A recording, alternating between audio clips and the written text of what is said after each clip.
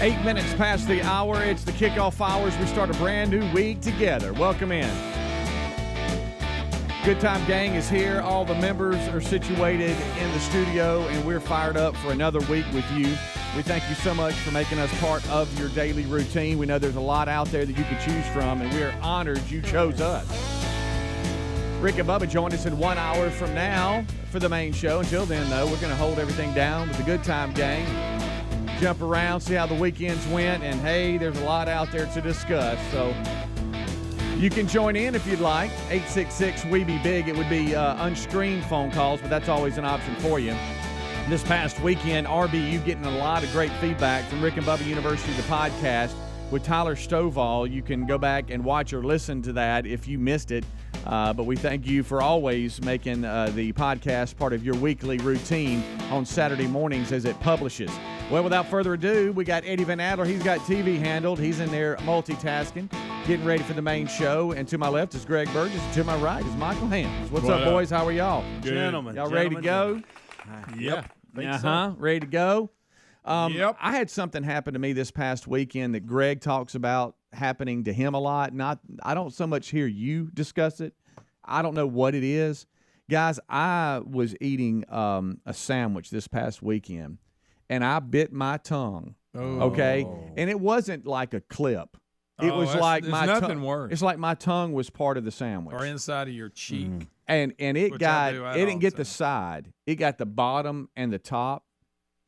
And it was one of those things where I had to stop eating. I couldn't even finish eating. What happened? And it started, and it started bleeding, and it would not stop for hours. Chow down on it. Hours. I went crushed ice.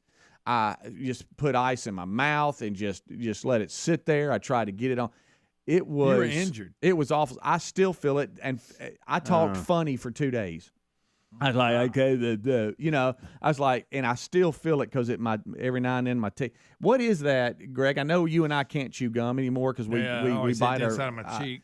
And every now and then I'll bite my bottom lip. Is my jaw off a little bit? I don't know what it is. I think I got in a hurry because Terry made some little sub sandwiches, but she did it with chicken and anyway. Got excited. Little man got excited. And I was like, I'm a grown man. The food's not going anywhere. Hey, Speedy, slow down. Good night.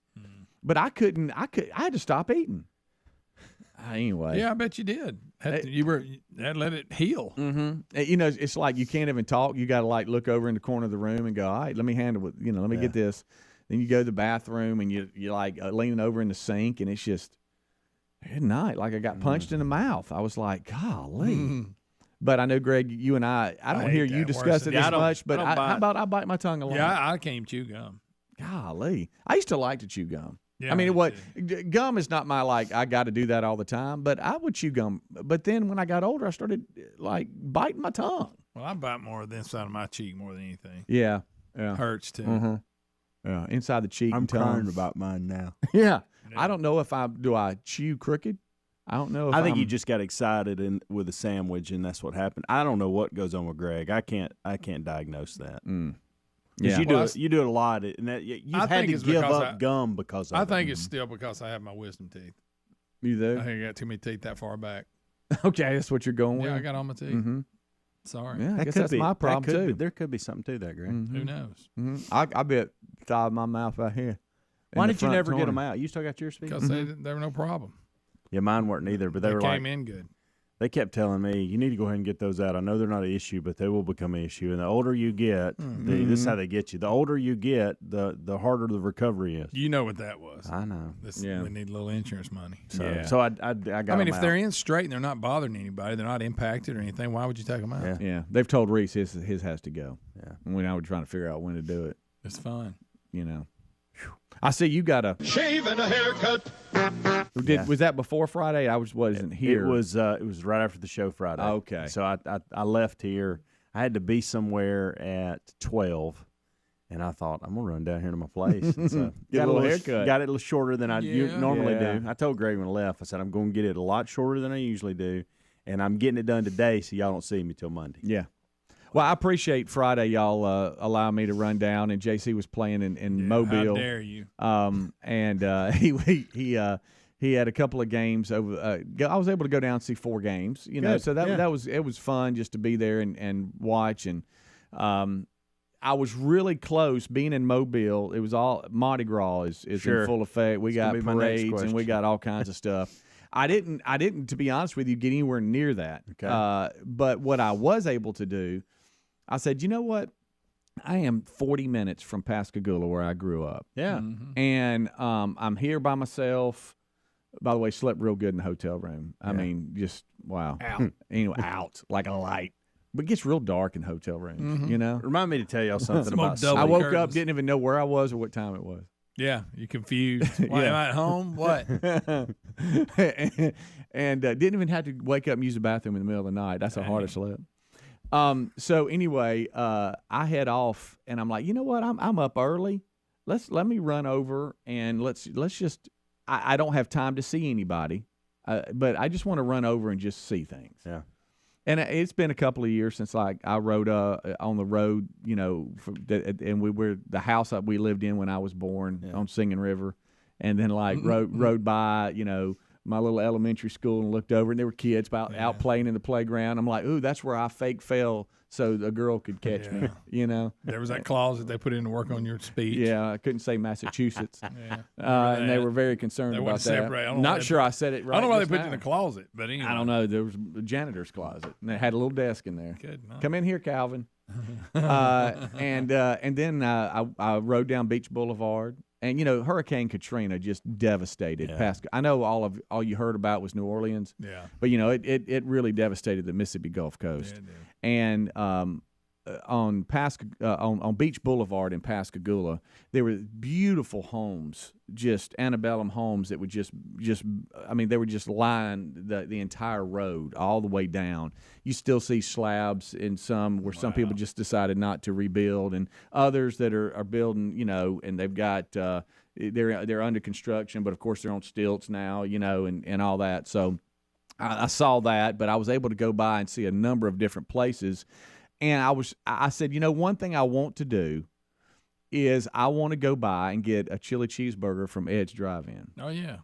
And I'm like, it'll be easy to go and I, go and grab a couple. And that we've had some sent to the show, but I mean, they were on dry ice and we tried to thaw them out and y'all ate them. It's probably been, 6 years ago, if y'all remember that. I remember it's delicious.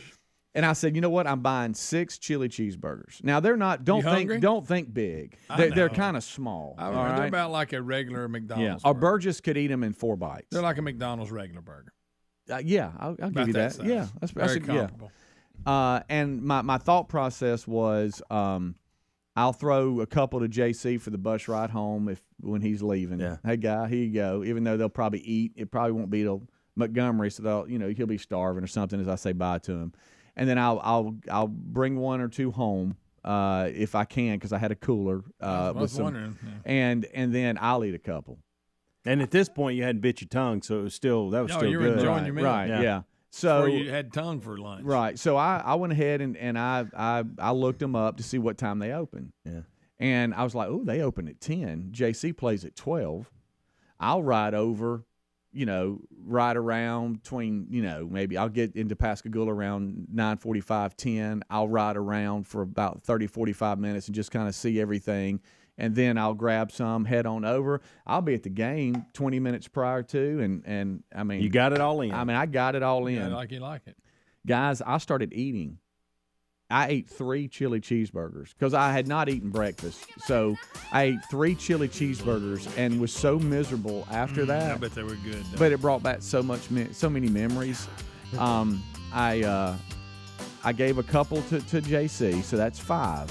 And I brought 1 home for Reese. You really wanted to eat one of those. Man. Yeah. You wanted to go for 4. And then JC gets in late night, and we didn't know it, and he ate Reese's. And it was a big controversy. Oh, sure. Yeah. Sure. Rick and Bubba.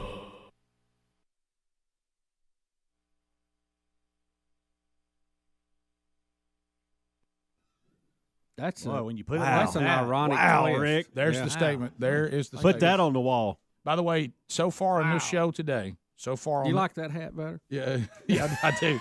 So far on this show today, Don't you pop we think we saw Greg Burgess with a genuine smile. Yes. Yeah. And Being sweet and romantic. we think we On a heard trip. Speedy spend money, okay, Yeah. And study history. and study history, and we just complimented soccer all on this show. Wow. And it is not April 1st.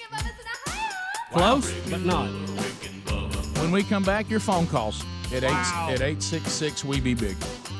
Whatever topic you want to talk about, we're ready. We're ready for anything now. I love our freedom as much as anybody, but I really think time and I've always thought that. During the national anthem, just stand there, have your protest afterward. Go to the parking lot, get your sign, stomp around, whatever. Bubba, Rick and Bubba. Bubba, now I understand. I was, on these phones, you come up with all these different alerts, and somehow one of my kids has, I don't even know how they did it, have set it up now where I get sports alerts and news headlines or whatever. And I'm sitting there over the weekend, and suddenly it comes across some little, if you're not paying attention, then it's gone. I don't know where to find it after that if I missed the alert. But I saw that they're claiming we now have a new fastest time in NFL combines. That now the former, what was his name, Chris, that played for the Titans? Chris Johnson. Right. That we now have a kid that has turned a 4.22. Now, Rick, you have laser time and you have pre-laser time. Understood. Okay? Bo Jackson still holds the claim for the fastest time pre-laser at 4.1. But now that we have laser, everybody likes to rely on that. It's supposed to be super accurate, and Chris Johnson had the record at 4.24. It stood for 9 years. Well, this weekend, John Ross, the former wideout from Washington, broke that record at 4.22 in the 40-yard dash. Wow. Now, folks, you are covering some real estate. Guys, when I watched the 40, it looked like somebody was speeding the tape up. Yeah, I thought it was. You know how sometimes on a kick return they'll speed the tape up to get it over with. I thought they had it in high gear. I do too. Just let me watch it. What's the big rush? Right. What next story? I mean, you're going to be on around the clock. Right. Running the same highlight. Yeah. Now there was some caveats to this. Prior to the combine, Adidas had made a challenge that anybody who broke Chris Johnson's record, and if they were wearing Adidas cleats when they did it, they would give them an island. An island? That was valued at $1 million if they broke Chris Johnson's record wearing Adidas. John Ross. You get an island? Was not wearing Adidas. He was wearing Nike, I understand, when he broke the record. So he lost out on $1 million island. Where is the island? I guess it's off the coast of somewhere. I mean, the coast of somewhere. Thanks, Bubba. Okay, that's good, buddy. When he wore it said here somewhere. And I love Good to hear from Caitlin and Betty today. right. So good. Ross will be okay though. He wore his Nikes, and he got a Nike contract right after he ran. Well, I bet that 4.22. 4.22. So and had a high jump of like 37. Now that's. I think, Speedy, if I'm looking at this right, it said he recently signed a deal with Nike and was wearing their new Vapor cleat. That's what I was. Yeah. It's a special cleat. It's made for combines only. You can't even buy them. It only weighs 6.9 ounces and has a full carbon plate as part of the shoe. And as their marketing department is explaining, unfortunately, they're very exclusive for the combine. You can't even buy one. Let's watch him run. I mean, guys, it's like somebody was speeding up the tape. It really was. I mean, this is moving. Yeah. 4.22. Speedy, how does that? That's just how does the laser? Does it go off your movement? 2 Mississippi, 3 Mississippi, Yo, 4 Mississippi. Look at those He's legs. done. It looked like his feet weren't even touching. That's just unbelievable, man. Do that one more time. It doesn't. Was he limping? What was he limping about? Did he stump his toe when he came across? The cramping? The shoe. They knew he was going to run. Maybe He's got a cramp. They said that they felt like he might run a 4.38 or a 4.3 to 4.38, but they weren't expecting the 4.22. But All right, 23 minutes past the hour. Just looking back at a busy weekend. I know Helmsy has to apologize to everybody for scheduling it in Quag, which we'll discuss. But y'all don't realize how much of a handle it was. Y'all both are in the same situation. You have brothers that are close to your age, so you know what it's like to grow up with brothers in the house, or a brother in the house, and so you know where I'm coming from on this, and you know it would cause fights and everything else. So I go and I was close to where I grew up. I went over, got an Ed's chili cheeseburger. If you're ever in Pascagoula, you need to, right there on Market Street, you have got to make sure you go by Ed's and get a chili cheeseburger. Oh, Ed's. They're known for shakes and all the other, all kinds of things, but that is the go-to. Yeah. So I ate more than I needed to, but then left a couple for JC for the bus ride, and then I brought one back. I kept it cold in the cooler that I had, a little backpack cooler. Kept it cold the entire time so it wouldn't go bad. Yeah. And then put it in the refrigerator when I got home. Reese wasn't home when I got home, and then I guess by the time the bus came in and JC got, we were asleep. Yeah. And the next morning I woke up and I saw just, oh, wow, somebody opened up the fridge. Somebody ate. Man, I'm glad. Reese got us a chili cheeseburger. Man, that's awesome. Then the first person we saw was JC. He goes, man, chili on his mind. Hated to eat that chili cheeseburger, but boy, I hit the spot. And I went, you ate Reese's chili cheeseburger from Ed's? Are you kidding me? It was not a good scene at the house. That's that's cruel, but I've been there. I mean, look, a 17 and a 20-year-old kind of facing off nose to nose. He opened things get broke when they're not little kids anymore. Yeah. When he opened that refrigerator and saw it, he said, "Man, I gotta have that." Yeah, he was. It's a spot right here. Crossed my mind. Those somebody else. Those other two I had were great. Let me have a third. Three. God, what a handle! Y'all don't. You got to go back know. to Pascagoula. And Yeah, get apparently more so. burgers. I got to swing through and grab one. So you said you slept really good in the hotel. Boy, did How I. long did you sleep? I'll tell you right now. There's a reason I'm asking that. I heard something this weekend. I could not believe it, and I couldn't physically do it. I was listening to an interview this weekend with Matthew McConaughey. Do you know how much he sleeps every night? I don't know. He's that's a bizarre awesome. guy. That's awesome. But I don't you know don't. the last time I slept. But you don't do that. You do that once. Every 3 years? Mm-hmm. So I heard Matthew McConaughey say in an interview this weekend that he sleeps 9.5 hours every single night. Well, that was Tom Brady did the same thing. That was part of his regiment, his health thing. He said 9 hours sleep a night. Yeah. And the interviewer called him out and said, "Hey, does your wife not get frustrated that you're sleeping all the time?" And he said, "No." He said, "First of all, I need the sleep. Second of all, she gets up, she starts getting after it. And if I get up in the middle of all that, she ain't gonna want me around because I'm ill, hadn't had any sleep." And I thought, you get 9.5. First of all, I can't do that. I would physically hurt, like my body would hurt to do that. My back would be all, crinkled up. Yeah, yeah. I slept over 8 hours and didn't wake up one time. See, that's awesome. And almost forgot to turn my alarms off for the show because I have weekday alarms and I never have to touch them. They just reoccur every. And so occasional Friday off will get you. Hey, I was about to go to sleep and I was like, wait a minute, I got to turn the alarms off. Yeah. If I'd have woke up.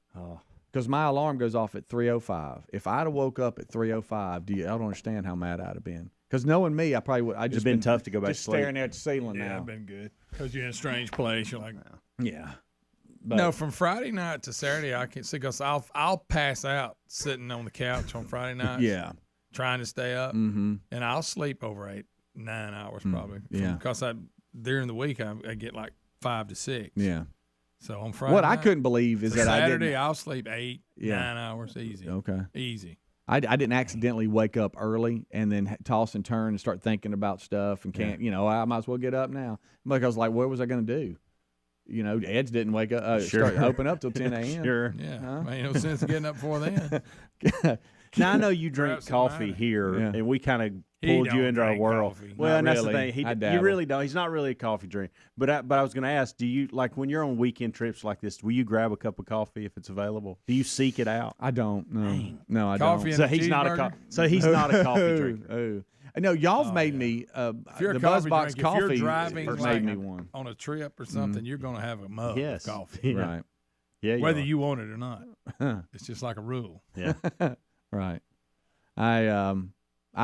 You're missing out. It really? Yeah, like on a Saturday morning, and especially when there's a little bit of nip in there, but not too bad. Get on your back porch with a cup of coffee. Big sunny day. Yeah. Okay. I love the smell of coffee. Yeah. Oh, it smells a lot better. I've got the perfect little breezeway in the back. I could sit there. Oh my and goodness. see Leo and Jack run around, and for some reason act like two lions that are growling and barking at each other to the point where I'm like, "Give me the bone back. Give me the bone back." Yeah. Well, look, y'all can't have nothing. I'll allow you to make your coffee like milkshakes, like people do when they put all that sugar and stuff in them, just so you can sit around and enjoy coffee in the morning. Because if you do that, you'll like it. It's one of the first things I think about when I'm going on a trip like you went. Like, where are the places I can grab coffee on the way? Oh, yeah. Can I tell you this, too? There was a place that you frequent or would walk over to a lot at the last studio that was in walking distance from the hotel I stayed at. Yeah. And I didn't even think about going over there. See? I go gas station coffee on trips because gas station coffee's come a long way. They have.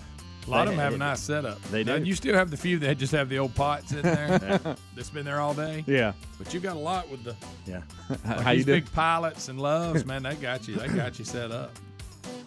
When we come back, I need to apologize. Okay. To several people. For your haircut? No. Oh, okay. No. Is your barber going to apologize to you? Rick and Bubba.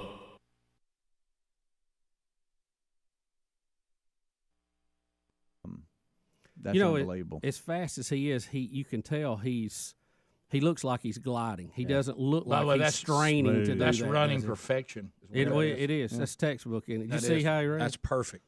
Well, Ricky ran a 4.22. I guess it was perfect. Rick's faster than any human has ever done it. Well, at that event. Do we think Bo Jackson truly ran a 4.1? I will say this. I think Bo is probably as fast as anybody. But when you hand time and you're down to literal hundredths of a second here on this, it's reaction time. It's just hard to tell. You don't know. It might have been faster, might have been slower. I don't know. Did you know that Snoop Dogg? He played for him. He was Ross did.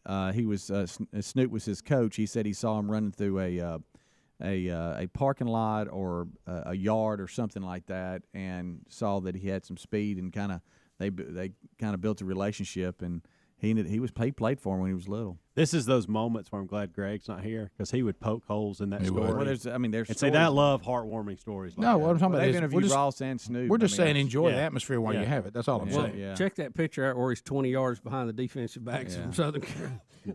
Well, the thing too, watching some of his highlights, he cuts very well too, and Johnny Manziel was one of the best cutters I had seen in modern history.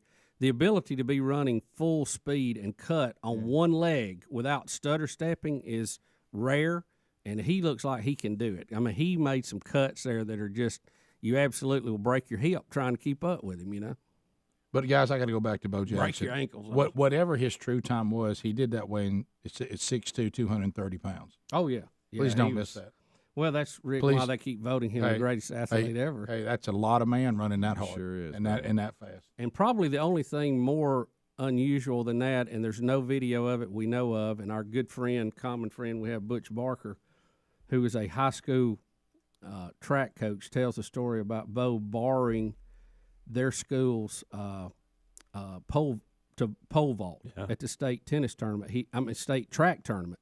He had never even attempted to do that, and he said to see that body and that pole bend like it did, and then just slowly somehow try to recover and push him up over that, and he almost broke the state record first time he ever tried to do it. Mm-hmm. Do you imagine? Because most pole vaulters are kind of, they're small. Well, you also got to figure out how to, do it. Yeah, well, he just ran real fast and stuck the pole in the ground. It did the rest, I saw him run the state tournament. Oh, the motor. It was unbelievable. He also decided to enter the high jump and won it. Yeah, I think he just went over and entered it. And I may be wrong if I remember the story correct. You could only get in 5 events per year, and he won every one of them, set state records in most of them. And then the next year just did a completely new 5 to try. We'll be back. More Rick and Bubba right after this. Rick and Bubba, Rick and Bubba. So anyway, but that thing rolled in, what, 85 mil? Yeah. Not bad. Somebody saw it last night, so I was wondering if it lived up to all the hype. I don't know. This trailer looks pretty darn good. It is, but it's I didn't see the But trailer. listen, it's Johnny Cash when he sings.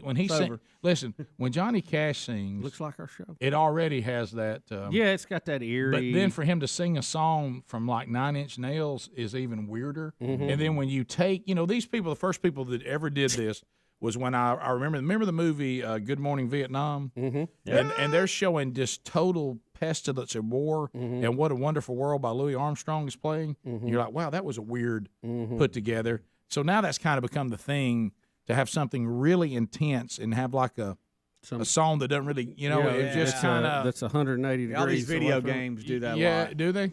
Well, the promotions for them. Yeah. By the way, I always think those are movies. Then I realize it's a video game. Yeah. Do you ever do that? I think it's a trailer for a movie and it's a trailer for a video game. Yeah, that happens to me all the time.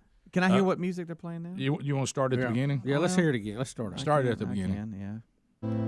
Oh, here we go. Logan, what did you do? Full moon at night. Charles, the world is not the same as it was. It's a hunter's fright. Mutants. They're gone now. I hurt myself today to see if I still feel. You're killing me, Johnny. I focus on the pain, the only thing that's real. What is she? Beneath the stain She's like you. of time, Very much like you. the feeling That's not good. disappear. Don't make her mad. Needs our help. You are Someone come along. someone else. Someone has come along. I am still right here.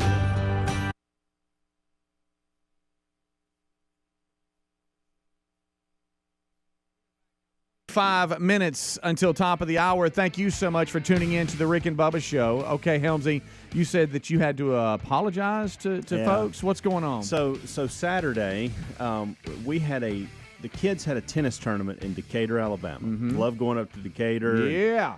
But it was early. It was one of those Been things there where many everybody times. decided we're going to get up early. We're not going to stay the night. And so we left the house at 5 o'clock in the morning, Saturday morning. So get up there. You got to be there. Speedy was still asleep. You got to get up there and warm up. Matches start at 8, blah, blah, blah. So you got to have time to get breakfast. And I think it was like 5:15, 5:20 before we got on the road. But it was early. Mm-hmm. So this was one of those high school tournaments where you had, I want to say there were like 10 to 12 high schools represented from all over, mainly North Alabama area. Northridge was there, Speedy, where Tyler coaches. Okay. Got a really good tennis team, by the way, and they're really? part of my apology. And and then you had a team or two from Tennessee, I think one from Mississippi, but it was a good event. Yeah. So we started everything. Now it's cold. It's cold. Goodness gracious, it's cold. Well, about 8:30, 9 o'clock, we started seeing the radar, and it didn't look good for that area. Well, about 11:30, it starts raining. And I don't mean a little bit, I mean a lot. And so they actually have this bubble that it's got 2 courts in it. It's like an indoor facility. Okay.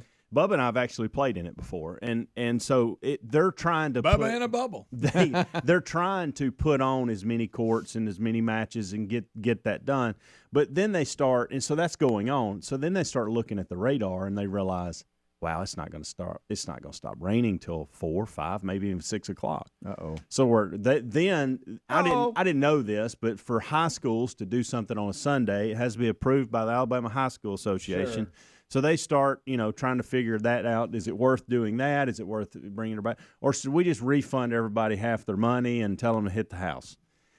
So we're in the bubble watching our team play Northridge in doubles. We had 1 court left. They were trying to get that finished. The gentleman that coaches my kids at a local country club here is standing next to me. Him and I are having a conversation.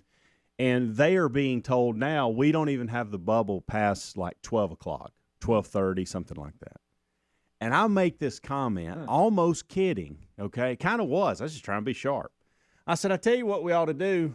I said, Northridge has got to go by Birmingham. I said, it's not raining in Birmingham at all. I said, we ought to take this to Birmingham. Let's just play a match against Northridge. And said this kind of jokingly to Tim Hewitt, who is one of the local teaching pros, and he goes, I got to tell you, Helms, that's not a bad idea. Hey, Coach Aaron. Hey, Helms got a great idea. Now, this is the tennis coach. And I'm thinking, guys, I was kidding. Like, I really wasn't serious about that. And I really don't want to. And so then, but it is closer to home. So then Tim goes, hey, Helms, tell him what you just said. And I said, well, I mean, I couldn't not back out at that point. I'm like, well, I mean, if it were me, I'm not in charge, but if it were me, I mean, we've allotted the day for tennis. Yeah. Northridge has got to go by Birmingham to Tuscaloosa on the way home. It's not raining at all. Why don't we just take these two squads to Vestavia High School and just get a match in, play some tennis? And he's like, I got to tell you, all right, I'm going to talk to the Northridge coach right now. And I've started this thing, and I don't even really want it. I don't even want this to happen. There's no way you really This is want turning into something here. In the back of my mind, I was thinking, gosh, I'm gonna be home by 2:00, kick back, not doing anything for the rest of the day. And Helms, why are you keep talking out loud? And so about that time, I start hearing this in the rumor mill. Hey, we're going back to Vestavia. Hey, we're going. And at this point, it's only the boys' team. The girls' team was there too. Next thing I know, I hear them talking about it. Hey, I wonder if the girls' team could go and do this. Oh no! Next thing I know, and I apologize to both the parents at Vestavia and the parents at Northridge that did want to go home and be home at 2:30, 3 o'clock. Probably the majority. And I think they were, based off some of the comments Especially I heard. Northridge. Now I got to stop. Yeah, that's good. Yeah, well, and so we went back to Vestavia and played a full-blown match for like, I don't know, it's 2.5, 3 hours. Wow. Did you feel totally responsible for it all? For perfect example, and I won't call him out, I'm having a conversation with a gentleman whose son's on the team. And he's like, got to tell you, he's like, why aren't we here? Like, I thought, Did you go? I Who thought was we in got. it? Come up with I'm that? like, man, I don't know what happened. Like, I mean, I'm good. They're playing, but I mean, a good idea from somebody. I was trying to be, but I wasn't about to tell them, hey, I started all this mess. Yeah. So I do apologize for those of you that thought you were going to get. That really happened. Really, 100% happened, just like that. And the whole time I'm thinking, gosh, I hope these parents don't figure out that I'm the one that started all this mess. Because nobody, you got to understand, when it's pouring down rain and the people that have stayed in the bubble to play, there's only like 6 of us watching. Everybody else is taking that time to go eat lunch. Like my kids are with the other teammates having lunch with other parents, and I didn't want to go, so I'm just sitting here in the bubble watching some tennis. I had to stay back and organize things. And so the next thing I know, I realized you have caused a big handle for a lot of people. And here's another thing, like the night before, they had this Sadie Hawkins. Sadie Hawkins. So who's Sadie Hawkins, by the way? My goodness. The girl asked the boy. Yeah. Ain't that the whole Sadie Hawkins thing? I'm like you. So that was going on the night before, and so all the kids that have participated in this, Caroline was caught up in that, are just exhausted. So they can't be more excited that this is going the way it's going, and here I am ruining it for them. Didn't have the heart to tell them. I really didn't. I didn't even tell my kids that I was one that came up with it. Are you serious? No, they didn't know? Did not tell them at all. I can't believe we're here. Who did this? Good gracious alive. Now, the Northridge coach, I'll give him credit. He came. And I asked him if he knew Tyler, and so we got to talking, and he was like, "Man, this is a good idea that y'all's coach asked me," and I didn't say anything. I was like, I didn't want to go. Well, I tell you, that's thinking ahead. Whoever decided this. Anytime y'all need me to organize anything, y'all just let me know. Well, I mean, y'all could have sat around there all day and not done anything. I know. Well, the bad news is for the people heard them cancel it pretty quick at 12:30 and say 12:30, 12:45 and say, "Hey, we're done. We're not coming back. We're refund." I mean, they had completely done away with everything, and y'all move on about your day. And so to see some of the parents' faces when it was announced that we were going back to Vestavia and playing, I just kind of got back and didn't say anything. But it was good. Hey, the kids got to play tennis. 2 really good tennis teams playing against a good competition, and so that's the way I feel about it.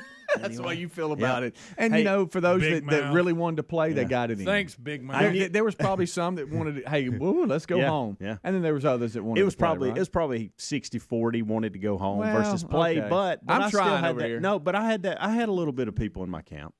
I tell you who wasn't in my camp was my wife. Oh boy! So you started this? I'm like, yeah, afraid so. I don't know if I did or not. I was just talking. I was just thinking out loud. Didn't mean to bring the girls into it. Okay, I did not mean to bring the girls team into it. So, but they were there. Thank goodness too. the courts were available. Yeah. What if y'all had pulled up and something was going on? Y'all didn't know it. That'd been even better. Where we go now, Helms? Yeah. Well, the teachers knew that there was nobody on the So I guarantee you, the drive to here, the Northridge, once they've been on the road, they were going, I can't believe now we could just keep going. Yeah. Here's another thing. There was right at the 65, 59, 20 interchange, Malfunction Junction, there was a wreck. Even better. No. And there was about a 20-minute deal on 65. And if you stayed on 65, you were going to be there for a lot longer. And luckily, most everybody, I was worried about Northridge, but they ended up going the way they needed to go to get there on time. So. Yeah, because if you get stuck in traffic, then come the text messages. I just forget it. We're going home. Yeah. So I'm sorry if everybody thought they could have something. I apologize. I created that big mess, and it was good. It was good for the kids. It was good for tennis. It was good. It was all that was good. Right. But there was a moment where all the parents thought they were free. And I messed it up for them. Why can't we go anywhere and do anything without something happening? Thought I was being sharp. I'll tell you what I'd do. Now, if it was me, what I'd do, guy with a sharp haircut over here talking, is I'd gone back to Vestavia. We could play a little bit. Well, we had a good match. Weather's great there. Why are we here? Rick and Bubba, Rick and Bubba.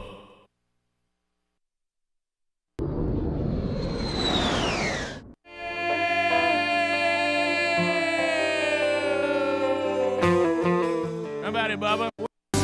Sure ain't what I got now. You can't even trade. I mean, you can't have nothing. So Dan Moultrie's here. He and his wife celebrating their anniversary today, 30 years. So we'll talk with him. He and the real Greg Burgess have anniversaries there within days of each other. Greg's back from the trip, so we'll talk to him on the program today. The headlines are picking up. Bubba was just informing me that Kim Jong-un is clarifying that he's practicing so he can bomb U.S. bases in Japan. Is that right? Yeah, so he can attack U.S. bases in Japan and get us out of the Asian Well, there you go. I don't influence over there. You know how sometimes you think to yourself, if there's people out there, and if you ever got them in the same room, there's going to be trouble. Yeah. Somehow I think that Kim Jong-un and Donald Trump being in the same room, there's really no way that's going to go well. Rick, they haven't been in the same room. The same planet may not be right. So. Well, now that Trump is president and Kim Jong-un has chosen this administration to try to be bolder and bolder. I don't know if it's a good mix. Well, you said it, and it's true. When we ended World War II, Japan's not allowed to have a military, and we're supposed to be their military if they get in a bind. So if they get in a bind, it's either let them have a military, or it's going to be us. Yeah. Or us do it and make them pay a little more for it. Well, there may be that. Send a bill. I will tell you this. Trump says, now I know that we usually will invoice people after we've come in to save the day. That our invoices need to be paid. Yeah, yeah. Now, he's claiming that people are sending money in from everywhere after he's told them that. Now, I don't know the NATO nations, they need to pony up a little bit. Yeah, I think some of them are. No, let's hope so. I think they're taking him at his word. Sounds reasonable to me. If you have an invoice to pay it, yeah, doesn't it? Yeah, well, you'd hope so. Right. So Kuwait, semi-reasonable amount of time. Did we ever get that Kuwait money? No, we didn't. Never got it? No, we didn't. Okay. I think he got on TV, made some claims. He never wrote it down. Right. You remember I remember the emir or whatever his name was telling the U.S., if you'll get me my country back, I'll balance your budget. I remember that. What happened to that? Because it's not balanced. We didn't make him do it. Because it's not balanced. I think everybody thought we'd look mean if we collected. Oh gosh, you don't want that. We should have got that check before we flipped him the keys. Yeah. Here's the thing I'd like to see. We shouldn't have stopped. See again, you go back. History. What do they tell us when we go to history class? Well, you need to learn this so you don't repeat the mistakes. But I'll tell you what, it appears a lot of people slept through history class. Right, it is. Because there is nowhere in history where we have saved lives by appeasing a dictator. Never has happened, never will, folks. Wake up. Well, and I'll have to go back to this. I'd like to see our country and also our church. And when I say the church, I mean the whole body. I'd like to see us concentrate more on our goal is to be right, not to be liked. Mm-hmm. Okay, because sometimes those two are mutually exclusive. You can't be right and still be liked by everybody. Not all the time. Not all the time. You try. There's a lot of win-wins. You try. And you try to focus on those. Right. But there's times where, there's the line. Right. We can't go over it. Because sometimes there's people, if they don't you can't like, eat from every tree in the garden. Well, how about this? There's one you can't do. Right. They may not be liking you for a good reason. So I don't understand that. I mean, you got to do what's right, and I think our country, and sometimes sadly the church, is more afraid to be called mean than we are of God. By the way, that's not the way to be. No. I heard a great message on that this past Sunday when the incredible story when the disciples finally realized in the time of the storm when Jesus got up and told the storm to be quiet and it stopped. Right. And everybody said, "Wow." So this guy. This guy just told the weather what to do, and it did it. But anyway, it said that they went from being afraid of the storm to what? Being afraid of him. Yes.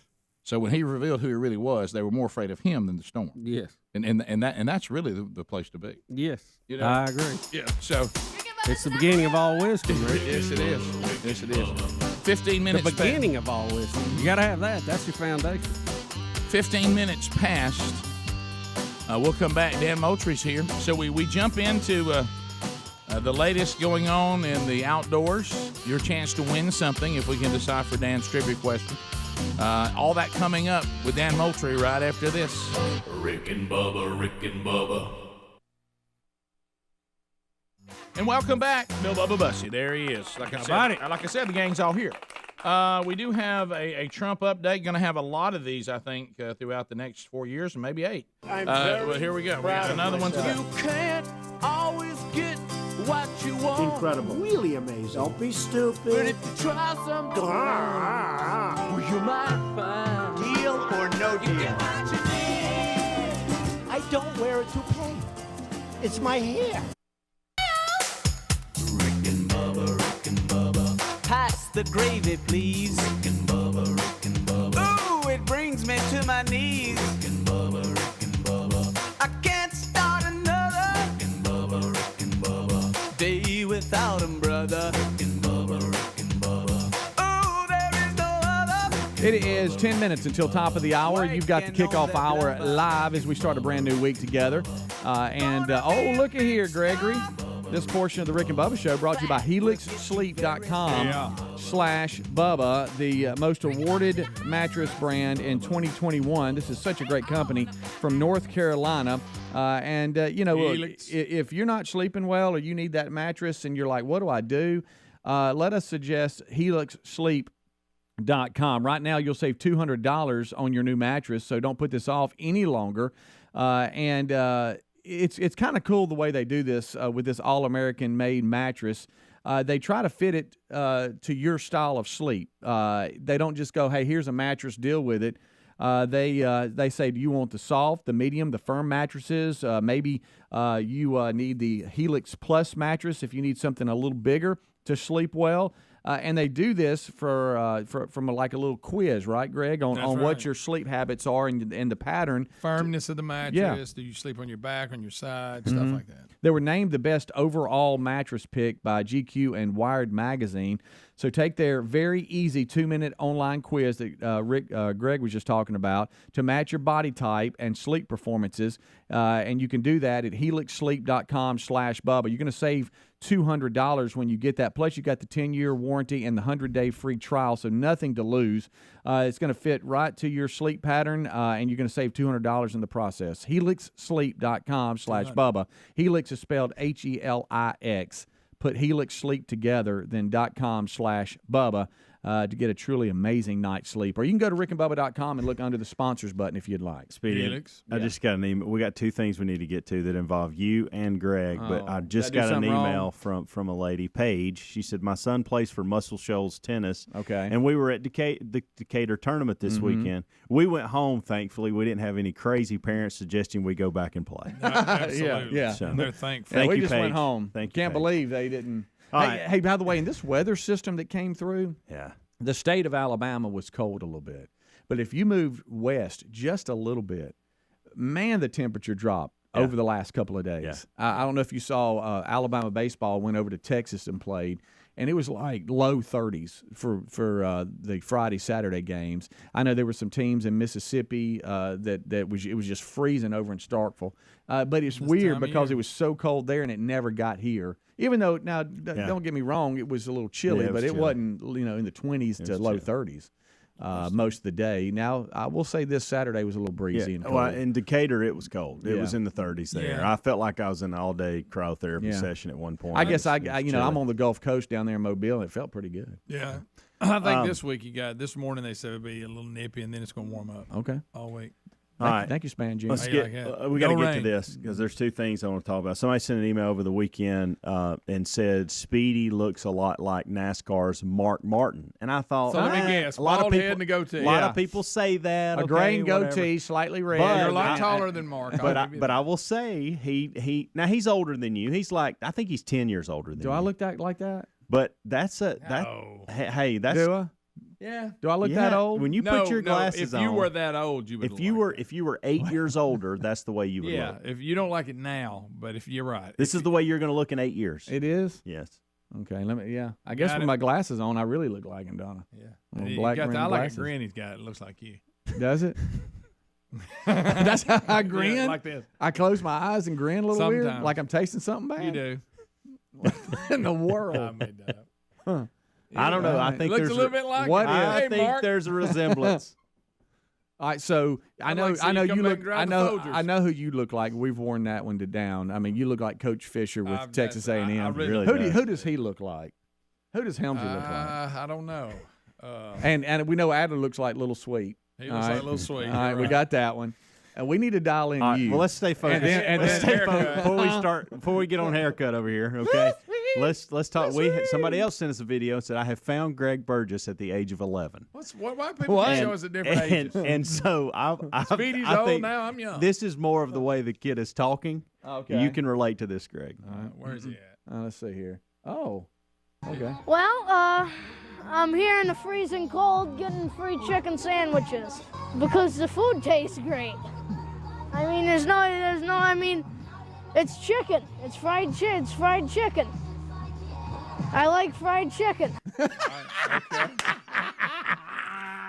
I like his thought process. I like chicken. I like it.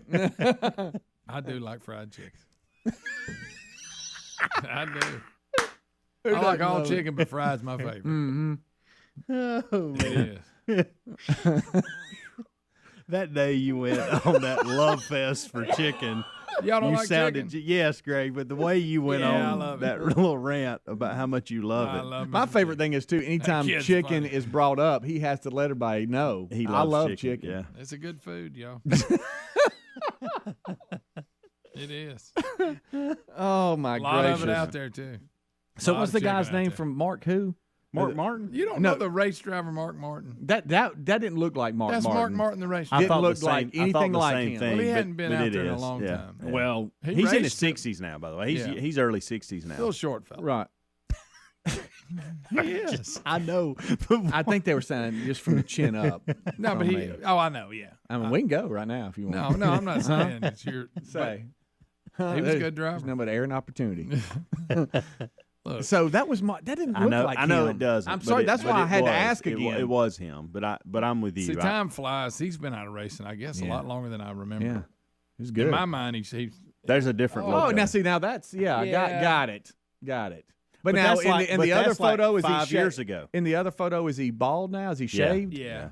Okay. Well, then he's got to look like me. Yeah, and a goat. I mean, that's you made over. All right. Well, thank y'all for sending that. And Greg, that was you as a child. I like chicken. Wow, that does not look like him. Maybe it's just because it's from the top, the shot. I don't know. Yeah. Well, so that's me. That's me. Speedy's in that's the me. booth. All right. Well, there you go. That's me. I miss That's all I got for the kickoff. That's good stuff. That's good stuff, and that came from the audience. It did. And we appreciate y'all participating. Greg at rickandbubba.com. If you got any other great ideas or photos, send those over to him. If you'd like to put a split screen of him and Coach Fisher, he'd love that. They'll be in the unread pile just like that. I do want to ask this before we get off this hour. Did Were there tears shed in your household yesterday? Oh man! I mean, I don't know that we want to talk about it and get in detail and ruin it for people that hadn't watched it, but I fought tears harder yesterday than I have in a long time watching something. Last 2 episodes been tough. And if Amanda wouldn't have been there, I probably would have just squalled like a baby. Yeah. Yeah. I did have to excuse myself one time and act like I had to go to the restroom. Amanda did the same thing, and I thought, she's going in there to cry. Well, I didn't do that. I just had to remove myself of the situation. It was. That was good. Now, I'm mad at you, both of y'all. Did y'all stay past the credits? I did because you told me to. What did it say? We were watching it when you texted. Okay. Yeah. What did it say? It just gave it gave a tease that and I'm just kind of paraphrasing here, but something to the effect of the Dutton family story continues this fall. Yeah, that's exactly. I think you said it word for word, and it was a picture of the mountain. And so I don't know. There's this 1932 one coming out. Right? Are they talking about that? I don't know. I think they are. Guys, me and Lisa were talking about this though. Do y'all remember when the season started? It showed flashbacks. Scenes from on regular Yellowstone when you were watching just Yellowstone. I don't remember that. It flashed back and showed a couple of scenes, and they were not in this series. They were, I think, one time there were some Indians coming up to him wanting to bury somebody on his land. Okay, it showed that, and then it would show it during the show and then go to modern time, and it showed one where like he was injured or something. I'll tell you, if that's what's to come. I'm gonna tell you this: the way and. I don't know. There could be a season 2 with the same characters, but I don't think so. Not the way it ended. Well, we know. And that's all I'm going to say. Greg, just hush. But here's the thing, though. We're talking about 1883, I will say y'all. this, though, and this doesn't ruin it. They showed everybody left a year later, but they didn't show the Duttons. Correct. They were at a year later, which maybe that's what it's going to be. Yeah, you're right. You're right. But you know the other characters that showed where they were. Wow, Sam Elliott. Hey, guys, what are y'all doing? Well, that's not a spoiler. I will just say this. Kinda. Hey, you can rip man cards the way you want to. That's the closest I've come to squalling watching TV in a very long time. Yeah, that's just good. Good stuff. Especially when Tim McGraw died. Greg, stop it. That didn't happen. Greg had a little tear talking about it prior to the show this morning. Got emotional.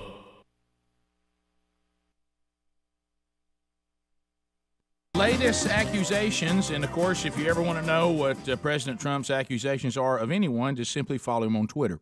But anyway, the latest accusation now is that the Obama administration, with President Obama's, this is allegations now, with President Obama's knowledge, were tapping phones at Trump Tower during the campaign, trying to get something on Trump to help the Clinton presidential team win. This has now started to gain a little ground. First of all, let's try to catch up where we are today. I saw some of the updates last night. We're about to get another one from Mark Levin. Watching some of the reporting last night, and let's see if we can push all the partisanship out for a minute, and let's just talk about facts, okay? Let's try not to get off into anything else. Fact, everyone who is investigating, including an Obama-appointed investigator, whether the Russians had any contact, influence in the election, have all come back and said there is no evidence of that. Right. That's fact. Right. And it doesn't, these are people that Obama also gave the charge to, let's investigate this and let's get to the bottom of it. And they all said we can find no connection to the Russians and the election, or to the Russians, to the Trump administration that influenced anything. We don't even know, can't prove that the Russians even revealed these emails that told you Hillary Clinton and the DNC who they really were. But the liberals are saying, yeah, but. Right. Well, that's fine. You can say yeah, but on facts, right. Right now, they can know the people investigating, even people that were investigating this, that were told to investigate it by the former administration. They were appointed by Obama. They have not returned any evidence, and they all say that. So to their credit, they're not saying anything different. Now, we now are finding out that, and I can't remember the general's name, that a conversation he was having. That's important in this. I can't remember the general's name. It's not in this story either, but they were talking about it, and everybody keeps talking about it, but I can't think of his name. That he was having a conversation that they now know that the phone was tapped. So now it is, so who tapped the phone? Well, of course, the president immediately puts out that Obama was tapping Trump Tower. Now, we don't have any evidence of that, but it is accurate that the phone the general was on was a conversation he was having in Trump Tower. Mm-hmm. So whoever tapped it did tap the phone that was being used in Trump Tower. Now, who did this, who's behind it, nobody knows. Mark Levin was on with Hannity last night, has been talking about this, and he is trying to say, again, this is not partisan, but we do need to get to the bottom of this if we're the kind of country that cares about this kind of stuff, like, go back to Watergate and all that, about tapping phones during elections, trying to get information on the party you're trying to defeat. So here's Mark Levin, and he kind of sums it all up right here. So here it is. I'm laying out the basics here. You put together in a very comprehensive way, and I give you a lot of credit for putting all this together. This isn't the right-wing conspiracy. This isn't conservative Sean Hannity, conservative Mark Levin. This is the New York Times. This is McClatchy. Explain. And yet it's only conservatives who are concerned about what they're reading in liberal media outlets. Have you noticed that? The media is very confounded right now. They're very confused. They don't know whether to trash themselves, trash their colleagues, or what. Now, you asked a question. You said, what did Obama know? We know he knows this much. Everything you just read, he knew, because it's in the newspapers. That's pretty big. Number two, we know that if a FISA warrant was secured, it's very likely in his daily intelligence briefing or a call from the Attorney General or the Director of the FBI, the President would be given a heads up. There's nothing illegal about it, but he'd be given a heads up. Here's what else we know. There's all kinds of, based on these reports, investigative activities going on. McClatchy reported the agencies involved, the FBI, CIA, National Security Agency, Justice Department, Treasury Department's Financial Crimes Enforcement Network. I assume Obama knew something. I mean, unless he's Helen Keller. Oh, boy. Now, let me make another point about this. Oh, boy. That's a hell of a lot of agency resources. Those are a hell of a lot of investigators. The news reports, you mentioned the New York Times, January 20th. I just want to make sure CNN and MSNBC are aware of this. They watch all the time, Mark. Nobody's watching them. Go ahead. Wiretap data used in inquiry of Trump aides. I never said independent of news reports about the wiretap. Wiretap data used in inquiry of Trump aides. Well, didn't Mr. Clapper say there were no FISA orders issued? Can you play that tape for me so I can comment on that and pull this together? I think we have that loaded, and because he said it on Meet the Press this weekend. But we'll get it in a second. It's very profound. Yeah, well, but we'll get to that in a second. Go ahead. But let me comment on it. It's very, very important. Yeah. It's very important because if Clapper says there was no FISA order, and he was very broad, and he was very definite, and he said, no, I don't remember this, and you'll play it later, then what the hell are we talking about? That means they didn't have enough information for probable cause to get a warrant in front of the FISA court. So what's the FBI, the CIA, the National Security Agency, the Justice Department, the Treasury Department's Financial Crimes Enforcement Network investigating? What are these wiretaps that the New York Times is talking about? I know they want to focus on Donald Trump and his tweet. I want to focus on America and the Constitution. The reason I got fed up with this last week is I'm a constitutional conservative. I look at this. If I'm reading these news reports, we have a runaway executive branch. I don't know who knows what. And as of today, the media don't appear to know who knows what, which is exactly why I've been calling for congressional investigations. The question is, why aren't CNN, CBS, NBC, Ooh, it brings me to my knees. I can't start another day without him, brother. Ooh, there is no other. It is 6 minutes past the hour. The Rick and Bubba Show, 866-WE-BE-BIG is the number. Thank you for being with us. A brand new hour is underway, and we'll start this hour with our national anthem.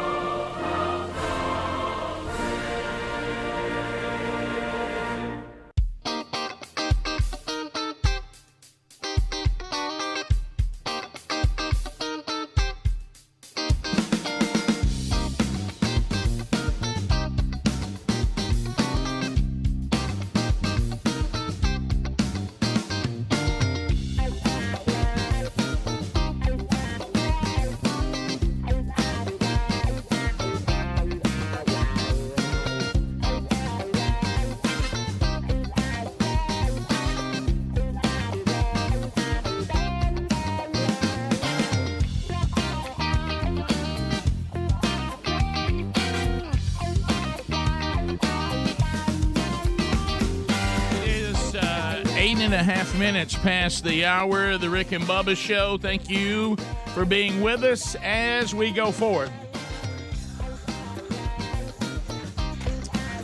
All right, so Speedy, the real Greg Burgess, Helmsy, Eddie Van Adler, they've all been giving you a kickoff hour on all the Rick and Bubba platforms. I hope you make that part of your Rick and Bubba experience.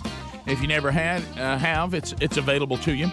We'll unpack the stories as Bubba and I now join them going forward. We'll look back over the weekend. We'll look ahead for what's coming up this week. We'll take your phone calls as we unpack the stories of the day. And as we come to you from sweet home Alabama to the world via the Rick and Bubba Radio Network, the podcast archives, the TuneIn app, the YouTube channel, iHeartRadio. If there's a way to get Rick and Bubba, we're out there. The only one not available to you is satellite radio because they ran us out on the rail years ago. But other than that, and of course they're kind of obsolete now when you think of all the other options that are available. If I get the Rick and Bubba Show and it works and it's dependable, I'm sure you really couldn't care less how you're getting it, as long as the end result is there. So we're thankful that you are here, and we're thankful there's all kinds of ways to get it. So if we want there to be this decision. If I'm not getting the Rick and Bubba Show, it's because I can't get it. Not because I can't get it, because I don't want it, and that's fine. And if you don't want us, I mean, we don't understand that, and it hurts our feelings, but at least it's not because you can't get us. So let's rock the areas right there. Let's get everybody on the field. Let's bring him in, the silver-tongued one. The man with a golden voice, professional lunch eaters, man of the year, the inventor of pizza and a cup, Shakespeare's worst nightmare, and the master of the King's English. Ladies and gentlemen, put your hands together for Bill Bubba Bussey!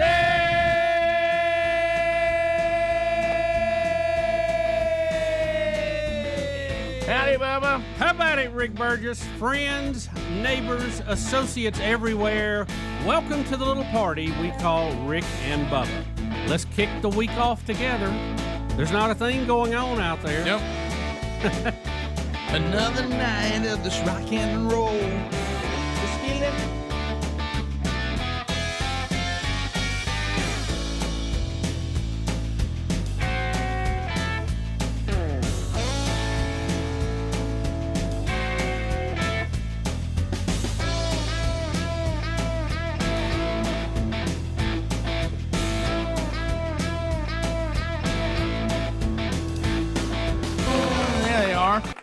World's greatest garage band, Mr. Lucky. So, Bubba Howard, did you have a good weekend, buddy?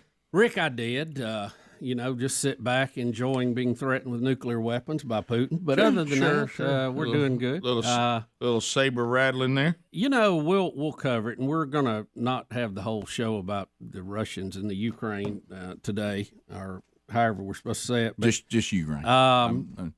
It's I know it's tiring at some point, but it's just odd to me. We're sitting here in 2022 with the internet and all of the travel we have, and we've survived a pandemic, but with a great cost.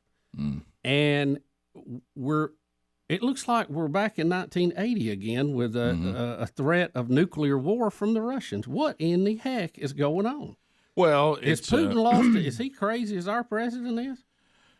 Well, the answer to that is obviously yes. And it's also when you think about how unprepared and the decisions that we've made for our own people, and to be able to put a squeeze on Putin. We actually are set up to be able to squeeze him, but we decided to take that setup and throw it away so we can't squeeze him.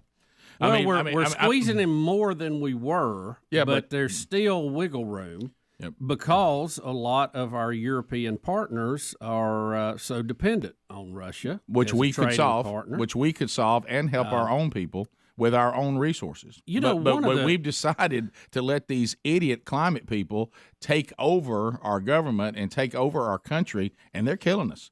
And they're putting us in a bind. And right now we could go to our European allies and say, we'll provide what you need. You'll become our customer. We'll provide it for our people, and we'll provide it for you, and we don't need Putin, and now let's squeeze him.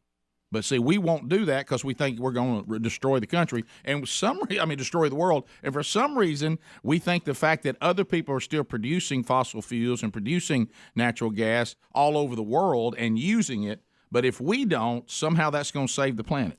Well, I heard, even if you believe that crap, which it doesn't make any sense at all.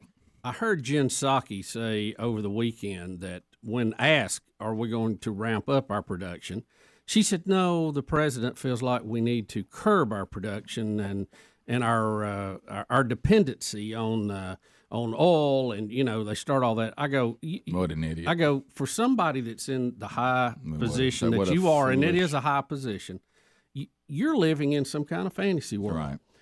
We're not ready for that. We're moving toward a lot of these different alternatives, but it takes time to do that. We're in a situation, the Ukraine's not going to survive another week unless something miraculous happens. Granted, they are putting up a heck of a fight, okay, but they're not going to be able to survive against the Red Army. They're going to just keep bringing wave after wave, and they don't have the armament, I don't think, to hold out long term. I mean, they're doing great now, but we can't go to this utopian world that a lot of these people in Biden's administration thinks that can be achieved. Even if it could, it can't happen quick. Right. So, you're dreaming. I mean, we can't make planes fly with batteries right now. There's one, but it's a test thing. Okay? Well, and Bubba, go back to the other thing. And we thing. can do some cars, and we're doing better at that, but we still have to generate power to charge them. I mean, they're just naive. It's childlike almost, and those are the people who are running our government right now. I feel like there's no adults up there, and the one that is an adult is so old he doesn't know what's going on. Well, I'll say it again. It's mean to say idiot, so I will say foolish. These comments are foolish. Did I say idiot? No, I said idiot. No. As soon as you said what she, when you said what she said, I went idiot, and I thought I should have just said foolish, because I'm trying to be nicer. And but it is a childlike view. It is foolish. I'm going to say this again. We have been blessed to have these resources ourselves. We don't have to depend on anybody when it comes to energy.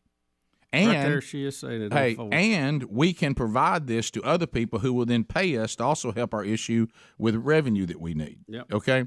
And we could take our European allies right now and replace the energy they're getting from Russia and work together and still have plenty for ourselves and take care of what they need but we have decided, just like we went all in on the vaccine, as opposed to talking about natural antibodies, talking about treatments and making vaccine part of our plan, not the all-in plan. We're going all in on climate change. It's scientifically unproven. And as you said, Bubba, even if we want to make the transition isn't ready yet. And we also, to what you said 1,000 times, we still got to have that adult conversation about all the things we need petroleum for that have nothing to do with whether you have an electric car or not. Yeah, we're going to look. We could the go electric to car every. has petroleum. We could go to every car in America being a battery car. We still gonna have to pump oil. Right. We got to make that plastic for those casings on that stuff, or it ain't worth nothing. And then what Greg said, it won't run on metal, guys. It's too heavy. And what Greg said, you also got to talk about what it's going to do to the grid at night when normally we were getting a break when we all plug our batteries in, and we got to talk about how we dispose of these batteries.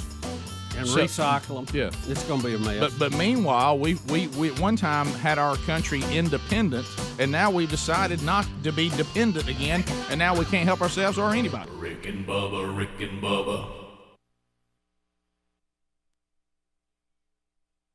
NBC and all the rest of them. Why aren't they concerned about this? Mark, rather than mock the president and his tweet, pay attention to what your own reporters and other reporters are saying. So what you say is really deep and profound here, and I want to put some emphasis on this, and that is that the news media reported the leaks, the news media reported the surveillance, they reported it repeatedly. This is the mainstream media. As far as I know, they've never retracted the story, and everybody knew about it. It was not something that was hidden. Now, in fact, Donald Trump mentions that, in fact, it happened, and somehow this is, oh, my gosh, this is outrageous. What do we look? How do we definitively find out that, in fact, in June and again in October, there were attempts to surveil the then candidate of the opposition party by the current administration at the time, the Obama administration? Well, two things need to happen, one way or another. Number one, the FISA applications, which Clapper denies, by the way. He denies, and the follow-up was pathetic over there at NBC, but we'll get to that. The FISA applications should be released. That's number one. The warrant that was supposedly secured in October should be released. The other thing that needs to be done is these daily presidential briefings that the president received, that the intelligence agencies and law enforcement agencies coordinate on and prepare. The Intelligence Committee chairmen need to read them. And now we'll get to the bottom of this. Now, I find it very interesting. People are saying, well, let Trump release the damn FISA stuff. Can you imagine if he does that? He'd be accused of interfering with investigations, trying to intimidate the Justice Department. No. Let Congress finally step up and do its job. They have oversight committees. We pay these people to do their jobs. Now get into those damn FISA applications. Look at the so-called warrant. Hold on now. Yeah. Look at the warrant that was released.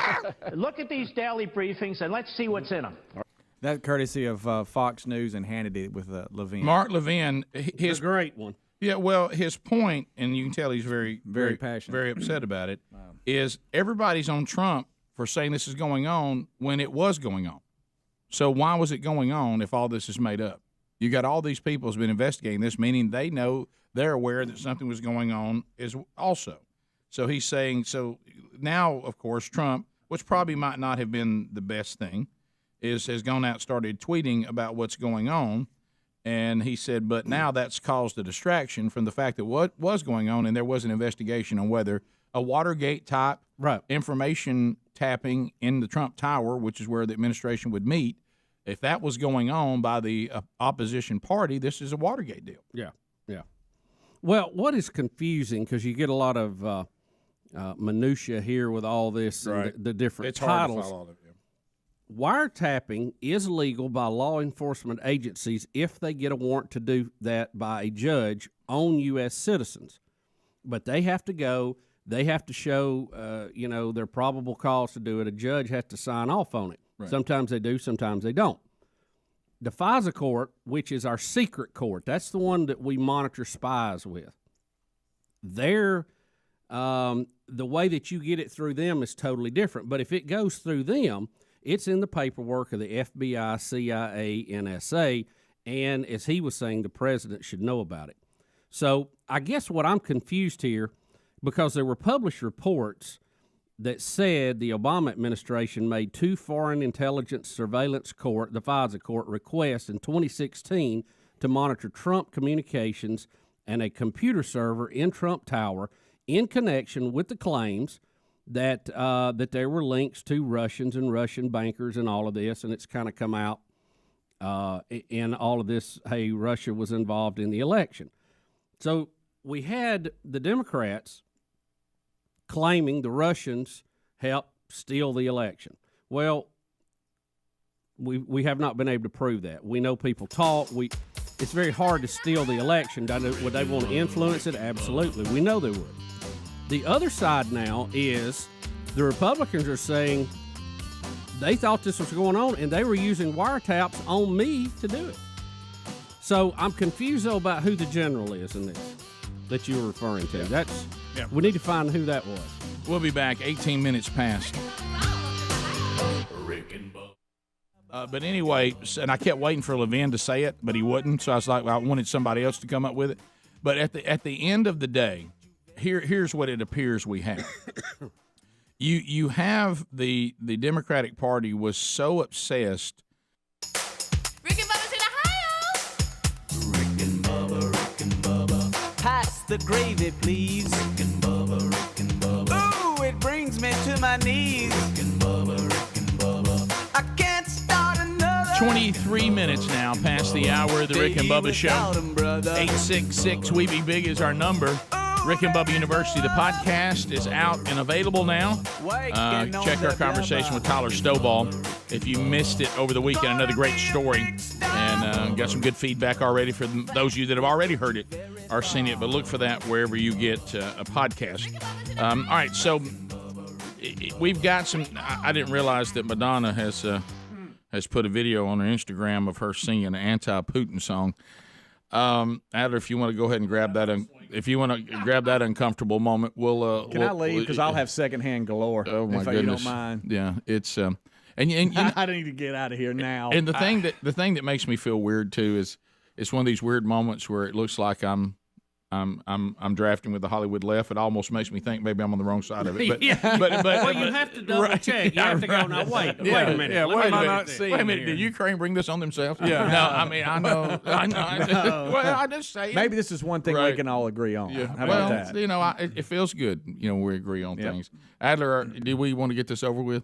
Guys, it's so bad. I can't believe how bad it is. It's in such poor taste. The song is so bad. Corny. She's wearing an outfit that she should not be wearing. Isn't she like 70 now? I think she's 70. No, is she that old? Look, I get it. She had her career in the 80s. She was as big a star as there ever was, even the 90s. But, sure. But when you see her now and she's still trying to do that act. Oh, she's 63. Okay. And she's still trying to do that same act. That's the key. Just evolve, and you can keep singing if you want to and do songs. Just don't act like you're still young. Madonna may be a lot like me. It's not the age as much as it is the mileage. Right. Well, it's 63. Right it's 63. There's certain things you shouldn't put on, even if you're doing okay. Sure, right. Sure. You know, it makes everybody uncomfortable. It's like when we so had to tell Speedy to quit shopping at the Buckle. There was a time you had to stop. Well, you know who I blame for this? You know who I really blame? Cher. Absolutely. Oh, for sure. 100%. Yeah, she thinks she can keep that up with her. So let's look at it. All right, here we go. And I think she tries to be edgy, puts up like a middle finger or something. Oh, really? Some point. Oh, But wow. anyway, What are you showing It's us? like watching Greg on YouTube. guys, this is terrible. Yeah, it's a good one. Nothing we haven't shown before. It's early with Young Lee. Okay. Big week. Pace yourself, guys.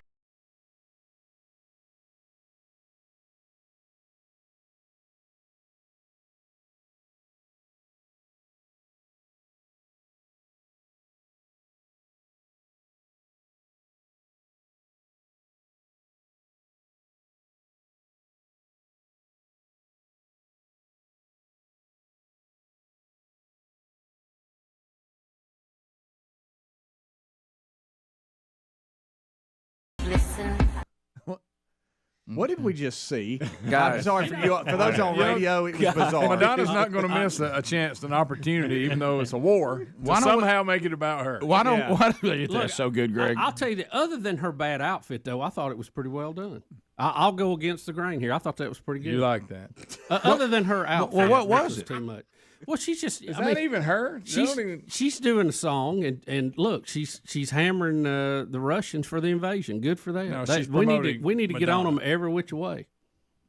Look, the kid, y'all forget these songs, especially with young folks, go a long, long way. I just now got a report. Putin said he's pulling out after that. Yep. That he heard, What was from the, Madonna, and he's packing up, and they're backing off. Honestly, Greg, this may do it. What was the story that we did about the group that had the song that they say led to the fall of the Berlin Wall? Remember, we just did that story a couple of weeks ago. That wasn't real.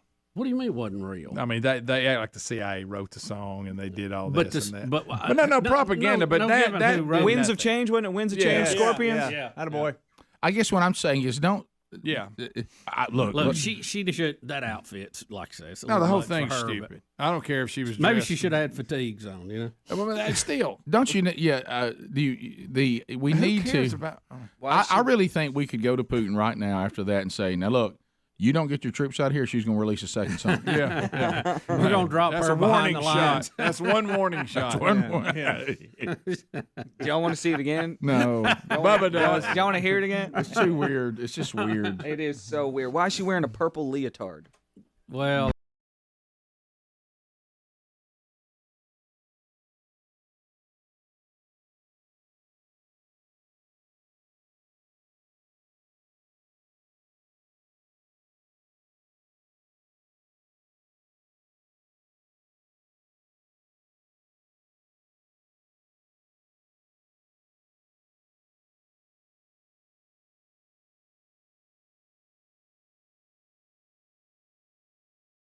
Say it. The way she's dancing don't go with her lyrics. It looks like she wants to take it. You know, Rick, I think you have a point. And that the interpretation. Yeah, Rick, that's really good. Yeah, you need a different visual to go with that. Yeah, you're saying you can't. Wait just a minute. Reconsider. I can't understand if you're mad at Putin or telling him to come on over. What's the deal? You know, Tired of the lies. as bad You're going to see some horrific things coming out of their country, but this is so ridiculous that we're dealing with this in this day and time. The Ukraine was no threat to Russia whatsoever. This is just totally manufactured. Bubba, it's not a threat. He went in to save his people from all the way they were being treated. Yeah, yeah. Well, you know what? Why don't if things are so bad, why don't you move back to Russia then? Yeah, that's a good point. I can't believe he's trying to say he's purging Ukraine of neo-Nazis. Yeah. We must stop the neo-Nazis. Yeah, he's the only one acting like a Nazi. He's the only one doing it. It's unbelievable. Guys, like the definition of propaganda is what it is because he shut out all other media in Russia, so that's all they're pushing. But the Russian people are smarter. Yeah, well, you've seen the protests going on. Yeah. I mean, it's not like it's the old growing. days. Did you see the one at the Brandenburg Gate in Germany? I mean, it was. Did you see that? I did. It was. They said over 100,000 people. Everywhere you could see. I mean, it was unbelievable. Good for them. Bottom of the hour. We'll be right back. Rick and Bubba, Rick and Bubba.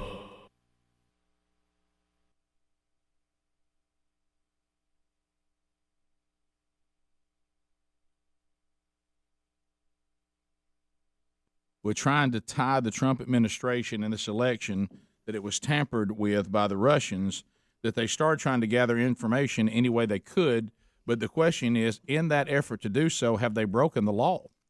And now and then what did Obama know about this, if anything?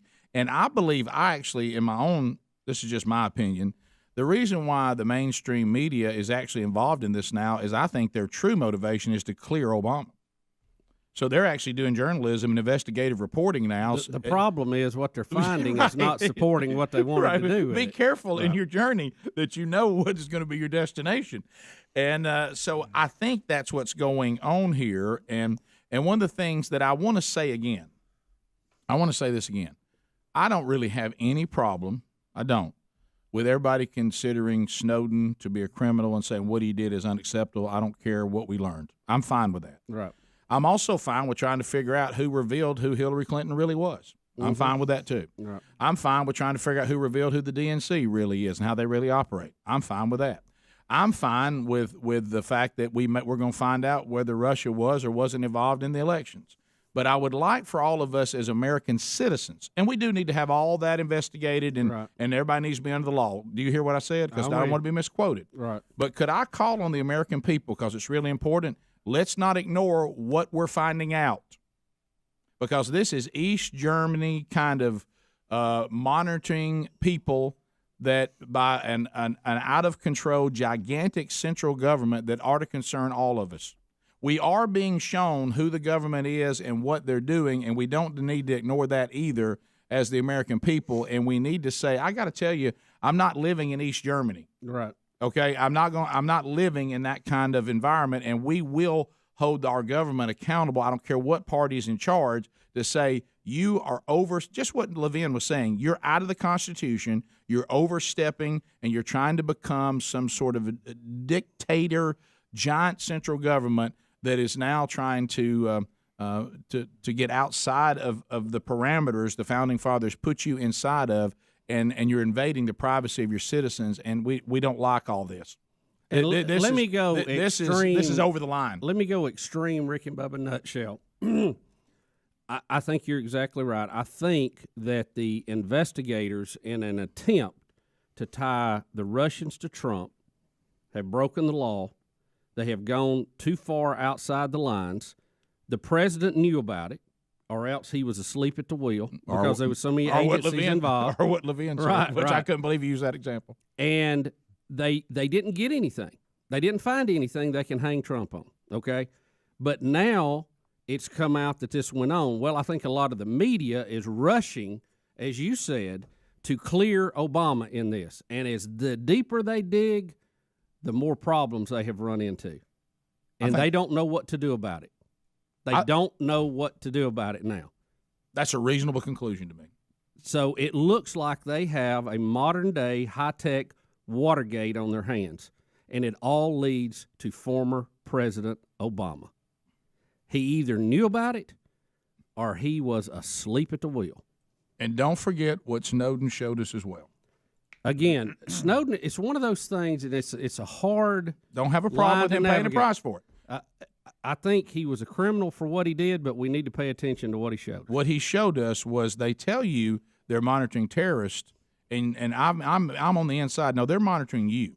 They're trying to find information on anybody they can find information on, not just terrorists, so they can hold it against you. See, the FISA courts was established, and it expires every so many years. They have to go back and reauthorize this FISA Act that is basically the secret court system, so we can have some type of legal system, but not make it public when we're trying to catch spies, okay? So, and this is a Democrat from New York. He's a representative, Gerald Nadler, said he was startled to learn that the NSA analysts can decide for themselves whether to access the content of a domestic phone call. Nader emerged from a secret briefing for members of Congress and said that the NSA allows analysts to listen to calls without court authorization. He said he was mortified and could not believe that such low-ranking intelligence officers got to decide for themselves what they would listen to. Yeah. That was not covered under the FISA Act or even some of the warrants that they okayed.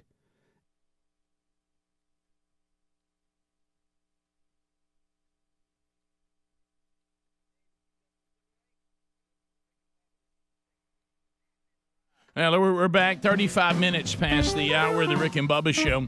866-WE-BE-BIG is our number. We'll unpack the stories from the weekend, and we're unpacking worldwide stories now. Of course, Ukraine, the biggie going on around the world right now. Cook's Pest Control and Centricon, the unbeatable combination for termite protection. Now, you put those two together, and your property will be. I mean, I know that some of you, weep when you talk about walls, but when it comes to termites, you definitely want to build a wall around your property, and you can do that with Cook's Pest Control and Centricon.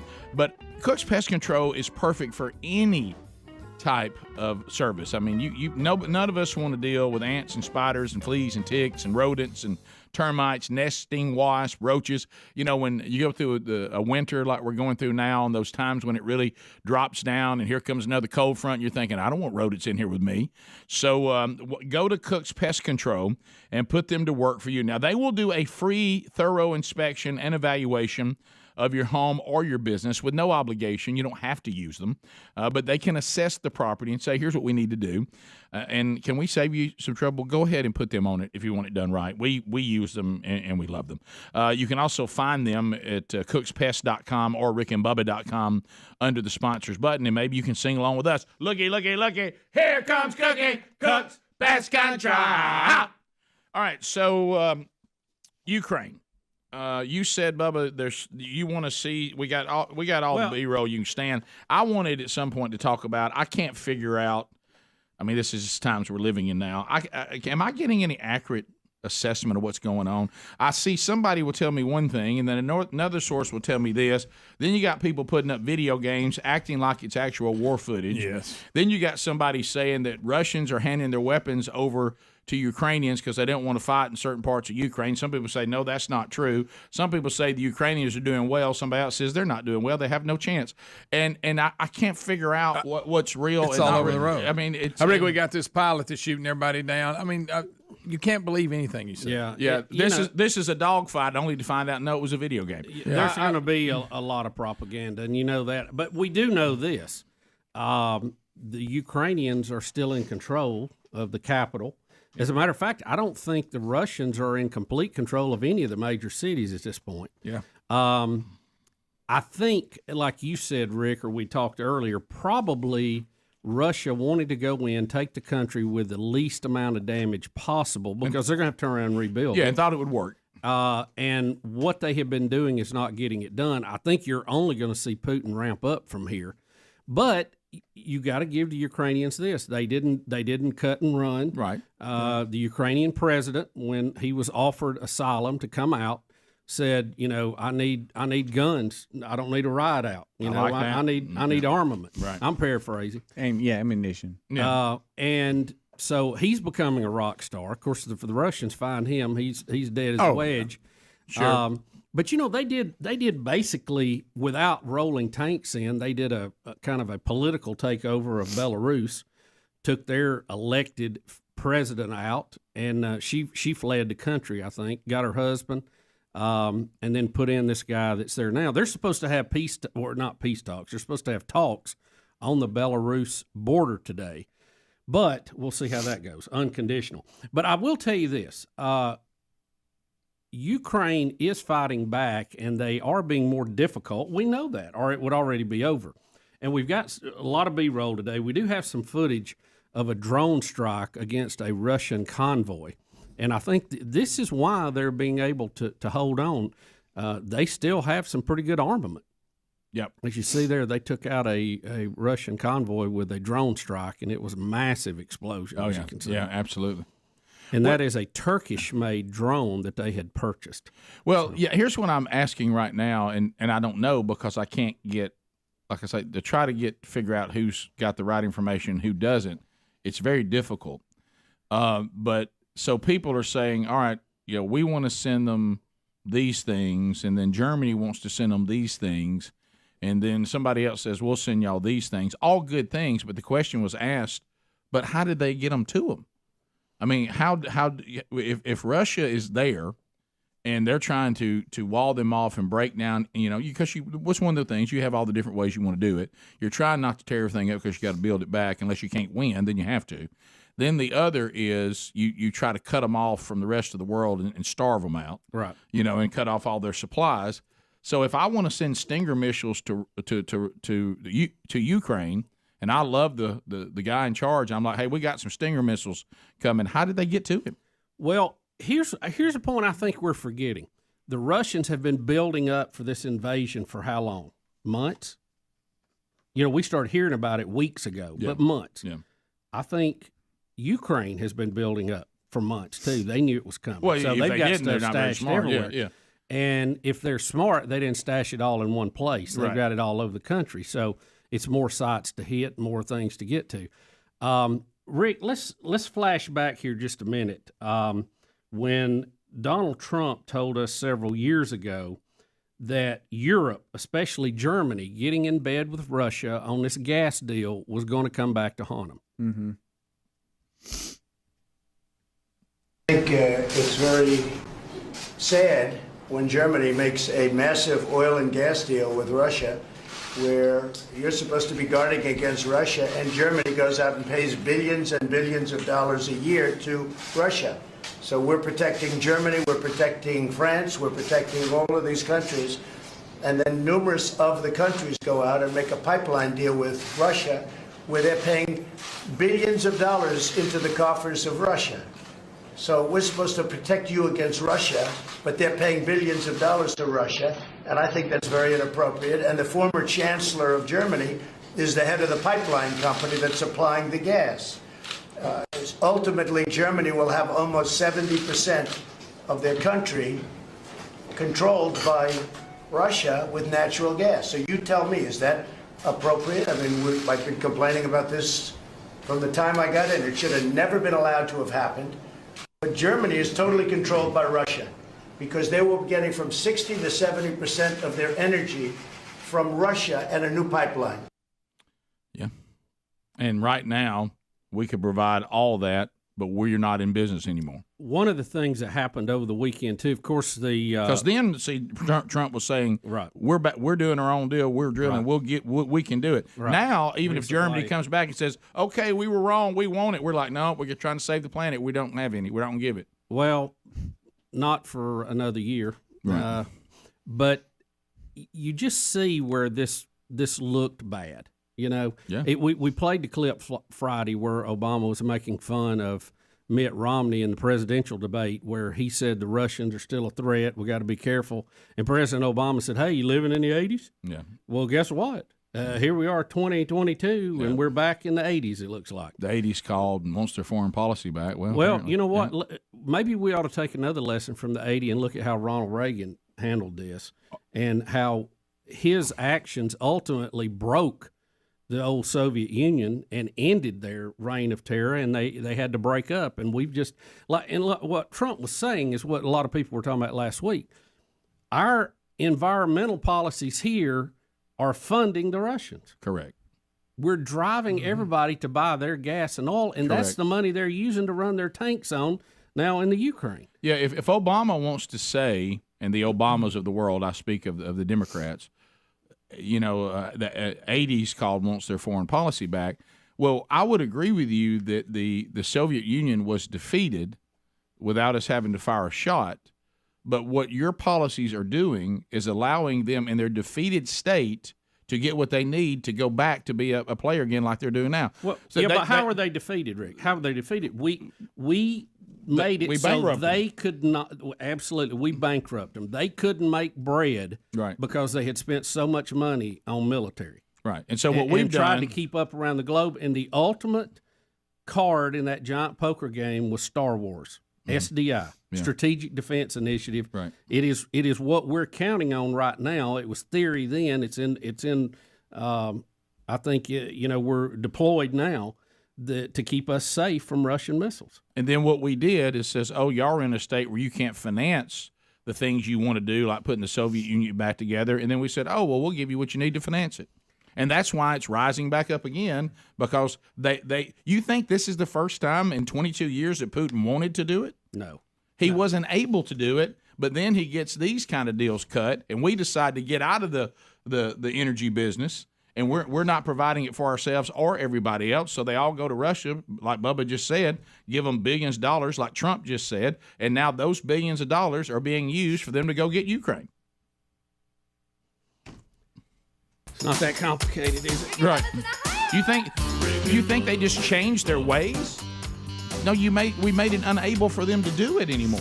Look, the Russian people as a whole are not behind this. Yeah, I'm talking about their Putin. Evil government. Putin's from the old days. And the one thing you can do to keep them at bay is not let them have money to do these things.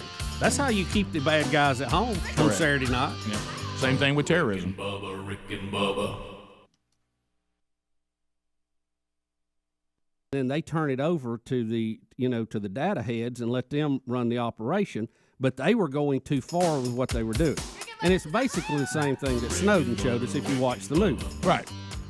And we can deal with Snowden on what he did over here. Yeah, it's a totally different subject. I don't have a problem with that. I'm not trying to say, I'm just saying, but don't ignore what he showed you. Right.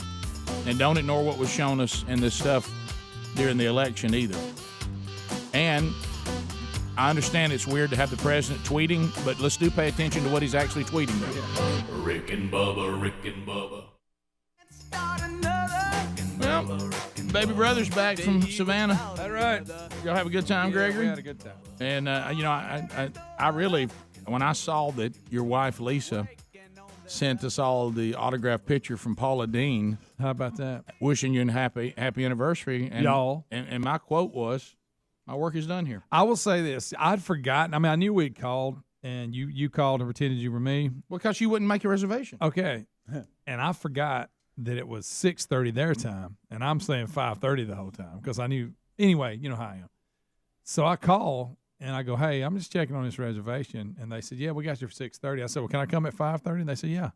Well, why'd you do that? Because I was hungry. Yeah, and I kept talking about that earlier, and what you said, well, I don't know if I'm going to go out early. Well, I didn't know. Okay. Anyway, I ended up even earlier. I showed up at like 5, and they went ahead and let me in. Anyway, but I had forgotten. If you go to any restaurant at 5, you can eat. Well, listen, I'd forgotten that you had said it was my anniversary. I forgot what all you'd said. So we're just eating, and we're fixing to leave, and the girl says, y'all want some dessert? And we're like, ah. And she goes, so this is y'all's anniversary, isn't it? And I was like, Lisa looked at me, and I looked at her, and I was like, how in the world? And then I remembered the phone call. So since it was our anniversary, they brought us a sample of everything. Oh. And they said, for nothing. Was it good? Wow. Yeah. Oh, that's a Speedy deal. Wait a minute. There. Did you say for nothing? Yeah, look at Speedy. Look at old Greg. Greg, now we were breaking. You talking about the ooey gooey cake? Yeah. Man. Ooey gooey cake. Ooey gooey cake. You like that, don't you, Speedy? Oh, yeah. How about desserts and free? That may be heaven for you. Nobody's sitting. And then, Rick, and then when they bring the check, there's the picture in there that happy anniversary, y'all. Paula Dean. That's really, right. It's really nice. Y'all. Paula's been on the show before. Look at Greg and his lovely wife. No. All right, Greg, we want to go Greg, back. That was when I was jogging. Go back to the restaurant picture. We think this is a legitimate smile. How you like that? No, we think. You think that's legitimate? Slightly forced. Is it, Greg? We thought that was the best smile you've had in a long time. We can do a lot better than that. We were debating. No, we don't mean a fake one. We meant genuine. We that meant- was we- genuine. No, I was posing for a picture, so that means I was faking. Really? Yeah. So we thought you were generally having a good No, time. no, and I you- was, and you were just showing but I'm doing. If I'm getting my picture made, it's always fake. Oh, okay. Unless it's an action shot, I don't know you're taking. I don't think of smiling in a picture as being fake. Oh, I do. Because you're having a good time. Yeah, but you're doing a picture smile. But most of the time, that's why they go you're- 1, 2, 3, and you go. Your picture smile doesn't look like you're in a good mood. As opposed to a smile if there's just a random picture of us at an event. Oh, look at him laughing. We thought your color looked good. Yeah. I was having a ball. You like you were rested. I said you had just made fun of somebody and we're laughing about it. You can't tell y'all been did, by the way. radiated at all. I'll tell you off air. I too. knew it. I knew I'll it. tell you off air. Well, you look so happy you had to have made fun of somebody. And the place we stayed was really awesome, but it was also, Ricky, you know how I am about old buildings, and they scare me a little bit. Whoa, wait a minute. Especially in a town like Savannah with all the history. You know, Savannah's got Hanks. Oh, yeah. And an hydrogen The bomb. building was built in like 18-something. It was originally where they would put cotton when the ships would come in, and they would check it and all that. That's got all kinds of And they trouble. made hotels and stuff out of it now, and there's all kinds of restaurants. I'm talking about, like I said, when it says on the staircase, historic staircase, used at your own risk. When they built old staircases, they made them straight down. They were not pitched out like this. It's like climbing down It's a a glorified ladder. It absolutely Greg, was. You can't be in a place that old. We went down though, about halfway down. I was like, "Watch out!" But now that's not you. You had to go there. That wasn't your main way Right. in. You didn't have to use. Were there any antique mirrors there? There were mirrors, but I believe they were just supposed to look like antique. but the building was real brick on the inside, and then it had a little deck off the back where I could see the river. That's awesome. It was cool. The Tyree River. Hey, I couldn't believe the size of some of the ships that come down that river. It's ridiculous. I'm talking about the Captain Phillips ship, like that the Somali pirates got. No. With the big stacks on it. Yes. I looked out the window, but it dwarfed the whole building. So giant things coming through there. Yes. And hydrogen bombs out there. Well, that was the Tybee Island. Tyree. Tybee. Is that how they say it? The one I went to was Tybee. Yeah. How was it? Awesome. How'd you like Tybee? I liked it because I'd never, typical me, I've never been to a beach in March. I like that a lot better. Yeah, it's not hot. It's not hot. The people flying kites. Had a good swing out there and swing. That was I think that was Lisa's favorite part of the trip. And there also was a restaurant right there on the beach. Ate there, went out there. And how was the food? Good. Had a roast beef. It was lunchtime. Had a roast beef sandwich. It was ridiculous. Great. 9 minutes to the top of the hour. The Rick and Bubba Show. 866-WE-BE-BIG is our number. Thank you for being with us. We'll meet back in play for another week. So we got a couple things that we'll hit you with. So, Bubba, just real quick, and before we get to the next discussion, and we got a clip we're going to play from you, I told you I've been kind of confused, and a lot of people have been confused. You even asked today, what is this? Ukraine is no threat. Have you seen this? It's out on social media, and somebody has sent it to me. It says if you want to know what's going on, and they put it in a nutshell about things you can understand. Right. The Ukraine and Russia crisis is in simple terms for those who have no idea what's going on, and here it is. Ukraine used to be in an abusive relationship with Russia, feeding him, letting him use her car, giving him whatever he asked for until she built up the confidence to call it quits in 91. Mm-hmm. Since then, Ukraine has been working on herself, becoming a strong, independent woman with help from friends like France, America, Poland, etc., offering her support, loaning her money, and helping her find her way. Ukraine has been enjoying being single for 30 years and looking forward to continuing to grow and create new friendships. Now Russia, being the toxic ex that wants her back and doesn't want her meeting new people or creating any new relationships. A couple of weeks ago, Russia started sitting in the front of Ukraine's house, and when her friends asked him what he was doing there, he said, "Oh, nothing, just getting a little bit of exercise, that's all." After her friends told her that Russia was potentially getting ready to do something bad to her, he said, "They're lying. They just want you to be scared of me, and that's not what this is." Yesterday, and this is when they went in, Russia broke into Ukraine's house, beat her up, and taking advantage of her while on live stream and double dog daring any of her friends to do anything about it.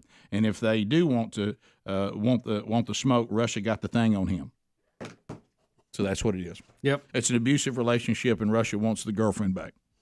So there you go. All right, Joe Biden is going to deliver. President Joe Biden is going to deliver the State of the Union address this week. Mm-hmm. And leading up to that, Senator John Kennedy had a few remarks, and he's always a hit, always funny. And here is his comments leading up to the State of the Union. If you have a pulse and a marginal desire for a better life, you know that President Biden is in trouble, and therefore America is in trouble. Measured any way you want. The debacle in Afghanistan, which has emboldened Russia and China and Iran, the unbridled inflation, gas prices, open borders, crime, a Justice Department that thinks parents are dangerous domestic terrorists, a Treasury Department that wants access to the checking account of every American who has a job. No wonder the American people are so angry. It's no wonder that so many Americans think that this administration doesn't care about them or their lives or their future. Now, I say this with respect, with all the respect I can muster. But my advice to the president is this. Mr. President, you've just got to try harder not to suck. Nice. See, that's everyday language we all can understand. Right? Okay, try a little harder, guys. Can y'all even think about what the State of the Union might be like? Oh boy. Yeah. Well, this is where President Biden's going to have to tell us all how much better that things are, and I don't know that anybody can watch it with a straight face. I don't feel like we've built back better. No. I feel like we're out of control. Yeah, but everybody will stand up, clap like a bunch of morons. Well, part of them. Then, I know it don't matter. I'm not going through that speech. I do it every year. I can't watch it because of that.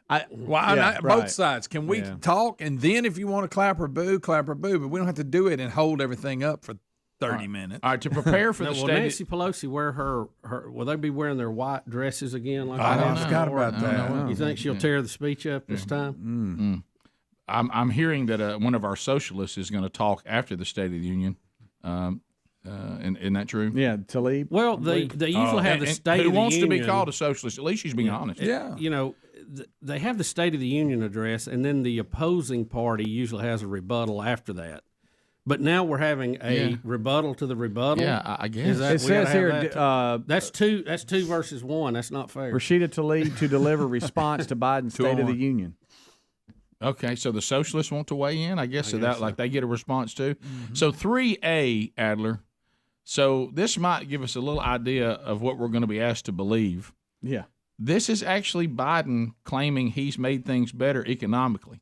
But everybody'd be fine if it wasn't if it hadn't been for COVID. Okay, if he says that, I think that's proof that we need to invoke the 26th Amendment or whatever. Right. Whatever, 20-something. 20-something, 25th Amendment.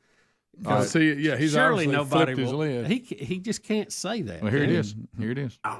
Is a phenomenal negative psychological impact that COVID has had on the public psyche. And so you have an awful lot of people who are, notwithstanding the fact that things have gotten so much better for them economically, that they are thinking, but how do you get up in the morning feeling happy? Happy that everything's all right. You know, and I know a lot of you are too young to remember this. I remember Jimmy Carter saying the same thing. He said we're in a national malaise, I think was the term he used, or something like that. But he said we're really okay. It just seems like it's bad. Maybe I'm oversimplifying it, but it cost me $70 to fill my tank up when it was costing me about $50. Have you seen how much it costs you to go to the grocery store? Again, evidently I'm not looking at it correctly. Yeah. Greg, just so you don't think you're crazy, that's the story's headline we have today. Biden claims COVID-19 keeps America from seeing that things have gotten much better for them, and he's saying, Bubba, economically. Mm-hmm. Well, I think you just rocked back. Watch out. What I liked was watching I think Bubba. that may explain why we're in the condition we're in. If you really believe that. Bubba had a little bit of a pause, and then I saw him think about it for a minute, and then his face made an uncontrollable face. There's nothing he could do about it. Well, I mean, is it comedy night at the Capitol? I'm not making fun. Is this open mic night? Yeah, because he obviously has issues, but in his world, it is that way. No, you're right. What he's in his mind. You're right. It's just what mind's not in reality. Well, you remember back when we had Clinton. Clinton used to go out and say things that were just absurd like this, but we felt like he was doing it for his fraternity buddies. He doing it just see what he could say and get away with. In this case, Biden, and this is sad, Greg, back to what you said. Biden's in a position now that he's that guy that you kind of went to school with, and God love him, he had some challenges, but you could get him to say anything. Yeah.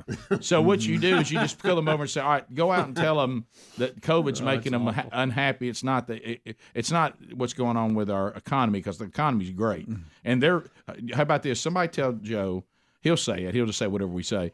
To go out and tell everybody that they really are doing better economically. They just don't know it. Yeah. Because COVID's making them too sad. Yeah. COVID.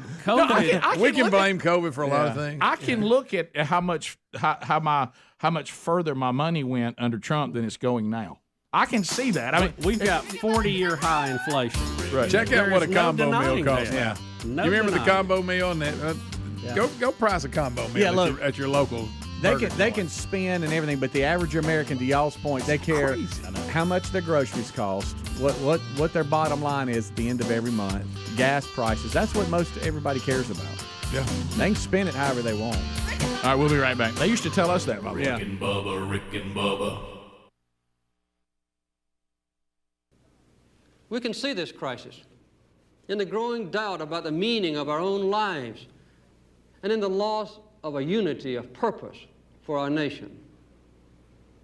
The erosion of our confidence in the future is threatening to destroy the social and the political fabric of America. Free? Had gravy, had barbecue sauce, it had bacon. Was it open face? No, it was a big stacker. But it had gravy in it? Yeah. Oh, my gosh. Bacon.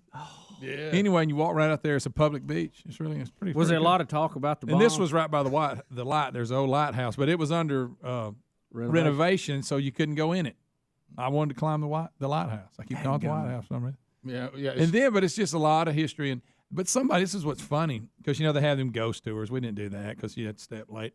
And but tour? somebody, at least they had mentioned and showed pictures of where we stayed at, and somebody mentioned when they were on the ghost tour, their guide told them that place was haunted. That you were in? Yeah. Oh, no, man. Well, I'm telling you. But they all claim everything's haunted because they think that's show. I hope you didn't go to one in Savannah graveyards.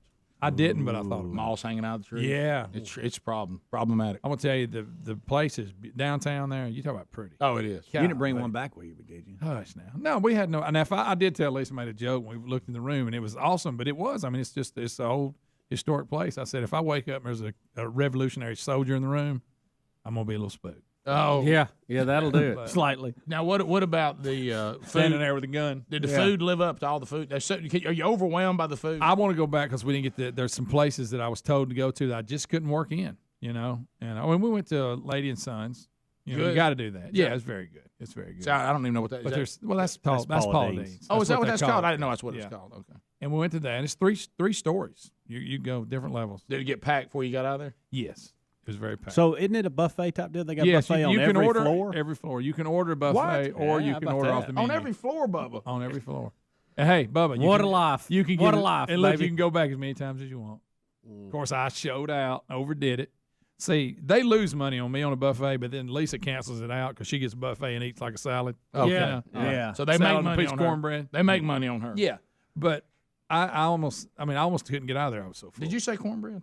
Yes, Rick, they got everything. They bring you the cornbread while you're sitting there. This lady comes by and gives you biscuits and cornbread. Oh, biscuits and cornbread. Yeah, Rick, it's good. Oh my gosh, But there's some other places I wanted to try that next time I'll go to. Start getting people, telling you good places. Did you go to John Cougar Mellencamp's place?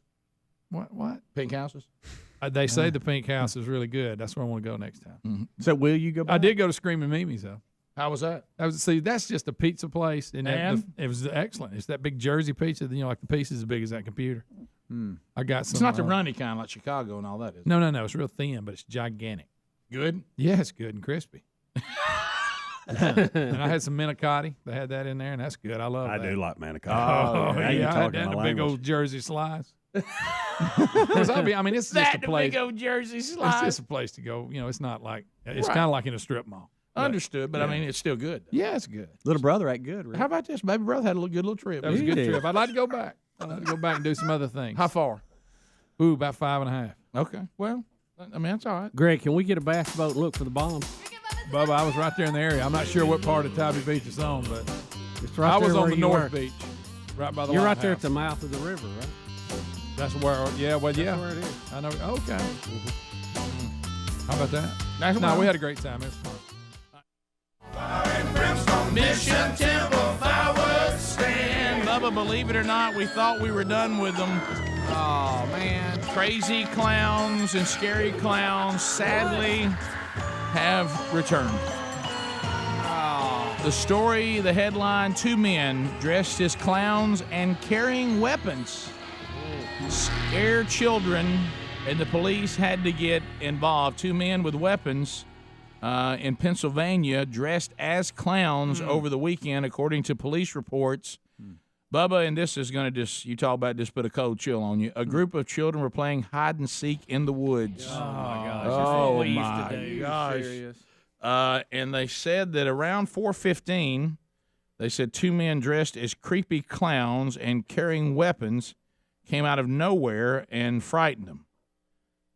One parent said, my kid came running in the house screaming that there were 2 guys chasing them. The father of one of the children told the police station this is what his kids said.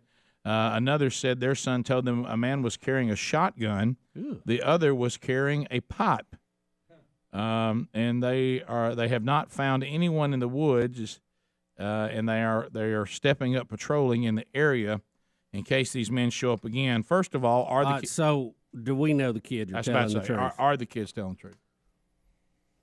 I mean, they didn't find anything. Can't believe nothing. They went to look. I mean, you can't even. You know, it don't take but one kid deep in the woods to see a Mylar balloon, that came down from a birthday party flapping in the breeze, and he saw a clown. You know how it is. Oh, yeah. Right. And plus, don't forget it's sharp to see a clown. Don't forget that. Oh, yeah. Well, let's admit, scary clowns had sort of gone away. It really did. And now It almost ended with the election, didn't it? Okay. I mean, it really did. Think about the timeline. It really was. I mean, I don't know whether clowns are scared of Trump or what it is, but and I know there's a lot of jokes there. We'll let that roll. But first of all, so now I thought we might have had some sort of evidence. So these kids could just simply be making it up. They could. I'm about like Hey, that Rick, last let's bunch. take this audio if you don't mind. What is this? After 2 men with weapons dressed as clowns frightened this group of children behind.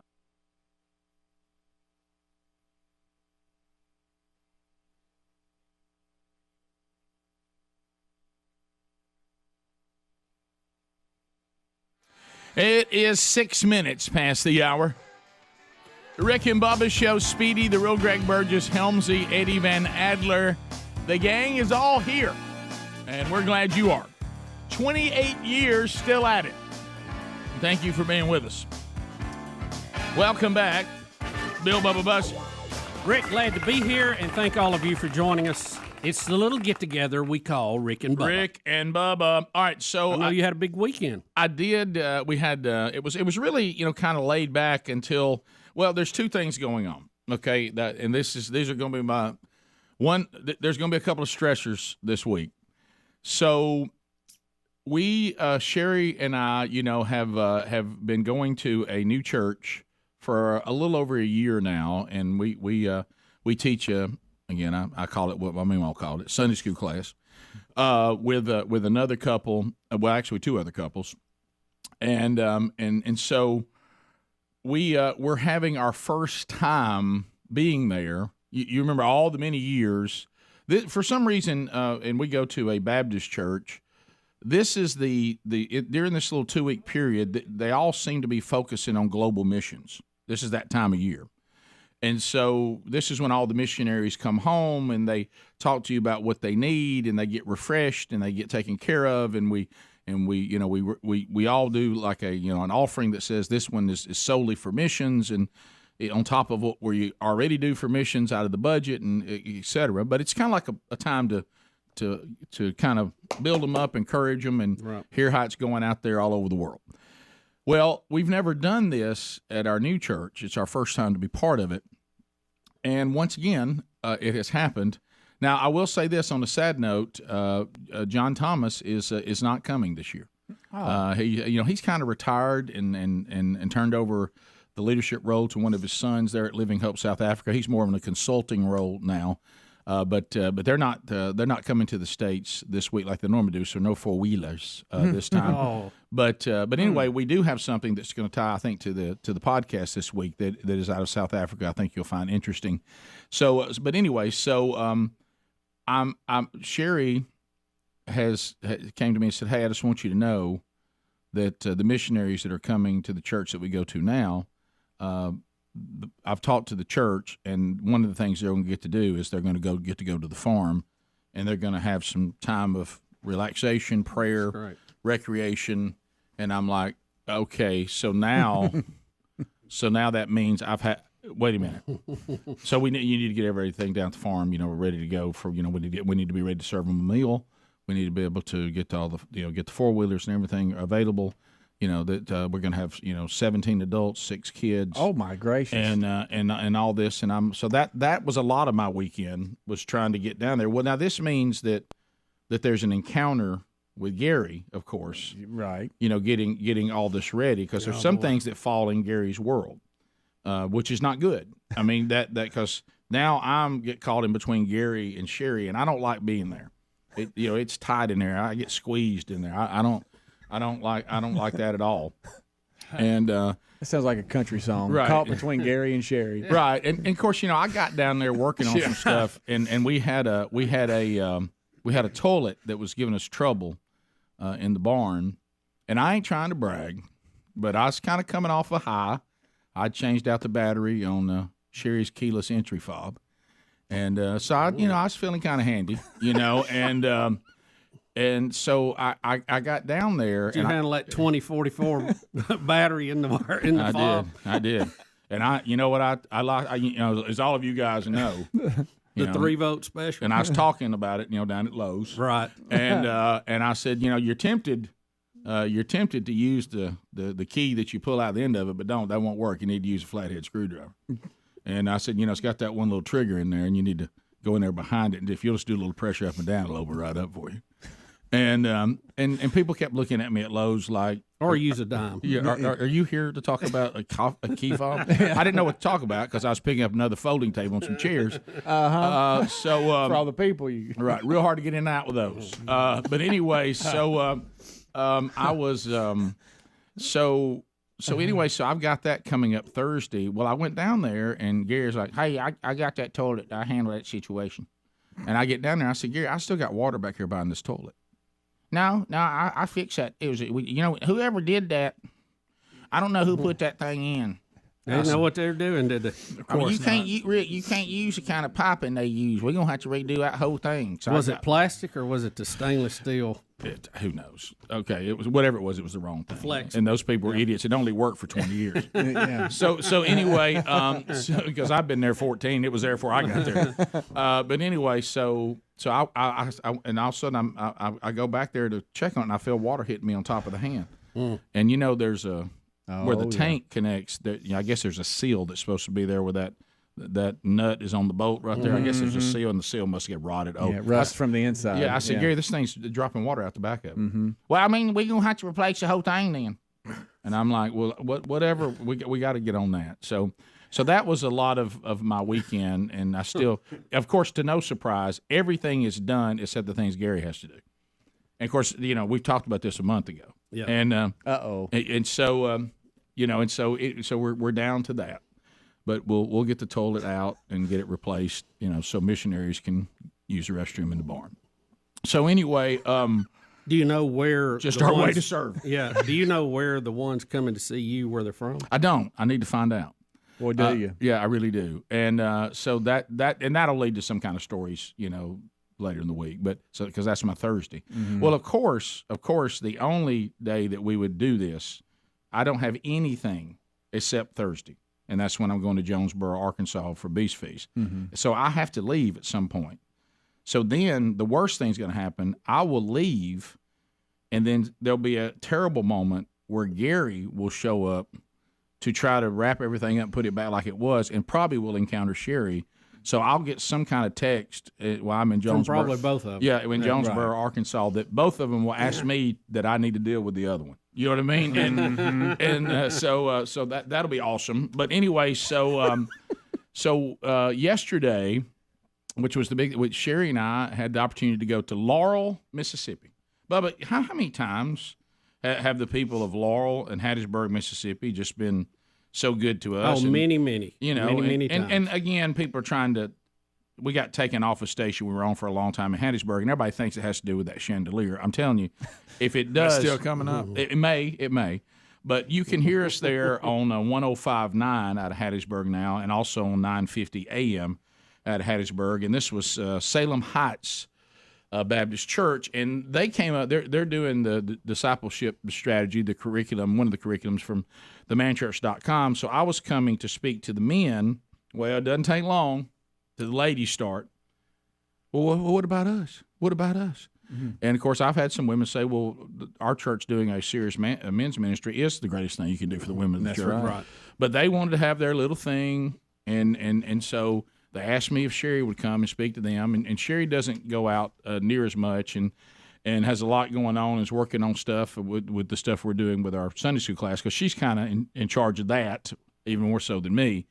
And then I usually handle this kind of stuff, and so every now and then those worlds cross, and so she went, and of course, the women, I mean, they just came out in droves. So they put them in like the fellowship hall. Oh, wow! And they had this huge meal. Oh my gosh! I thought that was the line for the ATM in Moscow. So here's the part that there was a murmur campaign though. No food for the dudes. Huh? The women had a full meal and had Sherry speak and do all this. And so I'm over in the sanctuary doing man church. And I got food because they had some great food there for me. But I was like, okay, so they're gonna have the guys, and then they're like, no, the guys are not getting a meal. I said, well, the ladies have got a meal over there. Well, we just, the guys know.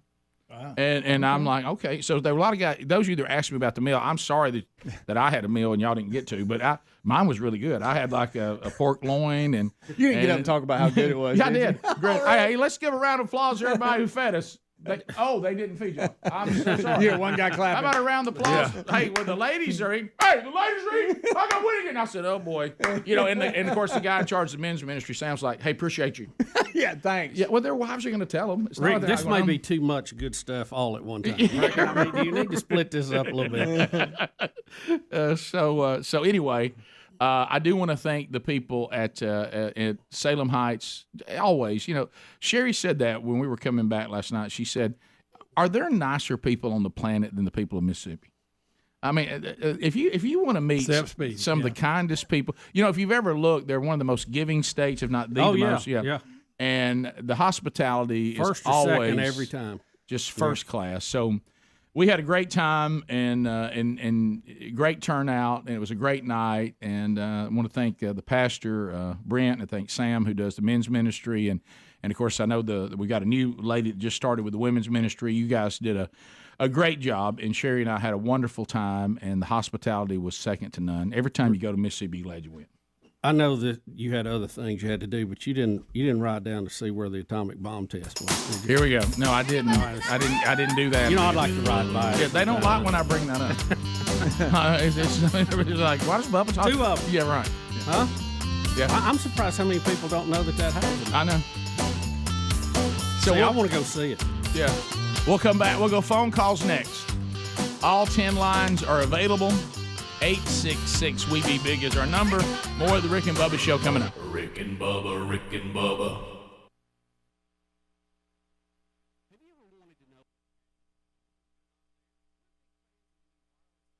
KDK's Julie Grant following the story for us tonight. She is live with more on this. It's a bizarre story, Julie. It is. Yes. Paul, good evening to you. Hey, Police from West good evening. Mifflin and the city of Pittsburgh searched the area for nearly 2 hours as soon as the father of 3 of those children called 911. Their search didn't turn up any evidence, but the father told us that had he not seen the 2 men for himself, he wouldn't have believed what the children told him. Now, how did he see it? Well, this is important. He's crazy as hell. It was a typical Saturday afternoon for the kids on Lauder Street, playing hide and go seek in the woods. Until around 4:15, when the kids say two men dressed like scary clowns and carrying weapons seemed to come out of nowhere. They were chasing us. My kid came running in the house screaming that there was two guys chasing him. At first, Michael Mikowski didn't believe what his kids were screaming about. I said to my kids, "Are you lying or something?" And they were like, "No, we're being really serious." And then I just came outside and they showed me where they were, and I looked over and there's two guys running up a hillside. Mikowski said he started yelling at the men. I just said, "Hey, what are you doing over here?" or whatever, that's all, and they just kept running. He says he saw the men heading toward a heap of slag that sits nearby. They had clown outfits on, they had clown masks, and they had pipes and they had shotguns. Could you see them carrying any weapons in their hands? Yeah, one had a shotgun, one had a pipe. Mikowski called 911 and police came and checked the area, but there was no sign of the men. The kids were shaken up, but still managed to get back outside and play with their parents close by. That's courtesy of KDKA. First of all, is Eminem really a credible source? I'm a little worried about a dad giving us an eyewitness report with his hat on backwards. Right. Yeah. I'm a little concerned. I'm just saying it's not true. I tell you what I think this is. I'm going to give you my 2 cents. There's a neighbor that's tired of the kids in the woods behind their house, and they're probably on their property, and he's asked them to stop, and they get out there, and they're not paying attention, and they're probably yelling and screaming. It went on for about 4 hours, and they said, well, we'll scare them out of here. I'm gonna guess that's what happened. Or I do think somebody it's totally made up. Either it's made up or somebody was trying to scare them. I don't think there was anybody that ever. No. I think the weapons might have been ad. But if you notice, Dad/Ballcat backwards, he never said. He just said I saw two guys. He never said they were clowns. The kids said they were clowns. Yeah, but boy, he sure did throw in shotgun and pipe awful confident. He like did. You can really see that when people Now, running away. he admitted they were running up a hill on the other Toward side. that pile of slag. And he hollered, "Hey, what are you doing?" But There's he a slag. but I he said, could "Hey, what you on that identify hill for, boy?" he could identify a shotgun through all that woods and all that other Yeah, and he stuff. regurgitated exactly what his kids said on what weapons they had. I'm not Did saying he it ain't actually true. did- I'm just saying No, my I will radar say is it. up on that. Yeah, the math's going to scare me. If you think for a second that a grown-up, even a grown-up, would, in today's world where we love attention, no matter what it is, would sit there and embellish and jump in a story with the kids, yeah, he absolutely would. Especially he want to be on TV. Let me hear especially Ballcap again. I Rick. think it's a load of crap. Weapons seemed to come out of nowhere. They were chasing us. My kid came running in the house screaming that there was two guys chasing him. At first, Michael Mikowski did. They didn't believe him. That's They old, run it in that's, the old, house. that's old man Mikowski's boy. Nice. Yeah. I Completely fake. think it's made up. Yeah, I do too. Did they get footprints? I mean, surely, if they were in clown suits, they left a giant footprint. Oh, yeah, big old feet. Yeah. Bubba, I see that you have another plaque for the wonderful poem that you've come up with for hunters everywhere. I noticed Dan Moultrie really stared Yeah, at it is this eye one on day. that one. It looks like you're going to have enough of them. Maybe you can give him one. Rick, I want to thank Buster Looney. He made this. He sent me pictures of it as he was making it. And him and his wife brought it by today. And, man, they did a good job on that, didn't they? They did. Yeah, this is your second one. You want to read it again? Full moon at night is a hunter's fright. You can walk or climb, but a morning hunt is a waste of time. You know, I like that. Is it Buster Looney? That's a Buster Looney original. Buster. I like that he included the proper pronunciation for you to say it correctly. I mean, he has a comma where it goes. He also has put ... so you pause there. Yeah. So I like that nice ad, Buster. I like that. Yeah. I could put some hats or coats or keys on Absolutely. that. I need a little keychain. Now, I got mine on that one. I mean, they're both good, but I mean, I'll take it. Buster Looney You really can't have showed all out. these. You can't have it all over your house. It's So I want to thank Buster and Big Country both for making nice plaques. Thanks, guys. To the phones, You we have go. to have a.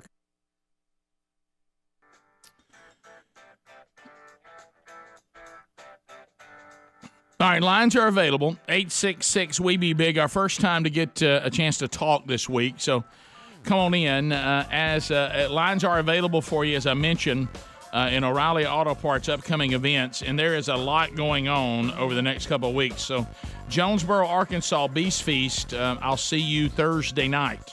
Excited about that. Central Baptist Church hosting that. Get that at rickandbubba.com under upcoming events. Also coming up this weekend up in the Finger, Tennessee area, Old Friendship Baptist Church, Man Church Conference coming up on March the 5th, Saturday. Rich Wingo and Brian Gunn will be there. Also on the 5th, I'll be speaking to the men of Indian Grove Baptist Church, Billingsley, Alabama, via video. They'll be kicking off the new curriculum with our video kickoff package. So I'll be doing that message, getting you started via video. March 8th, Lakeside Baptist Church, Andy Blanks is doing a man church. Our very own Helmsley's going out on March the 11th. And I was correct on how to pronounce this. Mexie Baptist Church in Mexie, Alabama. Helmsley will be there on March the 11th. And then there's plenty that you can find at rickandbubba.com, or you can find it at themanchurch.com under events. There's a lot going on. March 25th, Roopville, Georgia, where you hear us on 100.9 FM The Bull. I'll be there speaking at Roopville Baptist Church in their men's Low Country Boil. That's another one to make a note of. All right, to the phones we go. Let's start with Cole, who's in Laurel, Mississippi, and he's listening to us on 105.9. Cole, welcome to the Rick and Bubba Show. You got 30 seconds. Go right ahead. Yeah, enjoyed you last night, Rick. Appreciate the encouragement, refresh, the whole 9 yards. Thank you. We appreciate it. We enjoyed it. But one thing that Bubba has piqued my interest. There you go. I've lived here all my life. What are we talking about with a bomb Thank you, around here? I kind of feel like I need to know what's going on. You mean you didn't know there were 2 underground nuclear tests just south of where you live? No clue. Where was this at? Down where the Salt Dome is. Okay. Yeah. Okay. I know what you're talking about now. That was the only 2 atomic bomb tests east of the Mississippi River. This guy was assessing where he was with Jesus. He was talking about his eternity. He was looking at some things that maybe he needed to correct, and then you quickly shift him over to worrying about whether he lives where they did nuclear testing. Rick, here's the thing. Here's the key. You never know, so you got to be ready. Right. See, that's how I'm looking at it. Jason in Tennessee. Jason, 30 seconds. Go ahead. Still smoking down there, by the way. Gentlemen, I apologize for the cell service, but I just had to ask this question.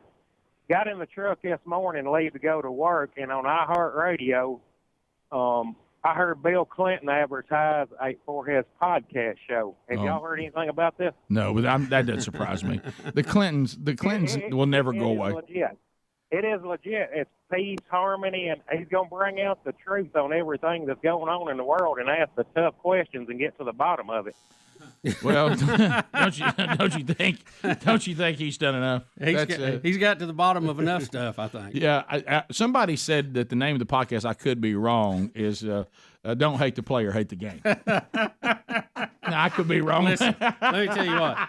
Bill Clinton will do anything he has to do to get out of the house. And Yes, say he he's gotta will. go somewhere. Yes, he will.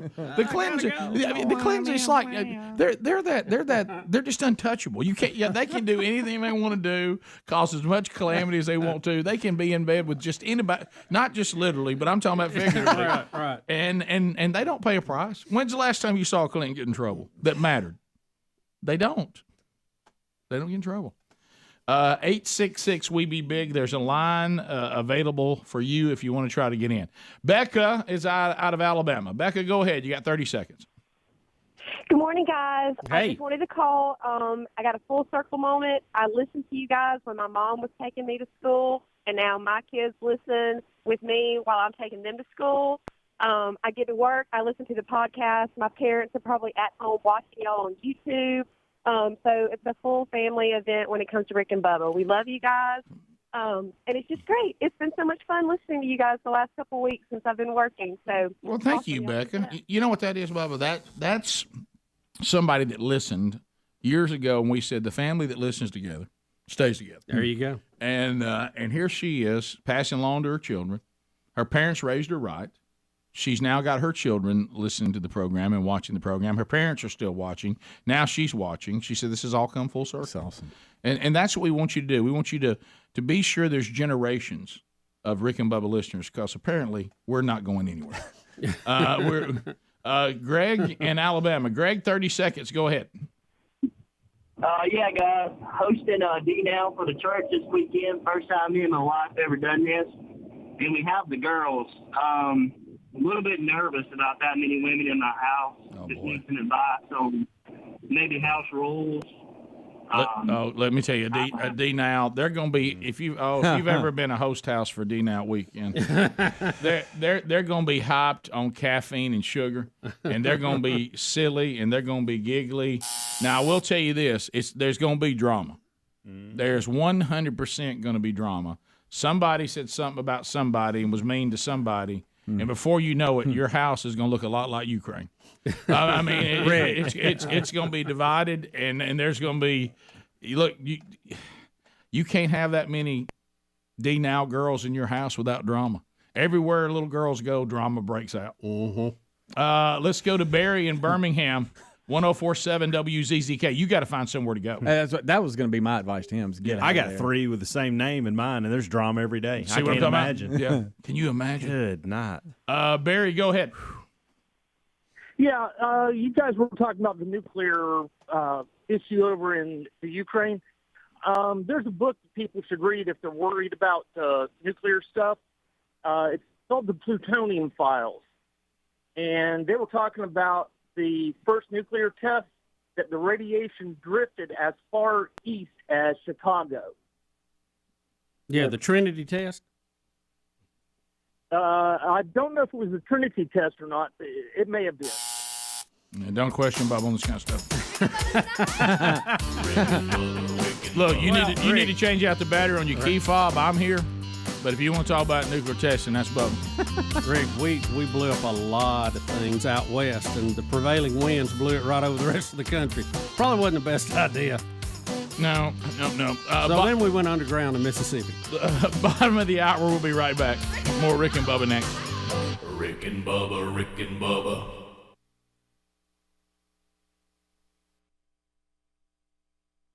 Name to make play. Oh, you got Buster or Big Country. You're gonna make a sign. Full moon at night. Full moon at night is one hunter's fright. It's a John Brown delight.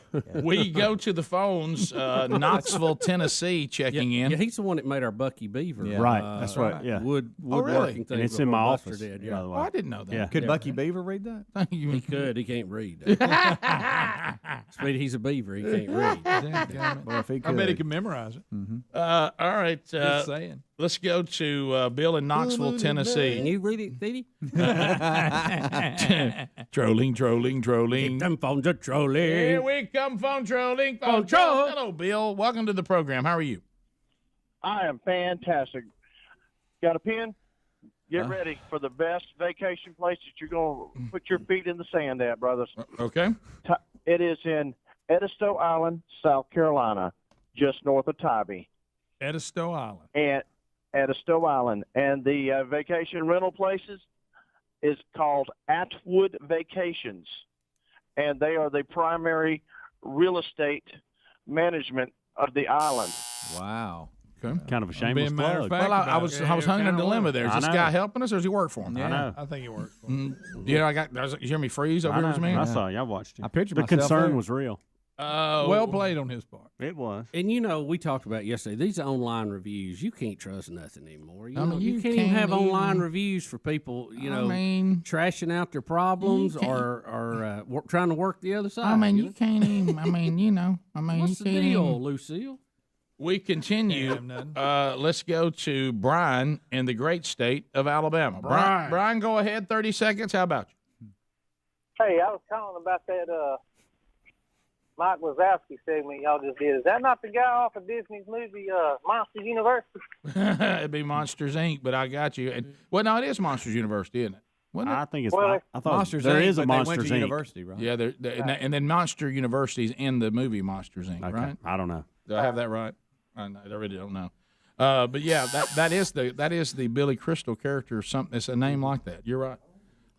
We continue. 866 We Be Big. Let's go to West and Gulf Shores. West, go ahead. 30 seconds. How about it? How y'all doing today, big guys? Good. Great. Good. Green Acres. Hey, go ahead.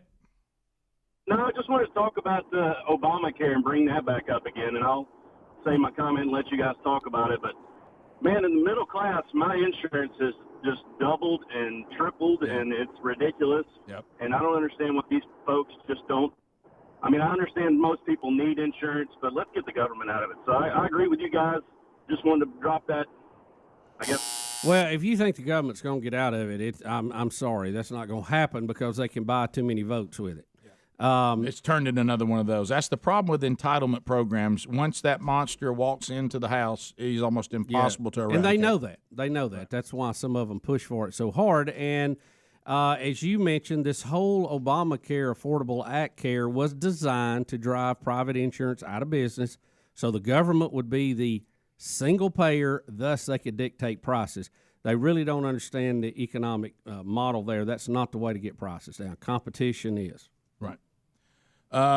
We continue, but again, once an entitlement is alive and well. Once an entitlement, always an entitlement. Well, you see Trump right now. I mean, Trump wants to, come back in, and he realizes that, and all of them now have that uncomfortable feeling.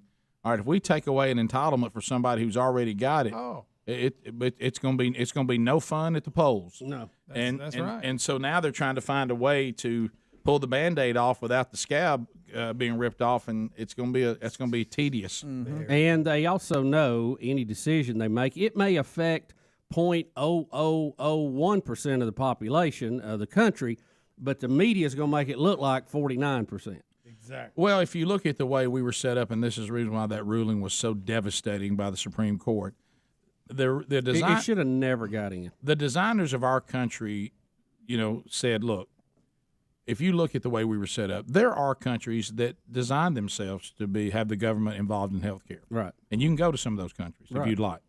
But most people that have a choice don't, though, for a reason. This place was not set up that way. No. And we're trying to take a contract and make it live in a country that now is trying to be a country that violates that very contract. Mm-hmm. And that's why it's a lot more dicey here, is we weren't set up that way. Please never forget. Rick and Bubba's in Ohio. Rick and Bubba. Pass the gravy, please. Rick and Bubba. Ooh, it brings me to my knees. Rick and Bubba. I can't start another. 866 We Be Big is our number. Continue with your phone calls. We've got a few more in, and there's lines available. If you want to get in right now, simplysafebubba.com. Teaming up with the Rick and Bubba Show. Boy, we really fell in love with this wireless outdoor camera technology they really launched last year. Simplysafebubba.com now, making sure that you're handled inside the property, you know what's going on outside the property. All of this is engineered with all the advanced tech and security features that you want and need, and they help keep you, your family, and what's most important to you safe. So if you don't have a Simply Safe Bubba system, make the move now and go to simplysafebubba.com. You'll install that yourself in about 30 minutes. They'll help you if you need anything, though. Somebody's always there. You're monitored 24/7, and it costs less than $1 a day. And you can customize the perfect system in just a few minutes at simplysafebubba.com. That URL also will get you a free indoor security camera, and it'll get you 20% off the interactive monitoring that you'll have 24/7. So make the move and get that done now by going to simplysafebubba.com. That's simplysafebubba.com or rickandbubba.com under the sponsors button. Let's go to Todd out of Birmingham, Alabama. Yeah, Dad. Yeah, Dad. Listen to us on 104.7 Tell it, Dad. WZZK. Todd, go ahead. What's up, fellas? Bears. Hey, look, did y'all know that y'all broke the story? I don't know if you broke it, but y'all reported the story about the Madonna DNA the same day of the Ukraine-Russian invasion? And I was so glad y'all didn't get suicided by the Clintons when y'all broke that story. Can't understand you, Todd. Your phone. Are you saying that if your phone was a dog, I'd be taking it to the vet. I think I got it. And I'd be holding it in my arms as he put it down. I think he said this was the first place he heard about the DNA strain being in the COVID virus that was patented by Moderna. Mm-hmm. Wow, Bubba. Wow, his headphones are better than ours. How do I get rolling? Good job, buddy. That's the way to get rolling this week. Wow. Yeah. Has that story picked up any momentum at all? Pretty big discovery. Probably not. Yeah. Let's go to the great state of New York, where David is standing by. David, welcome to Rick and Bubba. Thank you for taking my call. Yeah. I'm calling from the Republican stronghold of Long Island. Psaki come out yesterday talking about everybody wants to swap over to electric cars. Well, I'm still trying to figure out when they're going to put electric chargers in truck stops, because trucks are what keeps the country rolling, but nobody seems to be talking about that. Yeah, this thing of everybody wants to go over to electric cars, we just act like. I think it's a great option. Sure. But that should be just like, I hate to say it, well, vaccination. You're going to have to, that's going to have to be a personal choice based on your driving, where you live, how many chargers are available. We have a gas station that's close to Lake Martin that has electric charging stations and gas fill up. So you can do either one. Right. And, so that's kind of neat. And I think you'll see more of that, but it needs to be market driven, not peppermint patty driven. Yeah, you're not getting electric cars to save the planet, because we've already told you that you're going to find some real disappointing things you're going to have to deal with. But if you want to get it because it's a better automobile, that's fine. Yeah, it's cool. You like the way it is. You don't have to drive a long way. You like the charging. But, Rick, everything in science has a trade-off, okay? So, and Greg will tell you this, you deal with power, watts and amps. Volts and amps get you watts, and there's a trade-off between all that. And just like with this, we may use less oil, but we're also going to still have to have some to make plastic. Mm-hmm. We're going to have to charge these cars, and the majority of our plants still use some type of burning of something to make them run, or you got to have nuclear. So, what are you going to do?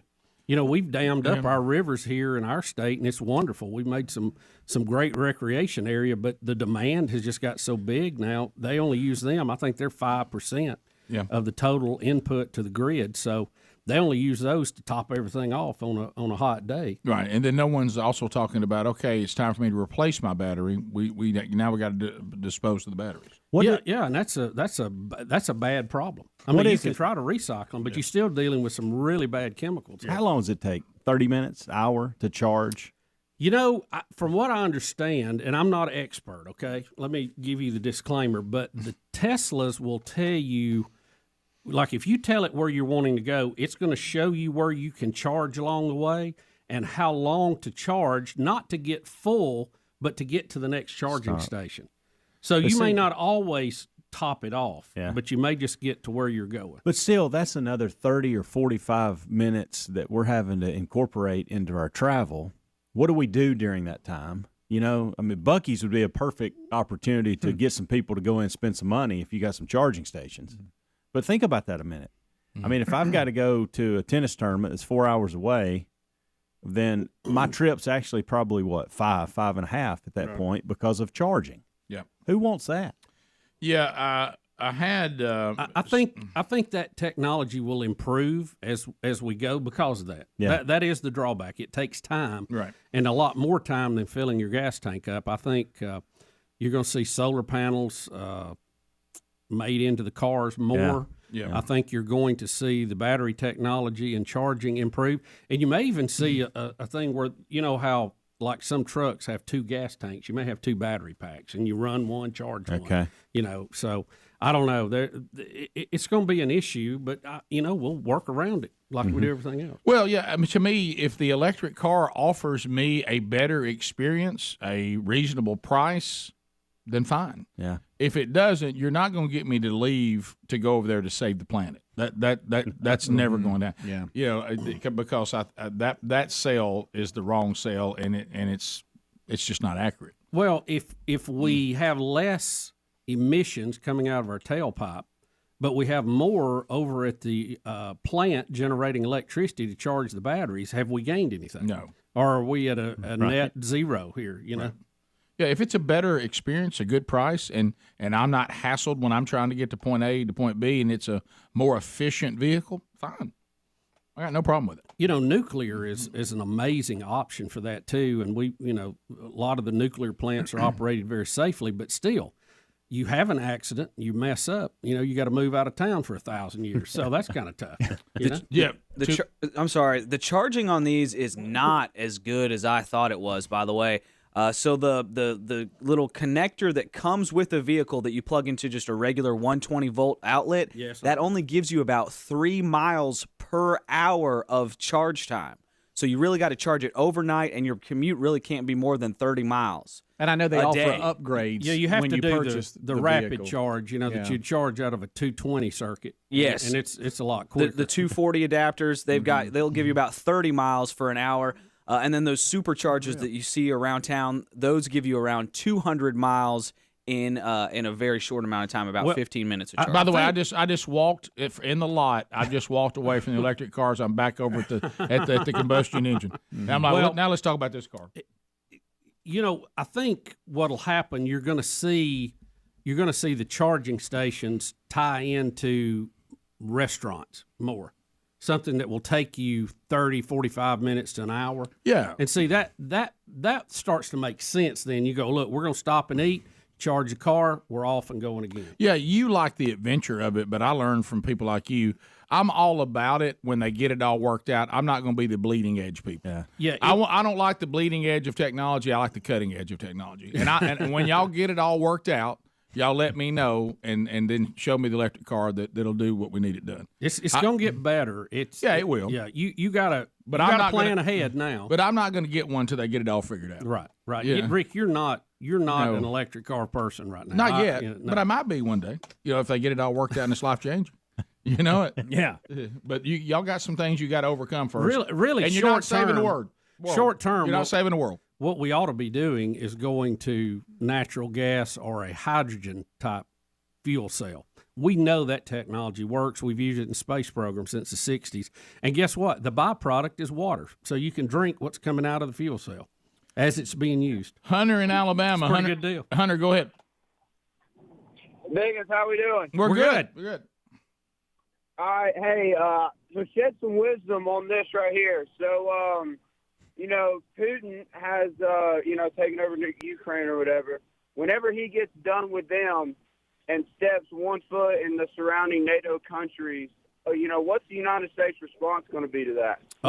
We're bound by treaty. Yeah, we have a treaty. To NATO that we would have to defend them just like they're U.S. soil. Yep. So we're all in at that point because we've said we'd be all in. Yep. And we have a contract that says we're in. And the way to avoid that is have such an overwhelming defense waiting on the other side of that line that nobody, even a madman, would even try it. That's your only answer. 15 minutes to the top of the hour. More Rick and Bubba coming up right after this. Rick and Bubba, Rick and Bubba.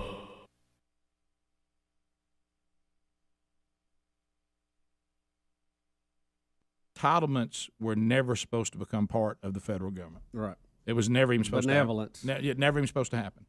And now that it has, trying to put that baby back in the old box. Well, now it's like a printing press. Yeah. It's a hunter's fright. It is. It is. We continue. Let's go to Susanna. Susanna, welcome to the program. How are you today? Good morning, guys. Hey. Hey. Dinner.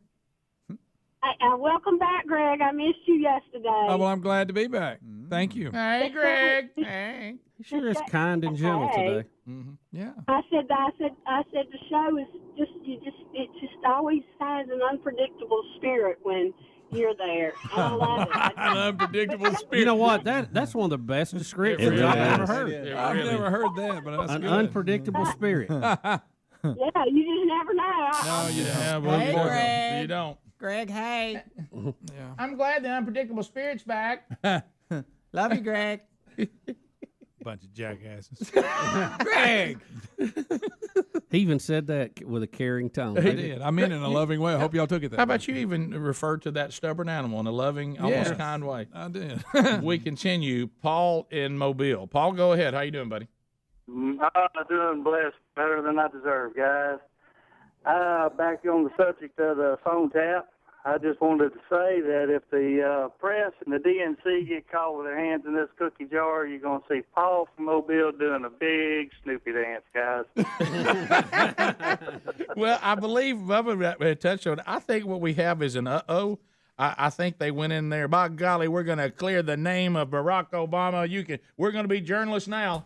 Uh-oh. Uh-oh. Uh-oh. Isn't it time for the Olympics? Uh-oh. We'll see where this. I mean, I think right now it's almost like they're frozen. Yeah. What do we do now? I think they're 2 blocked. What do we do now?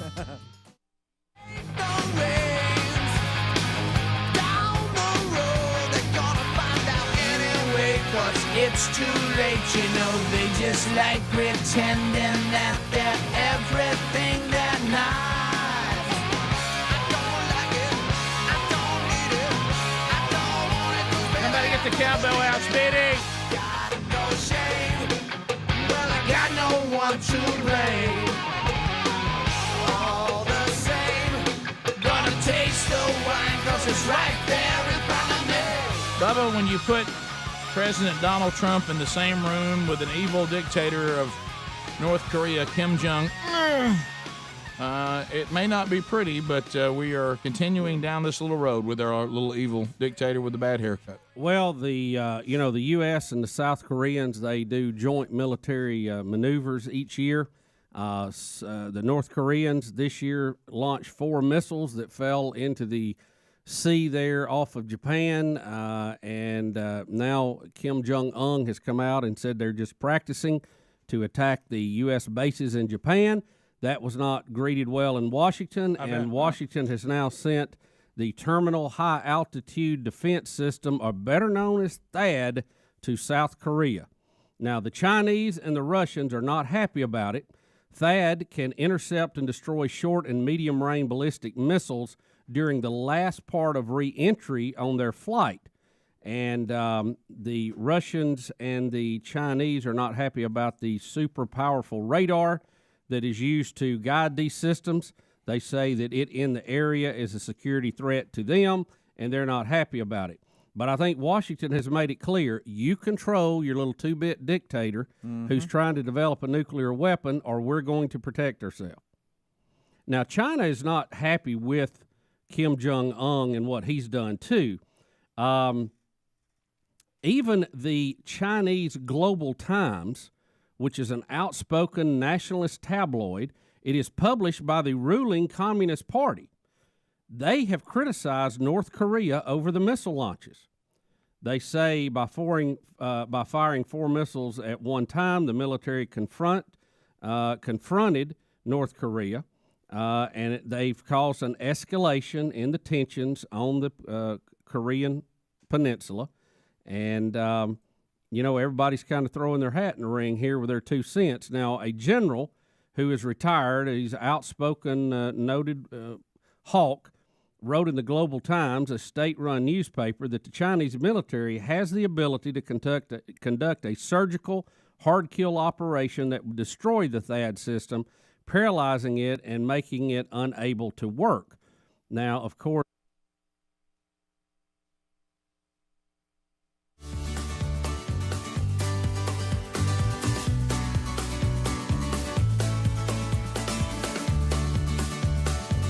we're back. 9 minutes to the top of the hour, the Rick and Bubba Show. All right, so, Bubba, I wanted to ask you something. And, boy, now here come all the electric car calls, but we'll get to some of those here in a minute. I want to try one out. I've looked at several. Yeah, I want to play with one. Yeah, it's I'll test it out for you and let you know. All right, so, Bubba, tell me whether this, and you're on this email too, tell me whether this was this past weekend? Do you see this email we got from Keith? Oh, yeah. All right, so I got this and said that his friend... I ran into his friend Jonathan Rachel and his son Tyler out at Buc-ee's. Well, here's what hit me. They said that they saw you in 2 different places. Right. Like they saw you at Buc-ee's, and then another member of the family saw you at... No, it was the same. It was the same father and son. I saw him at Buc-ee's, then I saw him at Bass Pro Shops. Yeah, were you just... And they came in and said, I promise we're not stalking you. So but everybody knows that's you hit both places when you go over there. Is that standard? What were you doing over there? Is this your Is this your new Saturday morning routine? Yeah, what are you doing? No, over this there? was. I see you got a bag full of brisket. and a mellow yellow ready to go. I did have a mellow yellow. I was. Let me tell you. Well, in all honesty, I was trying to cut back, and Rick, I was like, I gotta have a mellow yellow. Yeah. What are you talking about cutting back? What did you just say? I'm just on soft drinks in general, but I had to have a mellow yellow. I was like, good night. There it was, just big yellow and screaming, come get me. Yeah, and now a couple guys super nice guys. They're from Mobile, and they were up here. They're headed to a big camp out up close to Cheehaw Mountain. So yeah, always goes back to camping with you. So what were you doing over there? You just hanging around? No. You know, being a formal diesel driver, Rick, you know, I had to go get DEF, and they have it at a pump over there. Oh boy! So I just went and filled up. Okay. I see you brought Wilford Brimley out for it. Yeah. Hey, I think he's missing you as your horse. It was cold yesterday. It was yesterday afternoon, I guess. When was this yesterday? Yeah. Mm-hmm. Okay. It was cold out there. Yeah. That's there you are. Over here in the Bass Pro Shop thing, eyes a little closed there, lucky a little sleepy. Well, yeah, I think they caught me on a blink on that one. Sorry, Tyler. No, wait, that's the face you made after you bit into the brisket and took a pop of mellow yellow. Yeah, that sounds about right. I like that brisket, a bucky me. So you were that close. You thought you'd hop over and look at some camping you stuff. got to do both if you're there. Yeah, I would just. Hey, I like to walk through there. Hey, look, there he is, ready to put some. He's going to camp. He's going to try to camp. I'm telling you. You were talking to a couple guys that were camping. I see what's happening here. No, I just ran into him. We wasn't.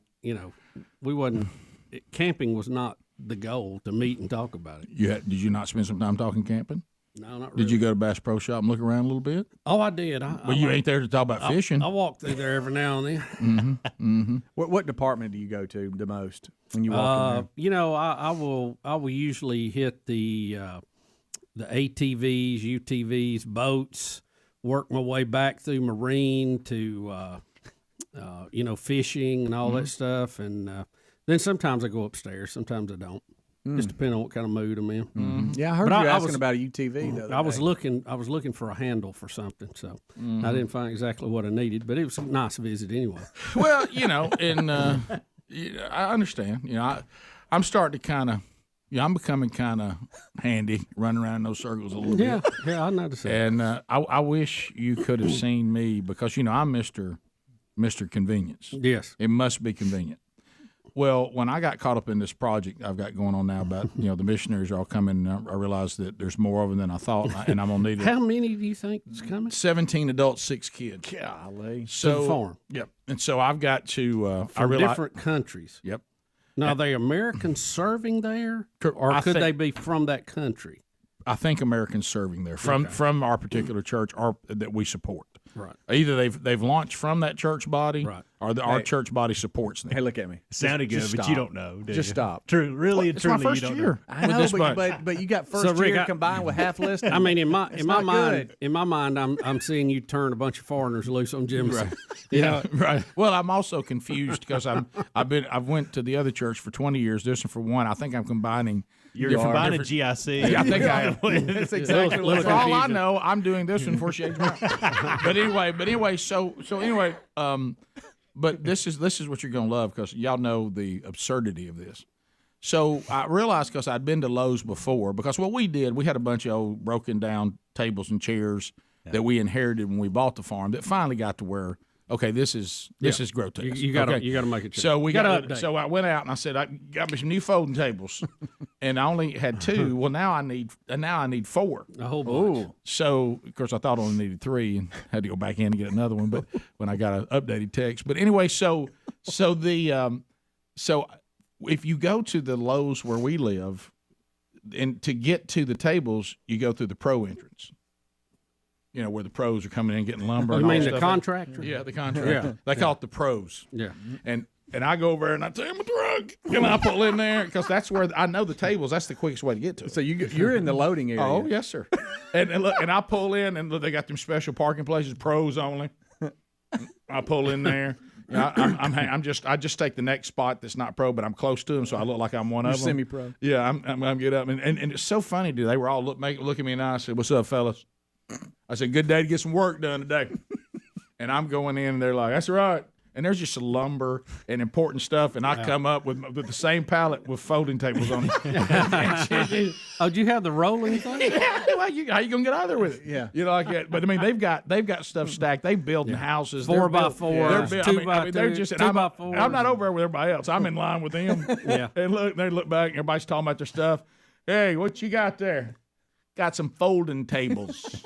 You'll put out some, kick the legs out, set them right up. 2 folding tables, 12 folding chairs. Got a big job today. I'm gonna have to take the plastic off these. That little paper thing on the legs. For some reason, it's on every single chair and on there really good. Yeah, a little hard to get off. Yeah. I need to get you a little can of Gooby Gone while you get in there. We today we're doing all the framing. Yeah. What are you doing? Gonna open up the barn door and walk in with these tables. Got to take the plastic off. Probably use a knife. and then I'll probably cut off this paper thing around there, these legs of these chairs, with a special something I've got. Scissors. Heavy duty scissors like my wife uses when she's gardening. Yep. Snip, ready to go. Yep. Probably be an all-day job. That's right. When I'm done, I'm going to have 4 tables set up, each with 6 chairs. So you guys, I understand the situation we're all in today. Thank God for the weather.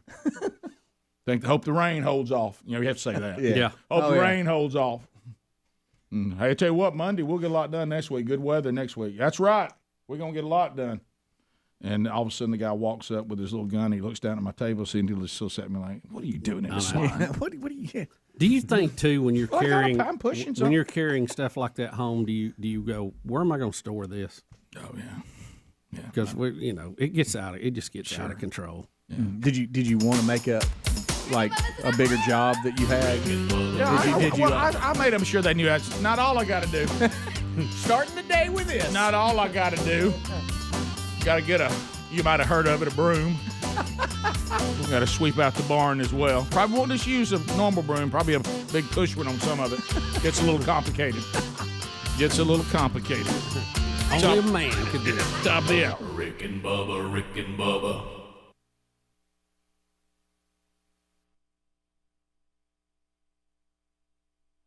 That did not sit well with the United States, South Korea, or Japan. So everything's escalating up on the Korean peninsula. Let me see if I can get everybody on the field. All right, so we have the crazy dictator of North Korea, and he's firing things everywhere. Right. And now he's saying that he has exploded 2 very primitive nuclear devices. Right. And he's trying 24 missile tests last year. They're trying to develop nuclear weapons over technology that was given to them by Jimmy Carter.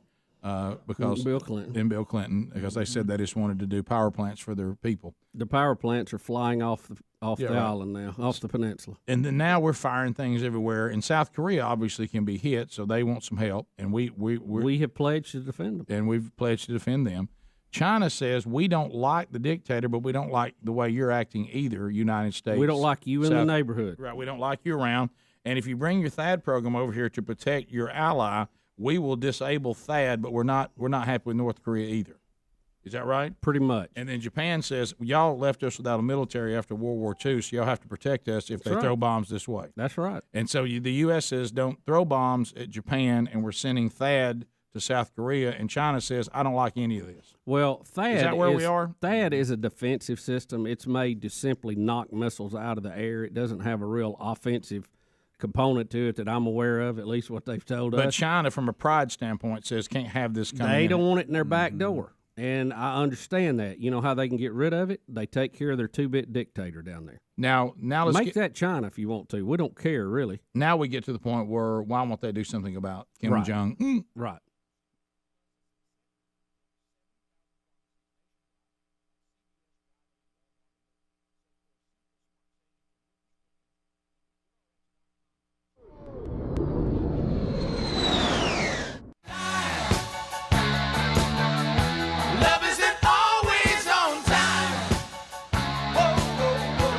Today, does anybody know? You don't get to. Iran. They've had plenty of days without women there. If you look the way they treat them. By the way, you remember the other day when I asked, when you go to the to Islam, what does the Quran say about women in heaven? And Adler actually did some research, and we actually discovered it. And this going to sound like a joke, but it's not. From what we could gather, if you are married to a man, when he gets to heaven with the 72 virgins, you get to be head of them, and your husband never bores. So are you in the group, or you just manage them? You manage them, but your relationship with your husband, he never bores of you. So you get to run that. Okay. So anyway, right, and I have a much better deal than I got here. Well, right. Yeah. If I could, I don't think that some are why really they call it thinking heaven. this. Because, as Bubba said, some school closures are going on today in some school districts because of the call-ins. Now, they claim, the school superintendents claim that's not the case, but we all know that it is because of the reports coming out. Sure. But now what it's doing is it's having some parents have to scramble to find child care for today because they're going to work. So really what they've done is some of the women have put other women in handles because now sure they're having to scramble and find child care because they're striking today or not going today. It's a crazy day. No offense to the women in the room or the women in our lives, but you ever been around women? Yeah, they don't necessarily seem to care much about other women. Their camaraderie is suspect at best. All right. And they'll turn on each other on the dime. I'm talking about on the dime. So anyway, in a horrible coincidence, it is Will of Meat Wednesday. It is. So we do have that going on today. That was not by design. Really, we had no idea. We just picked Wednesdays because it goes well with Will. You know what I mean? It's the W's. Yeah. So we didn't know. And somewhere mixed in all this is one of my son's birthdays. So I feel bad for him today too. Blake Boomer Burgess. Big Blake, huh? 26. Wow. Today. Let's let this get into his birthday. Let me tell you when you know that he's in the real world is when he and I are already texting, meaning it's work day. Yeah. So anyway, so there we go. I mean, we have a lot to go through today. Tell you, have you thumbed through the latest WikiLeaks document dump? Well, you smart TV. 8,761 pages of stuff. Yeah. So anyway, we'll get into that today. There's the battle that we predicted on this healthcare thing with Trump. The conservative free market Republicans are saying this is Obamacare light. This is not the way to go, and they're fighting him tooth and nail on it. Then you have they're saying this is not what we promised the American people. So we have that going on. You have a bunch of people that have been letting us know, and we have the video, and we'll play it because it became national news yesterday. Our kids all went on this same trip when they were younger at the school where our kids attend. It's a school called Briarwood Christian School in the Birmingham area where we all live. And the fifth grade trip to Washington, which happens every year, was yesterday, and Donald Trump surprised the kids by walking out, and one of the kids from Briarwood gets on national news next to Trump with a Briarwood shirt on. I saw that. That's funny. Yeah, and Fox News, and Speedy's got it, Fox News actually mentioned Briarwood and everything. And I talked to some of the dads that were there. We were texting back and forth who have kids still that young. They said they just thought they were on the tour like they've done 1,000 times, and he came walking out of this little hall, and you'll hear he said the place just went nuts. Oh, yeah. Look, there he is. There he is. Look, standing there with Trump. And Trump was trying to get more of them to come over to him, and this was the only kid that would do it. They were all scared? Yeah. So we can play that for you, too. They were hooping and hollering for him, though. Oh, buddy. Oh, yeah. Look, it made some noise. Look, you think Trump didn't love that either? Of course, Rand Paul not there clapping. All right, we'll be back.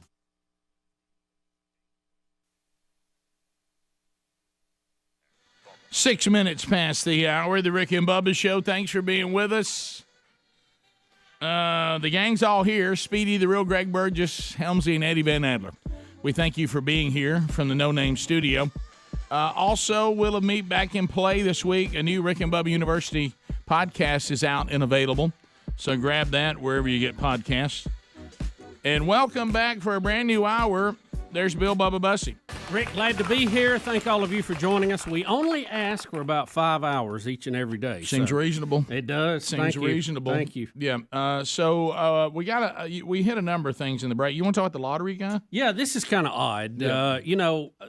Rick, playing the numbers and the numbers game, I mean, I'm not trying to sound an alarm here, but you may need to look at this guy. Yeah. A New York man has defied lottery odds after winning $10 million from a scratch-off game, and it's the second time in 3 years he's won. Right. Might need to give him a closer look. Wow. Well, what was that documentary about that that family that found a way to game the system? Well, they were just playing the numbers. They were buying enough tickets that the odds had turned in their favor. They wasn't winning the big prize every time. Yeah. But they were winning enough to make money on it to buy more tickets, and the more they bought, the better their chances got.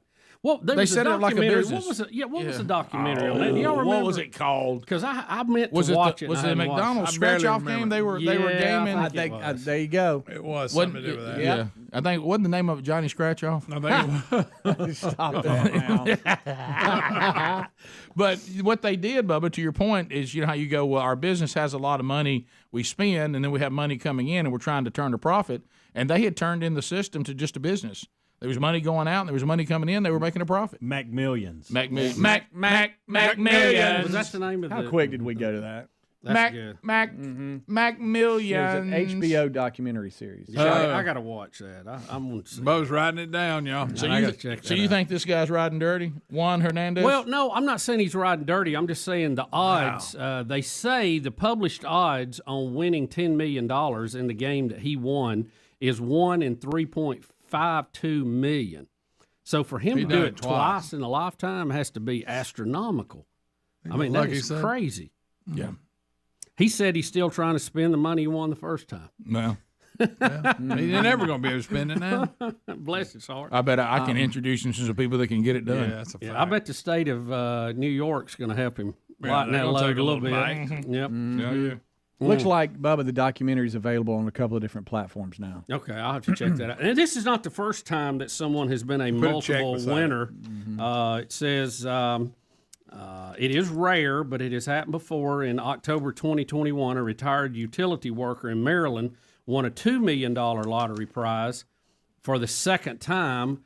A woman in North Carolina, Missouri, each previously won the lottery twice on the same day with different amounts of money. How about that? What are the odds of that?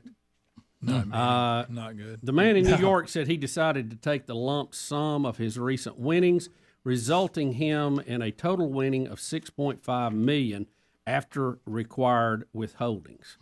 Go ahead. So if it was 10 and he's getting 6.5, that's they're going to take four or five. No, it'd be. I can't do the math now. Watch it. Watch it. 3.5. Right. Yeah. Still a pretty good chunk. You know, that's the thing. The government wins every time. Oh, they love it. Every time. Man, they love game shows. They love it all.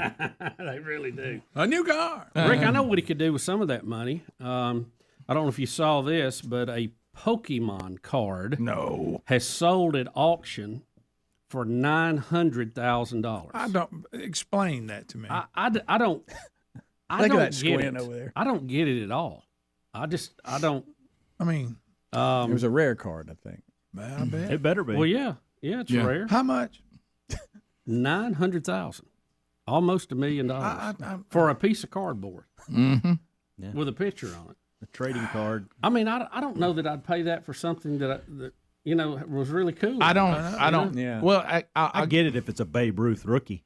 Right. Well, I guess it's all relative. Yeah, well, how do we? Wouldn't give a dime over 500. Well, I mean, these old baseball cards are from way back. Pokemon hadn't been around that long, has it? Yeah, I don't get this. Well, rare though. Well, you go back to this. So about how it's all what I wouldn't know a rare. It's all what Pokemon somebody else will from pay for. It means how valuable it is. So kind of like Beanie Babies. Our pastor this past weekend, and he was making a much larger point, but it ties into this. And I don't remember when it was, and I'm going to miss some details, and he's going to say, thanks for taking my story, messing it up. But let me say this. But let me try. But it ties into what we're talking about. Paraphrasing is key on this show. Right, yeah. This is if only I had my notes, and I probably couldn't read those. But anyway, the guy was trying to make the point about these things. Value is what we're willing. And it was when people were starting to get into pop music, and they were leaving the classics and all this. Music. So he said he was going to try to find out, do people still have an appreciation from some of the greatest music that has ever been written? So he goes and gets one of the most famous violinists in the world, okay, who's playing a violin that was made in the 1600s that is worth $3.5 to $4 million. Stradivarius. And he would stand. He stood him on a corner and had him play the greatest music that has ever been written by some of the greatest composers the world has ever produced. And he said, I was just going to watch people's reaction. I mean, he said the guy who was playing the violin is so sought after and so skilled that if you took his money, when he plays, he makes $1,000 a minute. Not a boy. Okay? So he stands him out on the street corner with this violin, playing with his skill, music that was made by the most skilled, with one of the most expensive instruments in the world, and people walked by, and he was seeing if anybody would even stop and go, wow. Nobody did. Thousands walked by, and you know how much people put in his little thing was in front of him? $32. So he said, right, the guy playing makes $1,000 a minute when he plays. The violin is worth $3.5 to $4 million. And the music he's playing is considered to be some of the greatest music ever composed in the history of the world. But to these people, it was worth $32. There you go. Well, this kind of goes back. So see, it's all relative to this great music that was composed. Right. I mean, who's the judge on that? Right. You know. Yeah. I mean. Yeah. Mozart. I mean, I know it's highbrow well, stuff. See, I'd much rather hear Casey in the Sunshine. You talking about? Absolutely. You say Mozart? He did. He put a hand on it. He did. He did. I mean, a K. Yep. There he went walking. There goes Bubba walking right by. You know, what I mean, it's no. But you know, but if in the right. Okay, you've been in New York and you've walked. Mozart. If I had a guy playing the violin, and he was playing classical music or street dancers, I'm more apt to stop and watch the street dancers. But think about the point he was making, because what he was making, we just did a study on Jude. Jude is saying this is the way we're treating God. Yeah. We just walk on by and think he's worth. We don't understand what is here. We don't understand what's happened. Do you like? We don't classical understand music? what. I appreciate it, but I don't like it. But what I'm saying is this. Now this is where, and this is the point because Jude is telling us to go out and contend for the faith. But now I will say this, and this is the point he was making. He's glad you're doing this. Yeah, this is the point that he was making. Now if I walk by this guy on the street, I probably walk on by. But here's the key, and this is the point he was making. You tell me that violin's worth $4 million, and this guy is paid $1,000 a minute to play, and he's going to be playing inside here. I'll let you go in and hear him. And he's one of the greatest musicians the world has ever produced. I probably playing one of the greatest instruments ever made, and playing music from some of the most talented composers the earth has produced. And he's right in there playing, and he's set up on the stage. Do you want to go? You know what I say? Yeah, I'd like to hear that. Yeah. No, I'd probably. But if I don't know those things, I don't know those things, Yeah. I just walk by, and because I don't understand what I'm walking past. Yep. But if the guy on the, it's a great point. But to the comedy side of it, if the guy on the street would drop the beat and somebody sit down with a bucket and put the beat to it, you'd probably get more people watching it. You know. Yep. You sadly probably would, which is also the point he was making. We'll be back. People go after things that are not near as good. We'll be right back. Rick and Bubba, Rick and Bubba.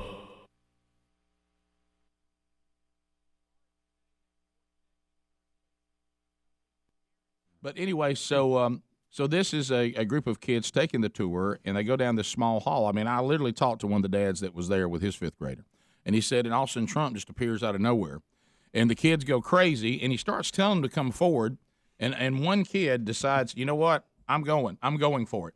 And he goes over and gets his picture made standing right next to Trump, and Trump talks to him with his Briarwood Christian Lions. It just says Lions on the front, because the Briarwood Christian School is the Lions, and that's where our kids go to school. So here's Fox News breaking it down. They did a good job with it. So here, the majority of Americans did not want. What is that? What is that? That's Rand Paul talking about the new health care plan. All right, go ahead. All right, here we go. Yeah, here we go. The tours have started again today, and this is what just took place.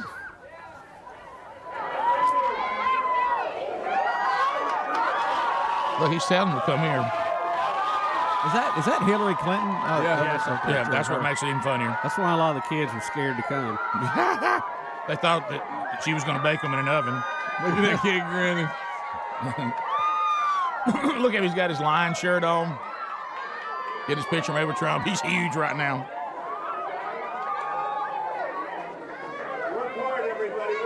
That is Jack Cornish, by the way, 5th grader. How funny is from that? Briarwood. What a moment for him. Yep. Look. And there's Briarwood. It's like Bono just walked in the room. Wow. I give you two.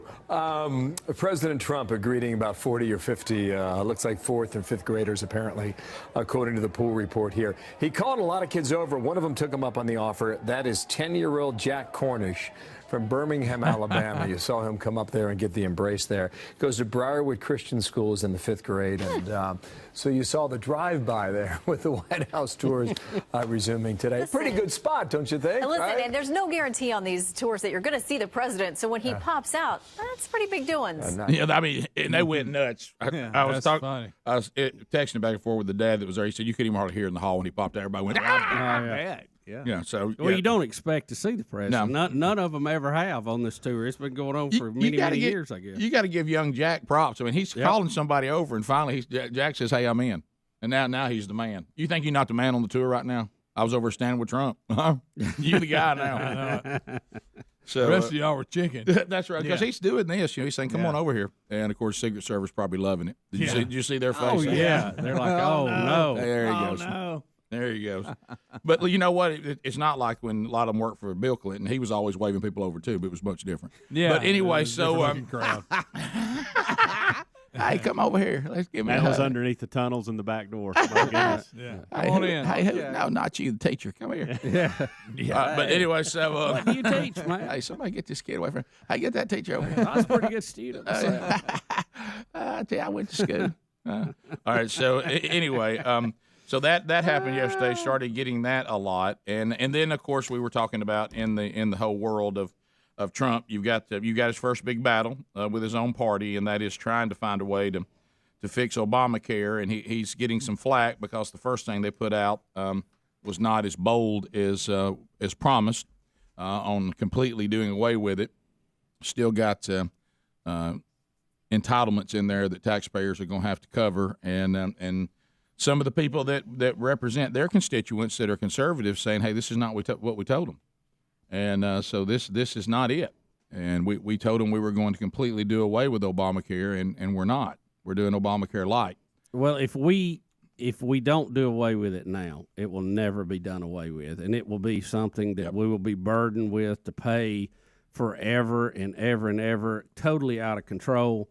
Because if you can't do it with a populist president like Trump, and you can't do it when you are in charge of both houses of Congress, you're not going to get it done any other time. Well, the sad part... This is as close as you get to everybody on the same page. And we'll see how it goes. But the part is, it looks like, and I can't believe what I'm about to say, because it doesn't sound like it goes with the person I'm speaking of. Because, we've heard the term bulldozer, used a lot, and I think accurately so.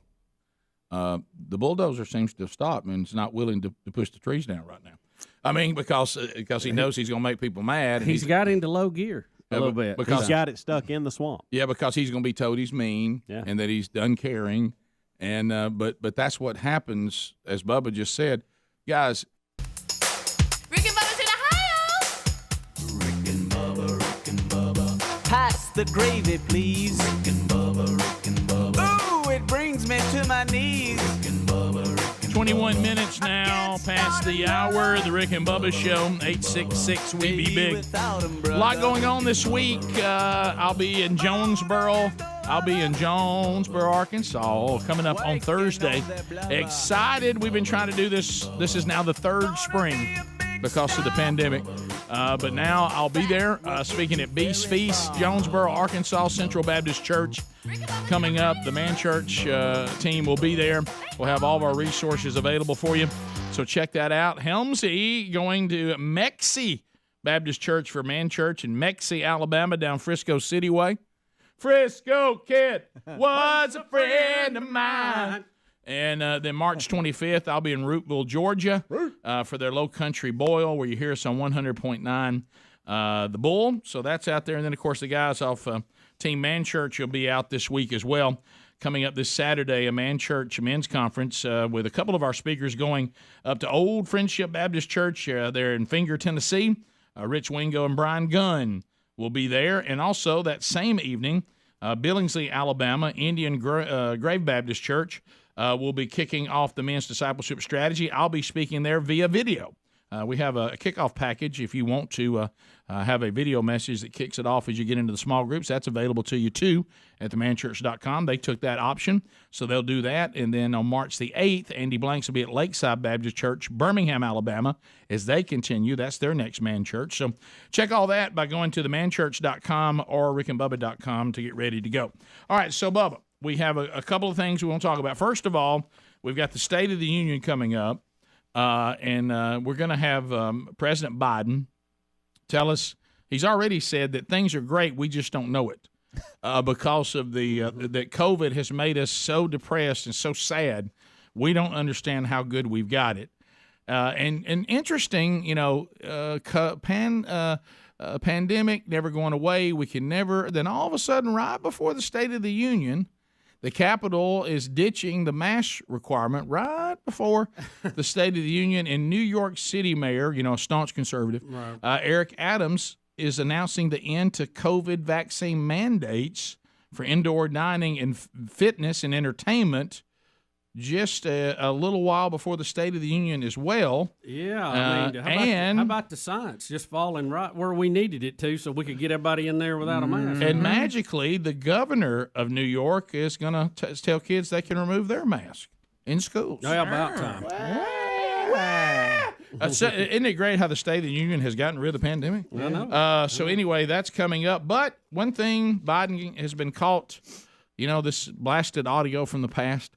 Here is our president in 2019, and he's warning us about why we shouldn't reelect Donald Trump. And one of the things he says we need to be concerned about is if we all decide to go Trump again, what's going to happen to Ukraine? So here we go. It's going to take a hell of a lot of work to make up for all the damage he's done internationally and nationally. His network of thugs and co-conspirators are going to continue to try to undermine our democracy in the meantime. Imagine what he can do in another year. Imagine what can happen in Ukraine. Oh, well. Yeah. I know it. They could get their whole country taken over by the Russians. Yeah, I hate to be, nobody told him what's happening? Yeah, I hate to be cold shower guy. But Biden, I know you told us that in 2019, warning us not to elect Trump because you were concerned about Ukraine. It's almost like they waited for Trump not to be in office. Yeah. And actually, they were in more danger because of you. They were waiting on you. Now, look, your son, he's done quite well in Ukraine. We give him props for that. He's done better than you have. But the well, again, undisputable facts. Under President Obama and under President Biden, the Russians have gained more territory than they have at any time since World War II. Yes. Yeah, it's almost the opposite of what Biden was telling us. The warning really was if you don't reelect him, what's going to happen in Ukraine. Yeah. So let's now look at MSNBC today, video 4. We have MSNBC clarifying that it is actually their job to control what we think. Yeah. A little distorted view of the media here. What in the world? Wow. Who were Trump voters and are still Trump supporters. They go, yeah, you guys are going crazy. He's doing, what are you so surprised about? He's doing exactly what he said he's going to do. Well, and I think that the dangerous, edges here are that he's trying to undermine the media, trying to make up his own facts. And it could be that while unemployment and the economy worsens, he could have undermined the messaging so much that he can actually control exactly what people think. And that is our job. Yeah. That is our job. I tell you what, he's getting in here in our territory. That's what he's doing. How dare you? Yeah. Poor old Joe. Trump's out there trying to get a narrative going, and we're supposed to be in charge of the narrative. I've never seen a bunch so worried about a guy who ain't even in office. Have y'all? Wow. He's in their heads. He owns them. Oh, Yeah. I mean, He owns them. They're terrified. I've never seen anybody so afraid. Did you see the Moscow bank run? That looked good. Have you seen this video? Yeah, you get taken off the SWIFT financial network. Look at the ATM line here. Oh my goodness! I thought they was in line for McDonald's, but now you're right. So this is all of them trying to get some money out before the old SWIFT thing is ripped away, or it's already been ripped away. Oh, it's ripped away, and the ATM is only allowing you a few dollars to get out, a few Look at that rubles or line. whatever they're casting there, and they said it ran out in about 40 minutes. Yeah, I heard the ruble right now is 40% less valuable than even the U.S. dollar. Yeah, so that thing's always been pretty valuable. Sure. So there it is. Can you imagine getting that word that you can't get anything out of the ATM? Yeah, but just a little bit. I'm glad it's springtime because they could use those rubles to start a fire if it was going to be winter over there. I don't know. Was it you, Greg? Who always goes out? Tell you what, I'd like to set on fire. At least I got some heat on it. Yeah, that's right. It's not Some of the money you waste, It's not a complete wish waste. you'd either burned it to get the heat off of it, or made a paper airplane and flown it somewhere. It's You'd got at least feel better for your about hands. Well, as a taxpayer, I felt that way about all that money we invested in the new green industry. it. Yeah, I know. Sure wish I'd had a bonfire out of that, got something out of it. Yeah, a little bit. Yeah, bunch of. By the way, I had another person last night that I got to spend some time with that was telling me about has a friend that's in the old windmill business. Mm-hmm. He How's says, that? well, he was basically just telling there's so many things that Americans don't understand about how inadequate a windmill is. It's a great idea, but he says if the wind wind is not blowing at least 15 miles an hour, they're of no use to you. Yeah. He goes, you realize how few times it's blowing 15 miles an hour more? Well, in theory, you're supposed to put them things in places the wind is blowing. Yeah. He said if they can't get at least 15 miles an hour wind, they don't do much of anything. Yeah. That's a big old windmill. They look good. And they look great. Yeah. And eagles really hate them. Well, if you're a bird trying to fly through, the trailing edge has a vacuum on it, Rick, and it's really bad for flight. I don't know if you've ever seen that. I mean, you talking about out of control. Windmill. Oh, what, we going back riding horses again? I wish they worked better than they did. I really do. Yeah. Well, You have better luck damming your river. Windmills, what we did when we hadn't developed yet. I mean, that was what we started with, but we don't go back to it. I mean, that was one of the things along the way. Bubba, when we come back, good news for you, my friend. Mullet Fest 2022. Did you notice in the Biden clip how much clearer he talked then than now? 3 years ago. Oh, yeah.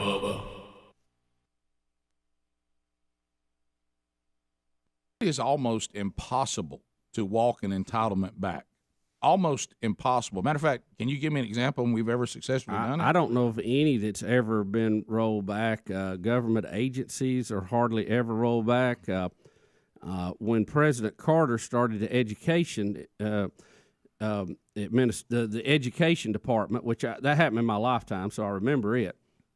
Oh, it was moaning and groaning. Reagan ran on a policy of getting rid of it, never did in 8 years.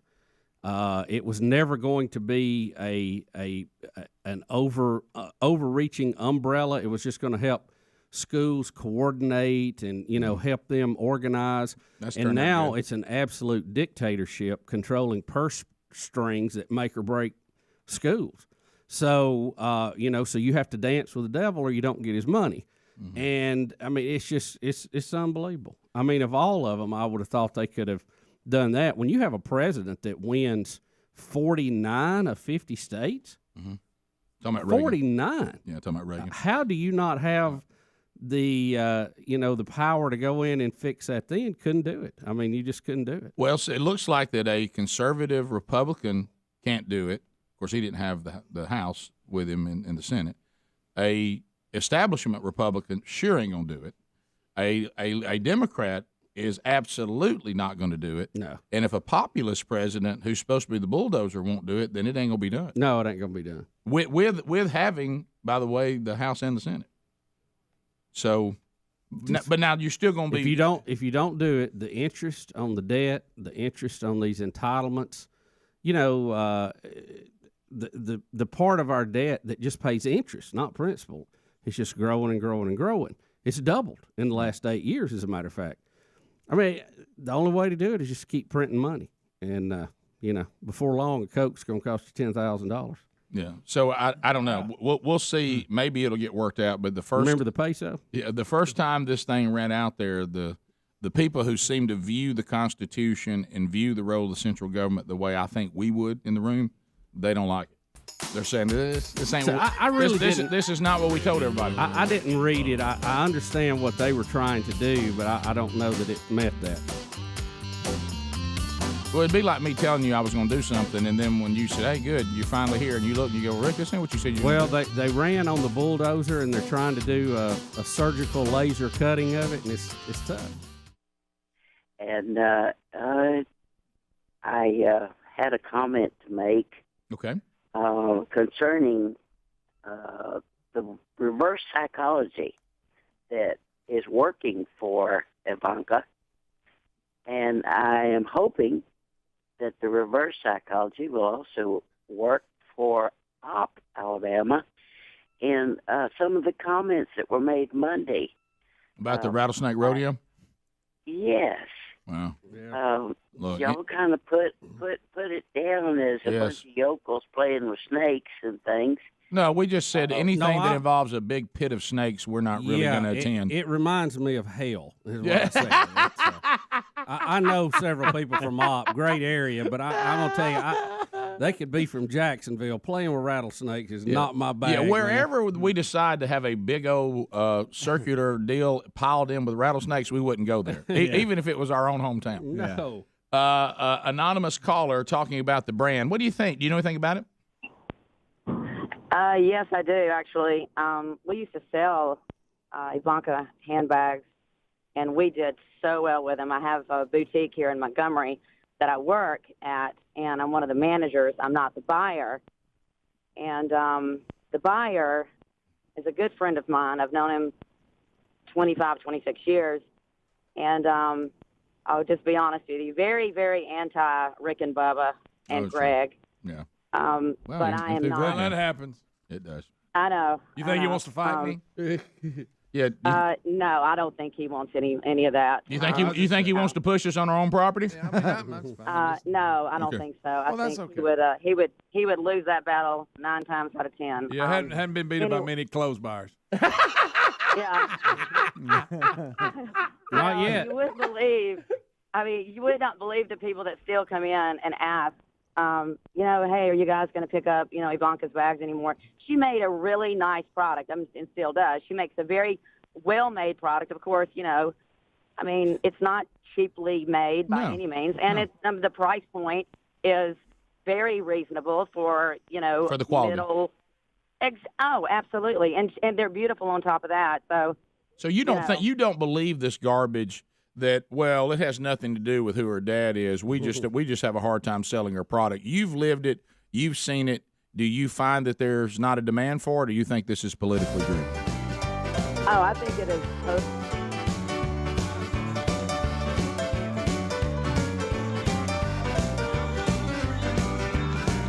Maybe they're on to us. All right, so you've heard us talking about the satisfied customers that have made the decision to get a protection plan from CarShield. CarShield.com/Bubba. Have you done this yet? Do you have an automobile that you love it's going to last? I mean, we're all trying to get the most out of our automobiles that we can. Have you gone out and tried to find you a used car right now? Hey, that's fine. You seen those prices? That looks good. Thank you, President Biden.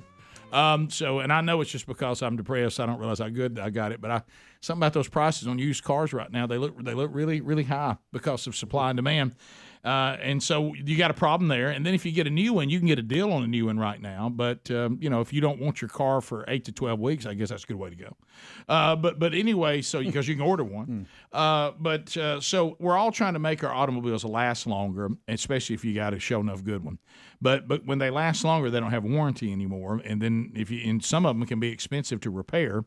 So what you do is you contact CarShield, find a protection plan, get the car under the protection of the CarShield, get 24/7 roadside assistance, get a rental car at no charge to you, get trip reimbursement, and if it's a covered repair, they pay the ASE certified mechanic of your choice directly.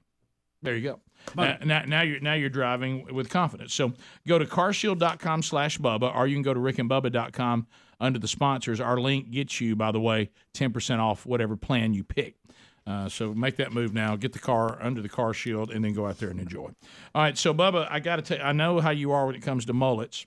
And some of when they're calling it the main event, MANE. And so is this a package or just photos? Just photos? Okay. So Adler's got photos. This is Australia. Yes. The 2022 Mullet Fest. Correct. Oh, that's a they good one there. it happened this past weekend. Oh, Bubba.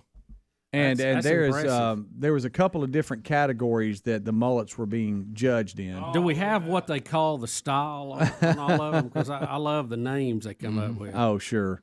That's That the Kentucky Karen's. waterfall right there.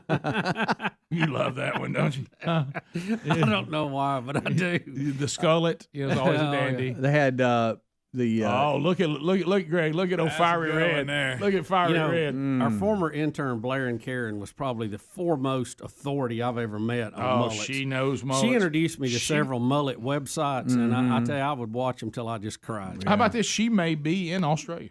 Could be. For this event. I mean, look at her whole family. Oh, not a group shot. They're different category look. winners. You had the extreme category, vintage, grubby, and the list goes on and on. Look at that last picture. It's T from the Tubers. Greg. Yeah. All right. Look at that one right. Good night. Look at that one. That's why I was laughing. You forgot about that email we got. Look, there's Helmsley in the middle. Oh, wait a minute. It's got hair on the back. Oh, okay. Thanks. Thanks, Rick. Kids, y'all don't go play with Michael now. He plays too rough. Yeah. I went a little more than I He normally got do. slight Okay, BO and he plays. I told him forged to 6, and it was a mistake. This lady here, a little heavy on the piercing. I bet she'd be trouble in an airport. Yes, absolutely. Would y'all rather have But your... she has taken time to get one cold one. Yeah. Look at red face run. Oh, yeah. Oh, wow. Real red. Take a drink. You know why? His blood pressure's through the roof. And he drinks like a fish and his liver's dying. Would y'all rather have a nose ring the rest of your life or a neck tattoo? Nose ring. Nose ring. The neck tattoo, I just cannot. I want nothing to do with it. Now you got something in your nose the rest of your life. It's not I'm good. perfectly I don't fine. like either one. As an might allergy even get sufferer, I don't think I want anything in my nose. I got no Put your problem. Bubba with a neck tattoo. I don't want either one. Look at little man or who something. I don't know. That's T again. Well, he's got hair under his arm. Is that a dude?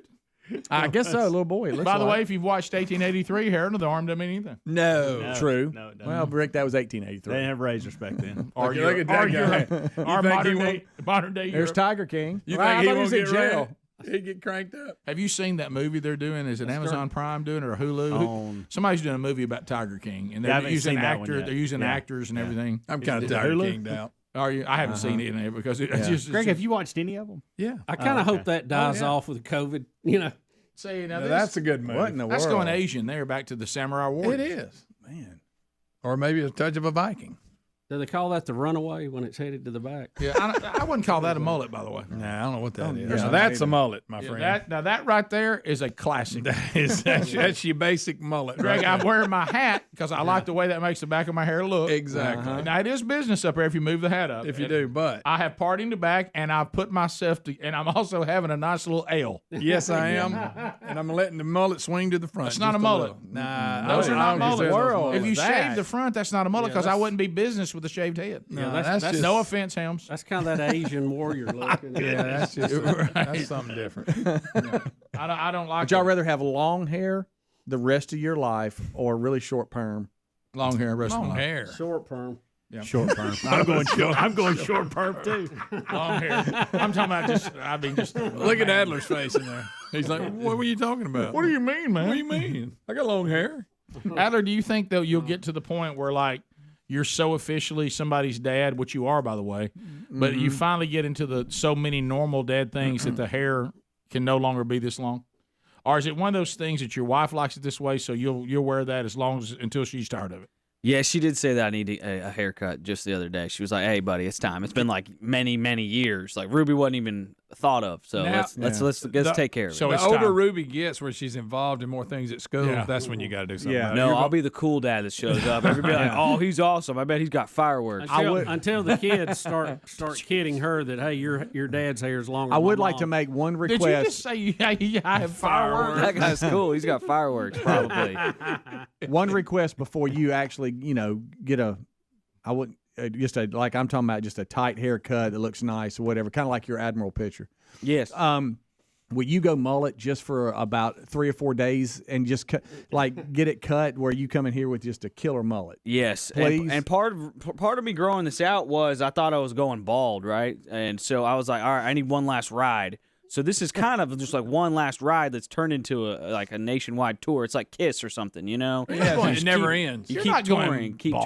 touring. Yeah, you should feel good about your bald thing. I really did think I was going bald. I think it was just stress from work or something. You never know, guys. Stress will kill you. Stress will kill you. You're coming from a family genetically that has fantastic hair. I know, but my mom's dad. Uh-oh. He lost it. Pretty Also, quick. if your high estrogen level, what? estrogen level is high, you lose hair Move too. on. Right, that's true, Speedy. Thank you for bringing that up in relation to me. I appreciate Yeah, that. that is true. But so Trust me. with that in mind, I was thinking I was gonna have to go like total like Speedy, like real okay. close. And so this is one Well, last look at ride. me. And what I do think I'm gonna do is when I turn 50, knock it out. No matter what's going on in my life, in my world, whatever. No matter what. And then that way I'll have like ages one. Did you say 50? Yes. Ages 1 through 50 were my like with hair times, and then at 50 plus, that's without hair. And then people, I could always look at a picture and I'll know how old I was. I'll like that's my 50s. And so that was the first half was with hair, second half of my life because I'm gonna live to be 100, of course. Everybody knows that. guaranteed. That's kind of my plan. By the way, on that note, cool. Still had pretty good grasp of his cognitive skills, much better than the president, our current president. Met a man last night in Laurel, Mississippi, came to Man Church, 100 years old, still drives himself to church and stormed the beach at Normandy. Still drives himself to church. Wow. That's fantastic. I thought to myself, this is that's beast mode right there, man. That is. You realize how rare that is to find one of the guys that stormed the beach, 100 years old, and still drives himself driving. to church? First of all, he made it through Normandy. Right. First of all, he made it through storming the beach. Right. Wow, that's amazing. We gave him a round of applause last night. I'll tell you that. And he That's survived all great. those drivers Right. in Mississippi. The pastor told me, he said he drives like he's got like a 20-minute commute to church. Who's going to tell him he can't drive? And he's still driving. Hey, who's going to tell him he can't? I ain't telling him. Hey, you know this too. Even though it was a Sunday night at 5, you think he had a suit on? Yeah, Of sure course he did. With a handkerchief. Adler, on I'd his like hand. to see you change. I felt real bad in my jeans. Yeah. Change it to 40, Adler. Change it to 40. You're probably Because How it's old are you now, 80. 45. I am 36 right now. So I only got that long to go. See, 80 to me is you've made it. Earthly. Yeah. You've made it if you get to 80. And so if you make it to 80, then you can start growing it out again until you pass. That's good. That's good. Try that. It's not a bad plan. You said that exactly because you remember when the misinformation, and unfortunately I shared some of it because that's what everything said, that Steve Farrar was 84. Yeah. It made me less sad. And then when I found out from his family, same thing happened to me. that he I was thinking the 73, same then thing. I got real sad. I know. Then you kind of go, ooh. Yeah, that's not good. Because we had some more Steve left. Yeah. How did that 84 thing get? How did that get? It was even all get over started? it was all over the web. It was everything you pulled up on the internet had his age at 84. I even read of an obituary that had him at 84. And of I course, actually had it wrong. It was 83. Yeah, because we're dudes. So dudes, once you reach a certain age, we don't talk about age anymore. Yeah. We never bring it up. I never once said, so Steve, how old are you? Can you guys mention, or can you guys think about how many things that guy saw change in the past 100 years? Wow. Unbelievable. Yeah. We'll be back. More Rick and Bubba coming up. Rick and Bubba, Rick and Bubba.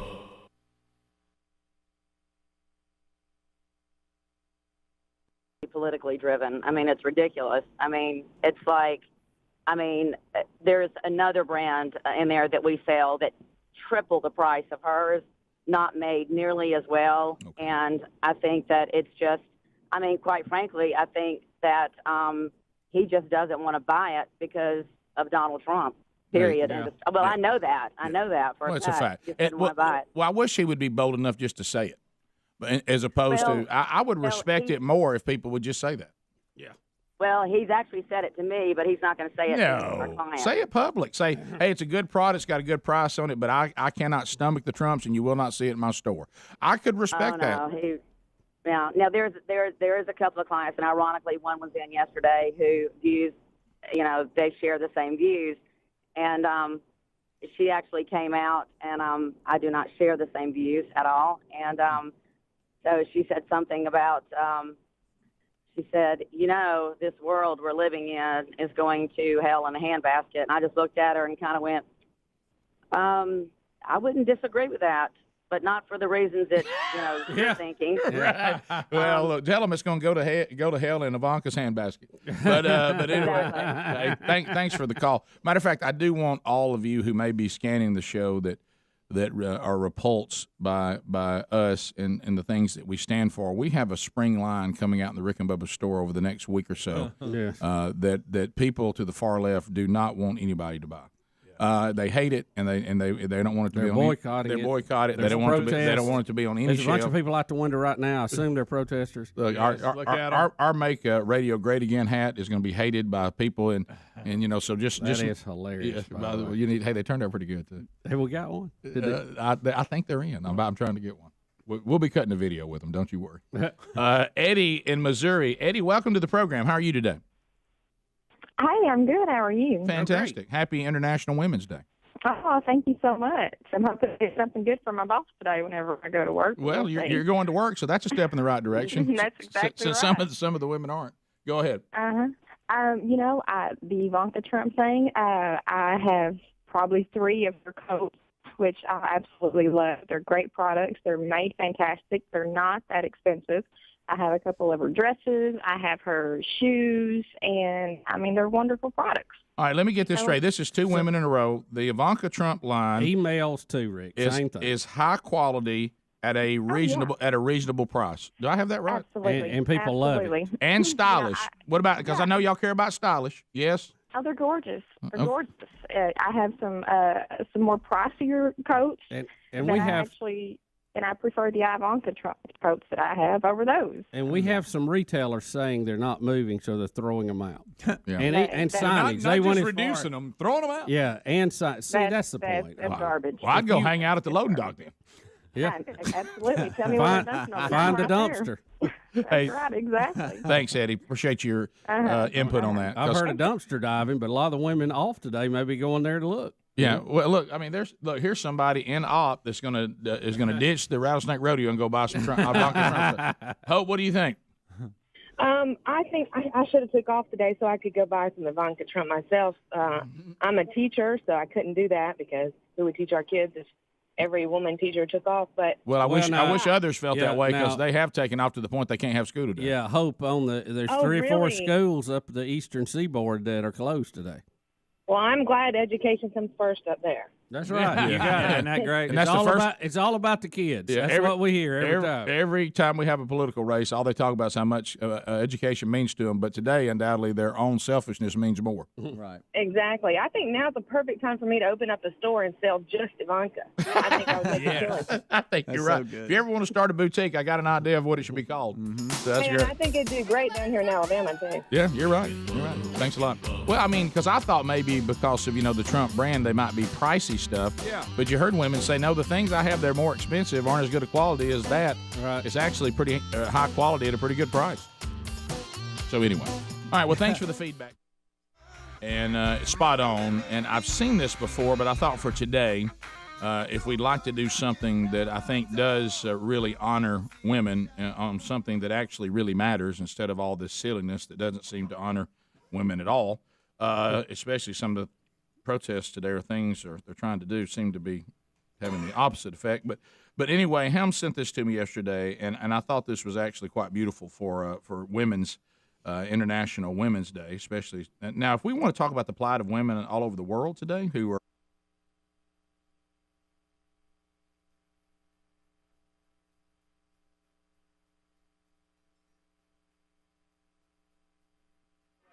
It is 9 minutes to the top of the hour of the Rick and Bubba Show.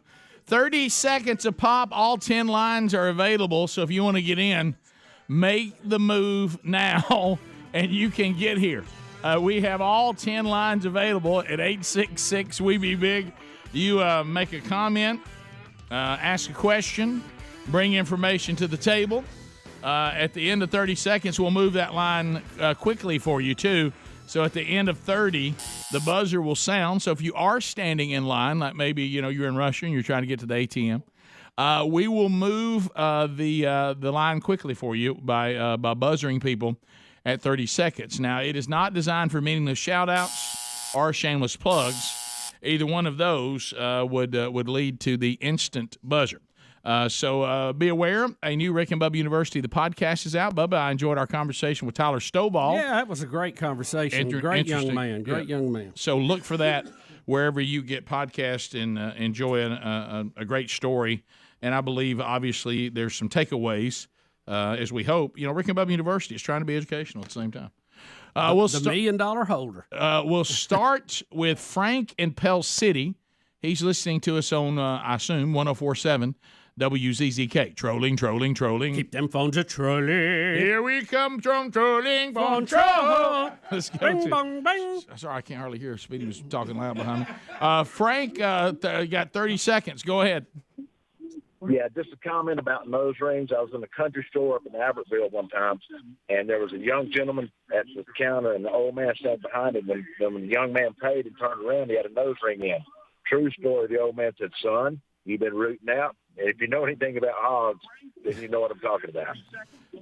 Yeah, I've never been a hog farmer, but I think I can put it together. With the, some of the things, and when you get into piercings and you get into tats, I've always said that less is more, and some of it I don't. Not everybody follows that. Yeah, right. Well, no. Some of it to me looks uncomfortable, and a nose ring to me has always looked uncomfortable. Like if I get anything just remotely messing with my nose, it drives me crazy. So I'm trying to think. Yeah. So I guess I don't really want to do anything that I have to get accustomed to. Yeah. It's yeah, if I want to really improve my looks, I could drop 100 pounds. That'd make a bigger difference. Sure. And we've had the discussion. The tongue ring, I just don't. I don't get that's it. That's bizarre. I've never understood. It's got to be a lot of pain involved. I love talking to him too. Yeah, and then you talk like How that. How are you doing? Right. Yeah, and when you get to the tat thing where Can it looks I like take your order, please? When it looks like somebody's taken silly putty, rubbed it on the comic strips, and put them on your body. Yes, you remember we used to do that? Oh, yeah. To Dustin. Dustin, welcome to Rick and Bubba. 30 seconds. Go ahead. I was just sent you an email over the weekend. I was going to tell you about the Putin spiritual destiny. I was going to get you to get a look at it. Say that again. Putin's what? Spiritual destiny, is that what Spiritual destiny. It's a pretty good little read. It's just something to look at. Okay. All right. There's an article or something. Thank you. I'm begging our cell phone companies to turn it up a notch. They don't care because most people just stare at them. I thought 5G. Does 5G, can it help it? Rick, we're not worried about the sound at all. Right. We have got that bandwidth so tight now. Oh, my goodness. You can't even hum through it. It's ridiculous. Yeah. Are you like me that because we work so hard to hear people now? When something is clear and you can hear it clearly, isn't it pleasant? Oh, I know. It's so pleasant. It's almost like somebody. It's so rare. You always want to hug them and say, "Can you stay on the line?" Yeah, call me tomorrow. David, Decatur, 100.3 The River. David, go ahead. What's going on, bud? Much grass and green acres. And I'd like to say, I believe it's a European Union situation. They need to be dealing with that over there instead of worrying about what we're going to do. And also, I got one for you guys. The CHN experience in Portal. They can't have nothing experience in Portal. Can't have nothing experience in Portal. Yeah, I think that was some name recommendation. It was. On the European Union, you're right. This is in their backyard. They have the highest interest in this. But again, I hate to say it, we've been blessed in this country, and we're kind of in the front runner on all that, whether you like it or not. Yeah. I hate having to be the police of the world, but we're the only people with squad cars. Randy in Huntsville. Randy, go right ahead. 30 seconds. What's on your mind? Hey, Biggins, how are y'all? Good. Hey, two things real quick. First thing with the guy with the violin, I dropped him a couple of bucks. Bubba was there and asked him if he knew how to play I'm Your Boogeyman. And secondly, the thing with Putin having mental issues, do you think he really does, or they're just trying to cover for Biden? Yeah, I think if we get into a talk of world leaders with mental problems, I'm not sure the United States, we should just stay seated and silent.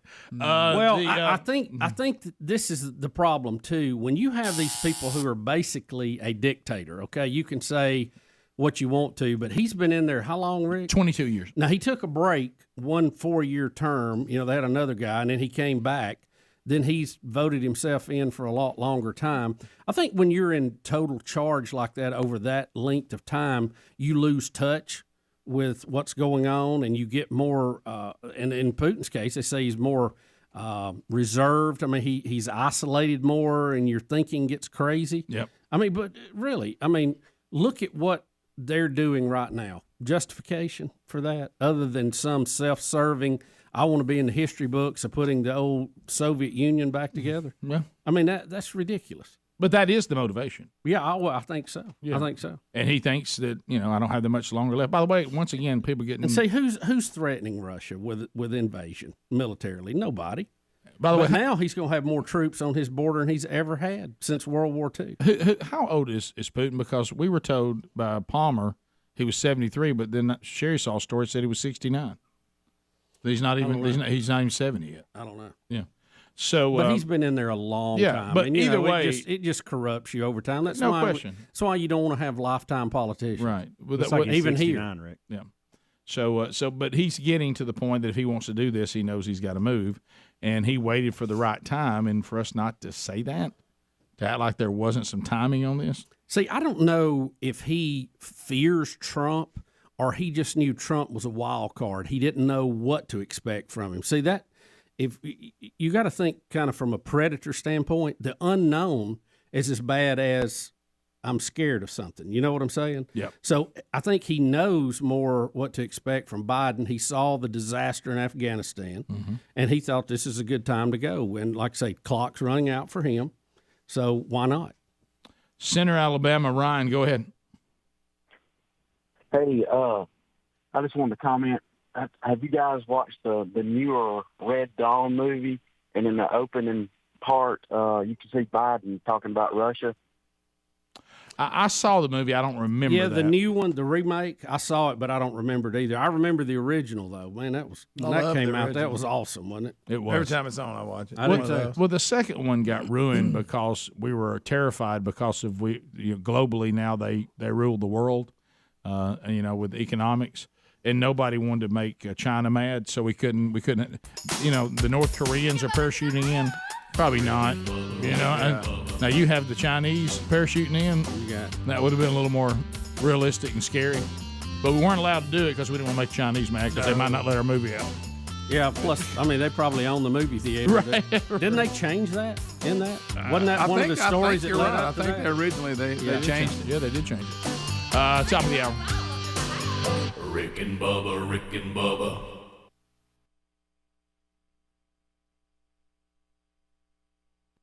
Being treated horribly, I'm all in for that. But this other stuff just doesn't. But this was good. Women were the last at the cross and the first at the tomb, the first to be entrusted with the news of the resurrection. Happy International Women's Day. So now there's a tribute to women. Last at the cross, first at the tomb. And men and women are equal in God's eyes, and the perfect helper for man when man was not alone. God went on record saying, "I will now make the perfect helper fit for man. It is not good that he's alone, and the two will be co-heirs in the kingdom of God." And He made woman. Now that's a tribute. So remember that today as well. All right, so this whole thing of we have all these various Trump updates, and we've hit a few of them. But this one, proud of myself. You can't always get what you want. Incredible. Really amazing. Don't be stupid.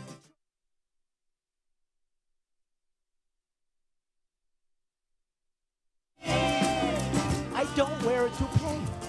It's my hair. All right, if you're just joining us, we talked about the fifth grader trip to Washington, D.C., where the president came out and surprised the fifth graders yesterday. That ended up being the same school that the kids I have still in school and Bubba's two kids attend, and that was kind of a cool moment, and it was covered all over the news yesterday. We've talked about the Ivanka Trump protest of her clothing line backfiring on retailers who did it as they report record sales. We talked about that a little bit. Talked about how, on the bad side, there are a lot of conservative Republicans that do not like the first attempt at restructuring Obamacare, saying it is Obamacare light. This is not what we promised the American people. So that fight has started. So we've talked about that a little bit in the first hour. And now Alec Baldwin says that he's not going to do his Trump impression much longer. Now, this is very strange to me, Rick, and you're going to have to walk me through this. Now, Alec Baldwin is Bird in my book. Right. I think he's a funny actor. Oh, yeah. Okay, a lot of the movies I've seen, and I think he appeals to me in those movies because he is the person that he is in real life. Right. He doesn't have to act Right. to be some of these characters he plays. Right. But this is what he said. His policies aside, which you can hate, I thought he would have just relaxed. Baldwin told Extra's Mario Lopez. The maliciousness of this White House has people worried, which is why I'm not going to do it much longer, the impersonation. I don't know how much more people can take. Saying that he does the impression and it's upsetting to people?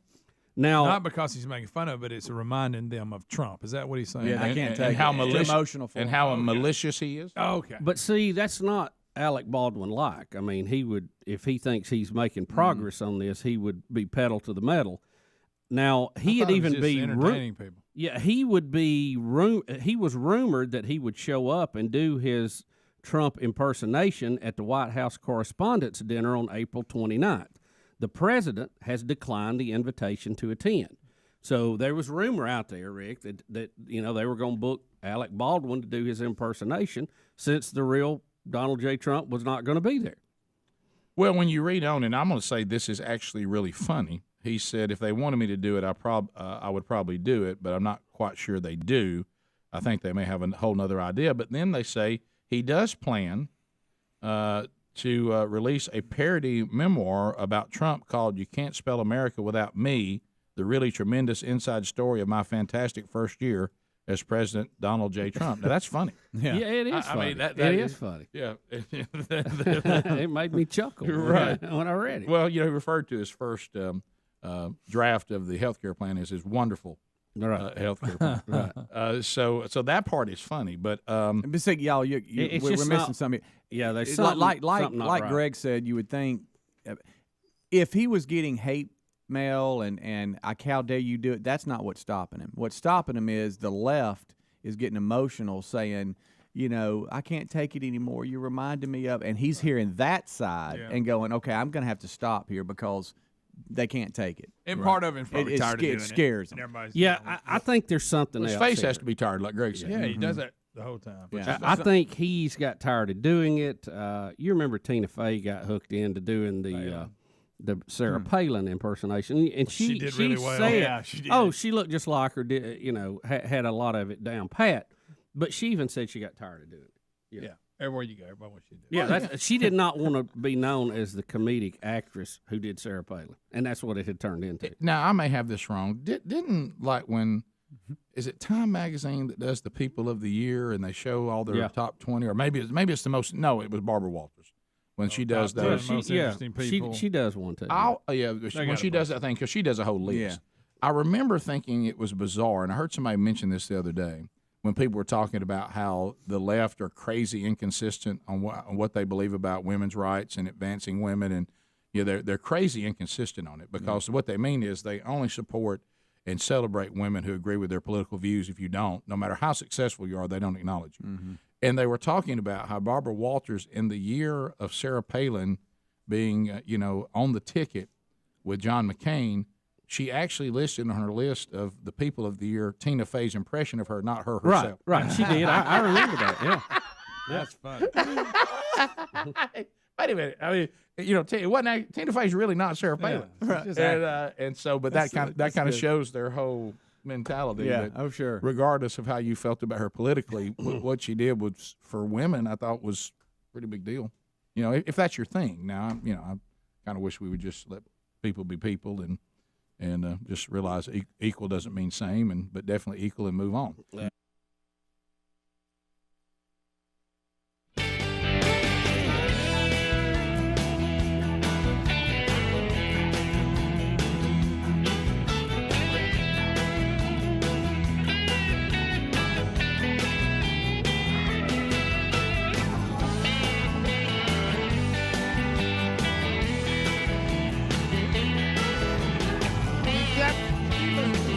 It is 6.5 minutes past the hour. Rick and Bubba Show. Thanks for being with us. We've covered a lot on the program today. And if you missed it, you can go back and pick up the daily podcast archives. Every day we put on our podcast archives the entire show for you to get on your own time. Everybody is here today. Speedy, the real Greg Burgess, Helmsy, 80 Man Adler. And welcome back, Bill Bubba Bussy. Rick, glad to be here, and thank all of you for joining us. All right, so you've been talking about this today. I mean, we have, Russia invades Ukraine, and here we are, sitting over here wondering what we should do. Obviously it gets a little more clear, but more difficult if he gets this done, Putin, and he wants to go on into the Baltic states, then it's on. But for him to fulfill his dream, he would have to. But anyway, he's got to get this one done first. There's all kinds of information. Hey, the Ukrainians are doing great. I think you can say yes to that because I think Putin thought he could do just this and it be enough, and they just kind of lay down.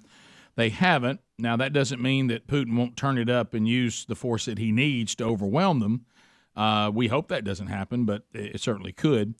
But, we're sitting here with a State of the Union coming up with a president that literally has said to us already today on the program, we heard it, that we really are doing great, but we've been through a pandemic, so that's depressed us so much that we don't really understand how good we've got it because of the pandemic. But economically, we're actually doing great. Now, am I exaggerating? That's basically what he said. Is that not what he said? I can't even talk about it. Okay, so I just I understand how propaganda works, but it's not working on me. Now the fact that everything costs more, that has nothing to do with it. We're calling that something else. It's the pandemic. But Rick, with all this going on, I thought it would be good to remind a lot of folks who are my age or younger about what we've had to deal with the Russians throughout history. At one time, I know this is shocking to some people, but Germany was divided in half after World War II. Yep. Part of it under Russian control, part of it under American. Yep. And Berlin was actually split in two, but Berlin was on the East German side, so we had a highway that went to it. And at one point, the Russians cut that off, tried to start World War III, and we did an airlift to feed the people so they wouldn't starve to death. And then there was two great speeches made during the Russian communist run in Europe. One of them was Ronald Reagan when he told Gorby to tear down that wall, and the other was by JFK, and it was in 1963, so I know a lot of folks don't remember that or wasn't around during that, but he gave the now famous I Am a Berliner speech, and I thought that would be a great contrast to look at what's going on today. All right. And there are even a few who say that it's true that communism is an evil system, but it permits us to make economic progress. Lass sie nach Berlin kommen. Let them come to Berlin.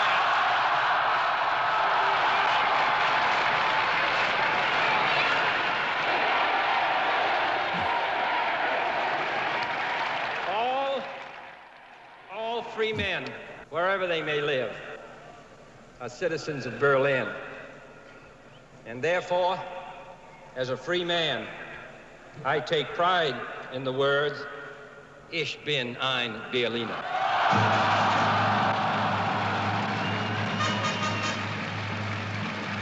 So, Bubba, for those that don't speak German, what was that last line? I am a Berliner. Yeah. He's saying that all free people share a common citizenship, right, and the desire for freedom. It was a great speech, Yeah, it was. and will go down, I think, or has, as one of the two great anti-communist speeches of our time. You're not getting misty again, are you? He really is. No, I'm not. Yeah, good hair. That gets him every now and then. I see some you give watery. him you give him a patriotic speech, and he'll lose it. Oh yeah, well, it was a good speech. It was. JFK could give a good speech. He could. A good speech. Him and Joe Biden. He was. Well, think about the contrast of what you saw there and what you're going to see this week. Can you imagine? Oh my goodness! Well, Get ready for another monumental. It's one of those things. Is I don't think we realize how embarrassing leadership has become in our country until you go back and see people who did lead, agree or disagree with them on the minor topics, or of course, if you saw John F. Kennedy's tax plan, if you're economic wise, we'd all be for it right now. Yeah, we'd all be for it. As a matter of fact, it was quite conservative, and it was a lot like Ronald Reagan and what he did. But if you're a Democrat today, if you really looked at the economic plan of John F. Kennedy, he shouldn't be your hero. He's actually my hero when it comes to his economic plan. Yeah. But because he did understand that, and he was a great motivator. And what he said there was right. The Bay of Pigs not as good. That kind of went bad. Tough to bat 1,000. Right? Yeah, it is. But that right there was the kind of, because what you got to do, the world is going to have to pressure Putin, because if he cared what Ukrainians thought about it, he wouldn't be invading the place and breaking things and blowing things up and killing people. Well, keep in mind too, the old USSR, that was the United Soviet Socialist Republic, and we got enough homegrown socialists now that want to be communists that we need to. Yeah, I hope we wake up before it's too late in this country. I mean, you may hear. I mean, but Speedy told us earlier that Tlaib wants to speak after Biden's State of the Union, and they're in the same political party. Usually you get the rebuttal from the minority political party, but she wants to speak, and she is a self-proclaimed socialist. Yep. She may come on and say, "I don't know why we're being so rough on Putin." I don't think, but I mean, she's a socialist, right? Yeah. Take the politics out of it completely. Mm-hmm. Who is the last president that you went, man, that guy can give a good speech? Clinton, do you have to Clinton go back? See, I would have went Clinton too, but I didn't know how that would play in the room. Probably. I mean, Clinton could give a good speech. Yeah. He really could. Is he the last one you remember? Obviously JFK, Reagan. I mean, I think George W. Bush gave a few Daddy good Bush? ones along the way. Not Daddy Bush. I Daddy think Bush W did. Daddy Bush was. You talk about boring. Okay. Daddy Bush had the personality of my shoestring. He was not real colorful.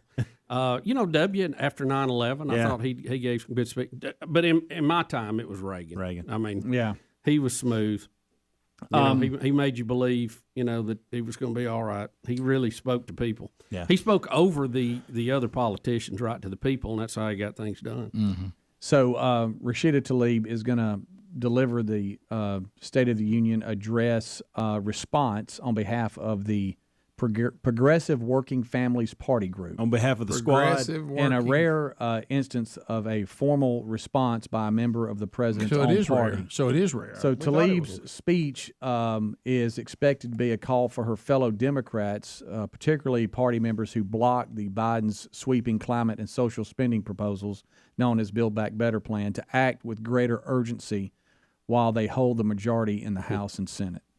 Clock is ticking. This. So it is odd, and the more I hear her talk about her views, she's a lot like Putin. Mm-hmm. And Iowa's Governor Kim Reynolds will deliver the GOP's formal rebuttal to the address. On the JFK speech, too, one reason that one was so important at the time, it had only been 22 months since the Russians put up the wall to prevent the East Germans from migrating to the West. Mm-hmm. And he was talking about people who were saying, who didn't want to confront the Russians, and said, that's why he said in German, come, let them come see Berlin, because a lot of people were saying, hey, we can work with the Russians. They're not that bad. They're just doing their thing. Let's just try to work with them. And he's saying, come to Berlin and look how they work. They put up this wall. They shoot people going over it. Yeah. And that's why that was so important at that time, too. Yeah. A little bit of mist again. I know. You can't get through it. Yeah. He can't even. I thought you watched 1883 during the break. You know what? I love freedom. I don't know about y'all. Yeah. Freedom. I love our country, and I love freedom. 16 minutes past. I get misty thinking about freedom. We'll take. You must really cry a lot today. Yep. Yeah. We'll be back. Ain't much of it left.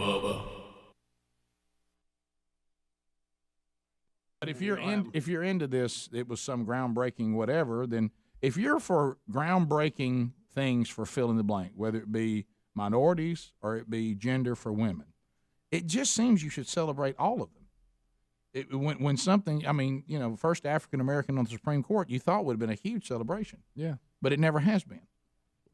You would think you would celebrate the brilliance in the medical world of Ben Carson, but you don't. Now, I know people do, but I'm talking about the people who claim they're part of a movement to try to advance either women or minorities. The impersonation we got mailed, I listened to finally yesterday. I didn't hear it in the kickoff hour. I laughed pretty hard. That was what was that? On Ben. Whispering Ben Carson. Somebody sent us an impression. Did you not hear that? I didn't. No. Oh, you need to hear it yesterday. You need to hear it. Right.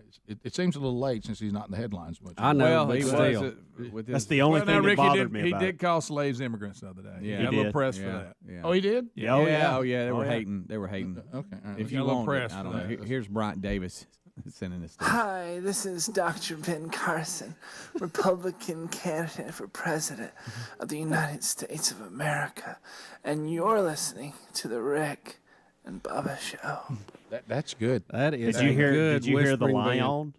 Yeah, I did hear that. It's better than the same one guy? we have. Same guy. Same guy. Yeah, Same the guy. We got talent on our The hands. line. I thought y'all had found the guy and made him do a drop. Thank you. I No, don't know. Right. I didn't know how you did it. Yeah. Yeah. But did you hear the? Well, they said it was a lie.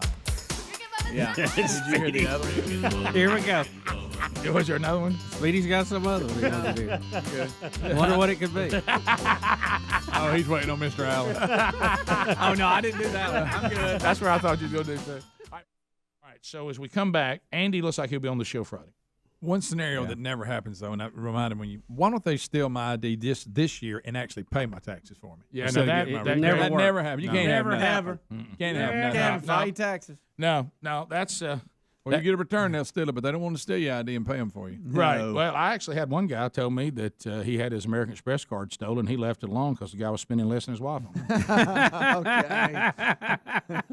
That's great, by the way. Nah, just leave it with him. Happy International Women's Day, by the way. A day without. Day without. So I noticed everybody's shirts wrinkled this morning. Couldn't get it ironed. Yeah. Rick, there's your hashtag at the bottom there. That is if you're a woman and you want to go to work today, they're saying use that hashtag in all social media to go against what's going on. Hashtag women work. Mm-hmm. So if you're a woman and you're working today and you're saying, I'm actually have a job, I'm glad I have a job, and I work hard, hashtag women work. Boy, there's nothing I love more than a good social media tweet off. Man, I'll tell you, we got a tweet off and it's getting serious. Yeah. Let me say this. Hashtag this. We always have fun with our radio folk. Oh, you're going to do it? Well, I just think it's some of these things look like that, just like the whole thing with the Ivanka Trump's deal we talked about last hour, where now they're selling more of that product than ever before. Look, radio stations love to do things they think are Because they're zany. Yeah, because they're going to be zany. So there's a radio station that says today, on the Day Without Women, which is part of the American protest, they're not going to play any artist of females today, and none of their female announcers will be on the air.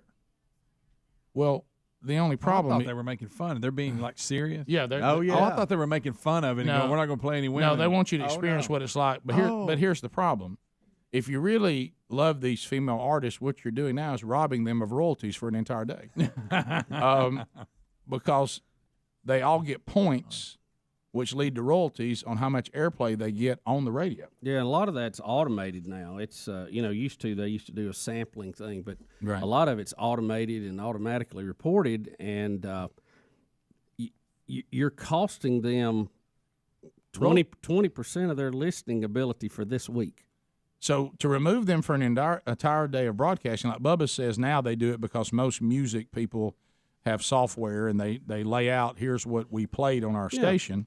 So now they're going to see a whole day of a playlist where royalties are accounted for that's going to have no female artists on it for an entire day. And, the charting and all that goes by sales and airplay. So you're going to have a part of it missing. I understand that you're, always in a promotion mode and trying to do something. I don't know if taking them off the air is the way to thank them on this. I thought it would be a tribute to them, maybe to play women artists all day long to do a tribute to women. When I first read that, I thought, wouldn't you want to play maybe all female songs? But what they're trying to do, they're part of this American protest. The American. Please, ooh, it brings me to my knees. 21 minutes now past the hour. The Rick and Bubba Show. 866-WE-BE-BIG is our number. Fired up and ready. And looking forward to chatting with you, and we will. If you want phone calls, you can come in. We'll talk to somebody here in a minute. But, we want to be fair because, we played Reagan's great speech, Tear Down This Wall. We just played JFK, I Am a Berliner. All these very moving, but we need to give, we need to give President Biden his due too. We can't just sit here and act like that he's not a master communicator, especially now. That's right. True. And so we want to play some of his more moving speeches. Here he is calming us. Is that it? When we're talking about whether we're going to mask children or not, and vaccinate kids. And vaccinate kids. So here's his calming leadership and great communication skills. Okay. That's underway, just like the other question that's illogical. And I've heard you speak about it because I'm not being solicitous, but you're always straight up about what you're doing. Yeah. And the question is whether or not we should be in a position where you are, why can't the experts say, we know that this virus is in fact, it's going to be, or excuse me, we know why all the drugs approved are not temporarily approved, but permanently approved. Yeah. That's underway too. I expect that to occur quickly. Well, that means you mean for the FDA? For the FDA. Yeah. There you go. There was one point in there that I just had to look away. Yeah. I literally, Don Lemon did too. Yeah. Well, and you said it going into the break, and I want to be sure and come back again. We played President Biden, and this is sad, is what it is. We played him talking only 2 years ago. 3 years now, 2019. And his clarity was so far above where he is now. Yeah. Just 3 years ago. And it's guys, the deterioration over the last 3 years is alarming. Alarming. Well, you want the vice president in charge? That's even more alarming. Look, let's just say he sounds fine. He sounds stay with it. Better than ever. He sounds just fine. To Shirley, out of the great state of Illinois. Hey, Shirley. Shirley, welcome to Rick and Bubba. Well, thank you. I've got a couple things I wanted to say. The first one is thank you for doing your show. It's so nice to have something fun to listen to in the morning like that. Thank you. And the second thing kind of fits in with what you're speaking about. I'm concerned about the ridiculous things that our government seems to be doing, but I think they've got a purpose behind it. And I was watching on TV last night, not TV, my computer, and internet, I guess you'd call it. And the title of the podcast was 4 former ex-FBI agents warning. And it was, and I think the guy that was in charge was Brannon House, but he had a show on, and they were telling, they'd been in the FBI when it was really good, and they were telling about how things were deteriorating and how people are infiltrating, communists are infiltrating our government, and it was kind of scary, and it might get people a little more alert. I'm really concerned about the election this fall because this is a big one. If we don't get this one right, I don't think we're going to have another chance. Shirley, did you see the one? I don't know if they talked about it, but I saw something over the weekend that that we allow in our country 341,000 Chinese students. And we know. My kids went to school with some of them. Yeah, and we know from our background work that they have been told by Xi that if they are told to spy on America, they are to do it. So we've allowed basically 341,000 Chinese spies to infiltrate our universities all over this country. And this guy's warning, he said, I'm telling you, they are absolutely doing it. And they're here gathering information. They're here spying. They're not just here to say, well, I just want to come here to get a good American education. And we know this. And of course, he was sounding the alarm. We need to cull some of this. So what is our thought process in that? One, they're not really a threat. Two, a lot of them are not going to do it. Three, maybe we think once they come here and see that a lot of the lies they've been told is not true, they'll go home and hopefully create change. Is that the goal? I guess, but I think we're grossly underestimating what it's like. I think Americans do this all the time, and Representative Palmer tried to warn us of this. We look at things through our eyes, and we think, well, this is how the whole world is. But if you're a college student that has been raised under communist China, and they say, we'll let you go to America, but if we tell you that you will do work there as a spy and you don't do it, we're going to get you. And when you get not good to come back. And when we get you back. And by the way, if you think you're going to defect, then we'll put your family in jail, and we'll hold them until you get back. And when you get back, you're going to be punished. Well, you know what you probably do? I'll go over here. I'll spend my time in America, and if my country asks me to send some information, I just will. Yeah. And to think they don't is just so naive. It's alarming. Let's go to Joe in Alabama. Hey, Joe. Welcome to Rick and Bubba. Hey, man. Hey, buddy. My question is basically for Bubba. Mm-hmm. I know he's in this kind of stuff. He was talking about the nuclear test. And I was wondering if he was familiar with the lost nuclear bomb 2 miles off the coast of Tybee Island, Georgia. Oh, does he know about it? Yeah, he obsesses over it. He sure does. He knows all about it. Oh, you mean Savannah, Georgia? He told Greg not to take his wife to Savannah. He did. Well, if you want to sleep on top of a hydrogen bomb, that's fine. I just say no. I just say no. Can I tell you, talking about when you said this question is mainly for Bubba because he knows you're the only one interested. Can I tell you what's funny? It's my fault because, I told you earlier the story where I was pretending to be a pro at Lowe's.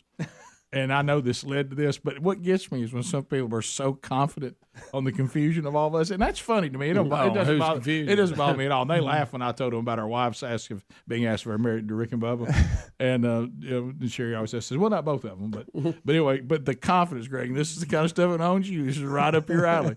So I'm out there and I'm done with my tables, and I put them in the truck, and I'm trying to put my thing I was pushing back. Confident, Greg, coming across the parking lot. Hey, Mr. Bussy. I'm talking about just as confident. What about it, Mr. Bussy? And I said, how about Mr. Burgess? And like he goes, I'm so sorry. I knew one of you. I knew it was one of you. That's right. Looks like you mean business, though. I said, remember, I'm the good-looking one. He's the smart one. How about I'm neither? By the way, that's Slatum, by the way. All right, so bottom of the hour. We'll be right back. Hey, Mr. Bussy. Rick and Bubba.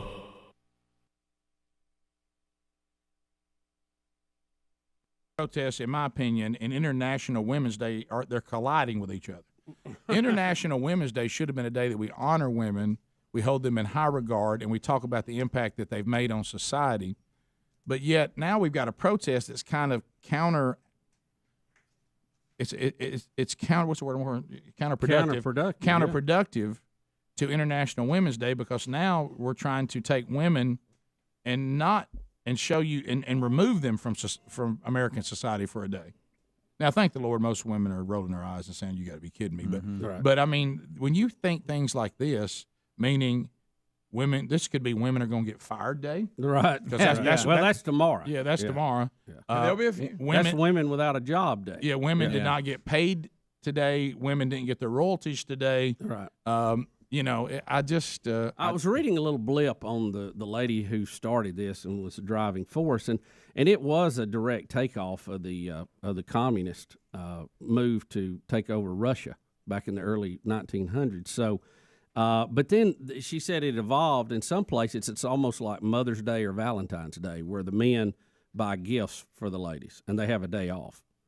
So I don't know. That looks a little different from maybe the way it's fallen into. It doesn't have a Valentine's feel to me today. It doesn't. No, it really doesn't. Well, I think today we have Valentine's for that. Well, to me today. Now I got to buy another card. They're just saying. Well, you know what I say? There they are calling. Well, like I said on the thing that we put out on YouTube the first time this was brought up, every day is Women's Day. Yeah. I mean, what do y'all not get to do? Y'all run everything. You do whatever you want to anytime you want to. Y'all got it made. You can't have nothing. Can't even have the women around today. It's so. Yeah, because I mean, technically, no music. And we've talked about this in marriage. Even if you say that the man is the final word on a spiritual level, most of the time he defers that decision to the female anyway, because he wants to have a good day too, right?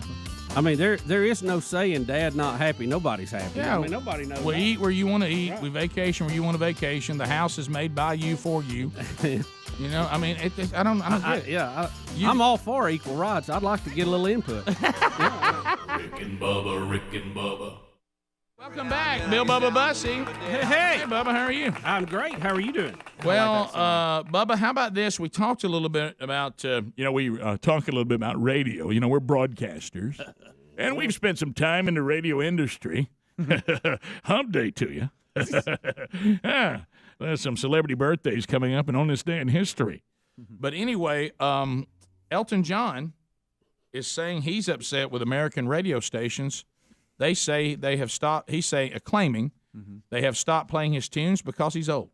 Yeah, and the way he said it, he is accusing American radio stations as being ageist. Is that a new term now? Ageist? That is a discriminatory act against someone because of their age. And he thinks he's not getting as much airplay as he once did because he's old? He's nearly 70, and in his new biography, Captain Fantastic, he is in there saying that because of his age, he says that American radio stations are not playing his songs. Talking about new stuff or old stuff? New stuff. He had a new album come out last year. Now, the oldie station, he's a staple. Oh, my goodness. Yeah. Now, like Speedy said, he's 70. And he says that his songs have not been played extensively as new releases since the singles from the album Songs from the West Coast 15 years ago.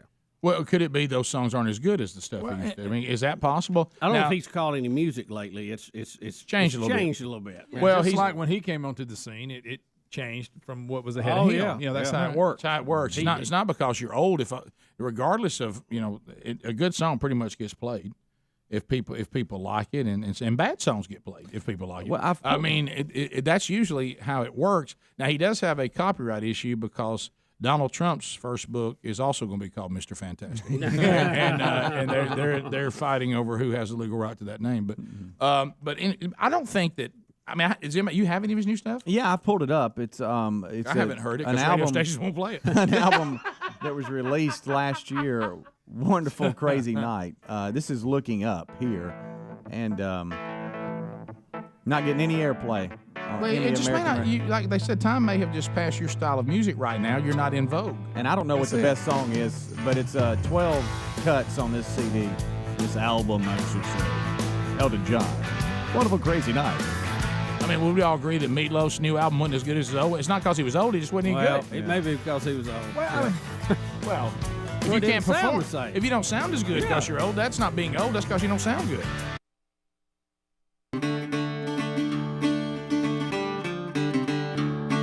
We're Rick and Bubba's show. Thank you for being with us today, Rick and Bubba family. Somebody sing.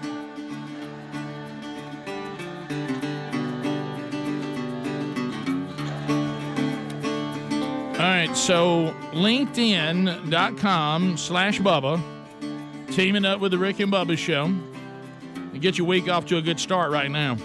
Because if you're growing a small business hard today, even though President Biden's convinced you that you're really doing okay, you're just depressed because of COVID. But if you're out there saying, look, I can't find anybody to work. I need to hire some folks, but I don't have a lot of time to spend on that. I wish I could get some help. Well, there it is. Here's the help. LinkedIn.com/Bubba. And when I talk about help, I'm talking about help for free. Your first job post is for free. And you'll work with them. You will spend just a small amount of time giving them some screening questions. And they want to learn a little bit about learning a lot about what you're doing. And then they will go out to their, 700 million people, 40 million a week looking for jobs. And they'll use those screening questions to narrow down. So when you actually interview people, you're only interviewing the most qualified, the best of the best, cream of the crop. So LinkedIn.com/Bubba, they will help you. What are you waiting for? First job post is free. Move now. LinkedIn.com/Bubba, or go to rickandbubba.com. You'll find that link right there under the sponsors button. Bubba, we going to play baseball? Rick, we don't know. It looks like if there is not an agreement between the owners and the players today, games will start being canceled. The season will be shortened. Of course, all of this work stoppage occurred when owners locked out the players after the last collective bargaining agreement expired in December. They were hoping that would get talks going, but it appears the two sides are still far apart. This timing is everything. This seems like a terrible time for baseball to be getting canceled. We've just come out of COVID. People can finally go back out to the ballpark. And then we're going to have this work stoppage. And it's just, Rick, it's just going to, I think, infuriate the fans. And make them mad, too. Right, that too. Yeah. And, good news, I guess, for the USFL and the XFL. They'll have more people to watch football. But I don't think they're anywhere close to an agreement, and neither side acts like they're wanting to move, so we're going to start canceling games. Did you just mention spring football to me? Yeah, I did. He did, and nobody's going over there from baseball. What they're going to do is this is going to give college baseball a big jolt. Yeah, that's because you can watch every college baseball game you want to these days. It is that accessible through ESPN Plus, and so that's where you're going to see the jolt. Well, on spring football, I just mean there'll be, a better opportunity. But you know how spring football is. It's hard. Matter of fact, it's never happened. Rick, this is different. But listen, this was funny because I know you were trying to aggravate me, and I appreciate that. But here it is. Not only are we saying that there's never been a single one make it, we're going to now try to make two make it. You got it. Let's make it as You're all over difficult it, as we can. So we know that two of them are not going to make it because one's never made it. Does one of them think they're the one that will, and the other one's the one that won't make it?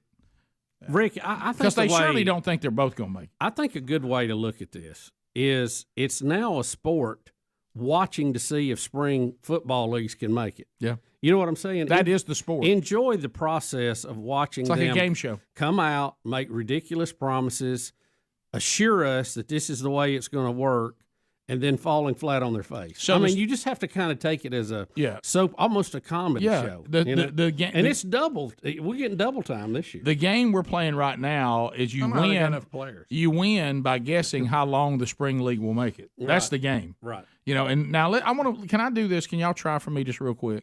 And I don't want baseball to be delayed, but it looks like it's going to be, isn't it? It's going to be delayed. Probably so. But we're talking spring training games and taking a few games away from the regular season, which probably needs to happen anyway. Yeah, there's too many games. Yeah. So anyway, back to this. Let's get it right. So a spring league, what is the longest that a spring league has made it? 2 seasons? The USFL before, I guess. The USFL did 2 seasons? WFL do 2? I don't know. No, the WFL went a complete season and then crashed midway the second season. I think the USFL went about that length too. They didn't make 2 full seasons? I don't think so. So nobody's made 2 full seasons? Maybe they did. I don't remember them making 2 seasons. Most of them don't even get through 1. So really the alternative football that has made it the longest was arena ball because it made it the longest. Is it still around? Yeah. Not in some weird format, maybe a few teams. It's not a lot. Right. It's not like it was. You remember one time we had Arena 1, Arena 2, Arena 3? Yeah, 3 seasons, USFL. Oh, wow. Full seasons? 2 full and a part. 2.5? So that's the walking ball. So that's the walking balls. Yeah. All right, so the USFL has made it the longest with 3 seasons. Mm-hmm. And we don't think that third one made it all the way through, but it may have. May not have. So that's can anybody beat that? Is what we're asking. Do you think that there's a future? I know there's a lot of it being played now, and you see some of it on TV every now and then. These flag football leagues. Do you think they have any hope? No, not for fans. I mean, you can go play them and have fun with it, but I mean, I don't know that I want to watch a flag football game. I mean, I don't know. I'm just asking. I mean, to me it's one of those things where the genders, and I know that how dare me say there are two genders, but what if it's mixed flag football? Well, now you're asking for trouble because I saw a woman get plowed by another woman in flag football. You know, you get these videos that come up, and she tries to break down on somebody to grab the flag, and I mean she gets run over so bad. Can you do that in flag football? I guess. What are the rules vary widely, don't they? Yeah, but if it was an accidental, did she mean to do it? She went down really, really hard and got plowed bad. Yeah. Yeah, but anyway, so just to clarify, by another woman on spring football, yeah, your stance. It's not that you don't want it to be successful. You just don't think it will. Is that what it is? Because you're not mad that are you mad that they're trying? Yes. Yes, you I are. am. You are. Because as the host city for the USFL, we probably need to be a little bit more supportive. No. I'm back about 8 attempts ago, however many there was. Right. I was open to it. I'm getting mad now that we keep trying something that doesn't work, which has kind of become the norm. Well, the whole human race has decided to learn that things don't work and still just keep doing them. Yeah. I don't know. And what Rick's saying, it's mind-boggling. It's kind of like I put my hand on the door frame and you slam my hand in the door about 6 times, and my hand is big as a skillet now from being flattened. It's a big hand. And you're asking me to put my hand on the door frame again, and I'm like, well, it seems like I've been down this road. I'm pulling for it. I hope it makes. And then, I hope it does. Then you go down to your tiny little heart, and there comes a point where you're like, Rick, stop dating her. Okay. She always does you wrong. Rick, how about this? And spring football has been a really bad girlfriend. Rick, I think I've got the angle that's going to help you out. Mm-hmm. We need successful spring football. Stay with me to stop the spread of soccer. Bubba put the point on him. He pointed right at him. He's pointing it. He's even writing something down. Think about it. I know that's not going to work, but you're right. I mean, I'm something.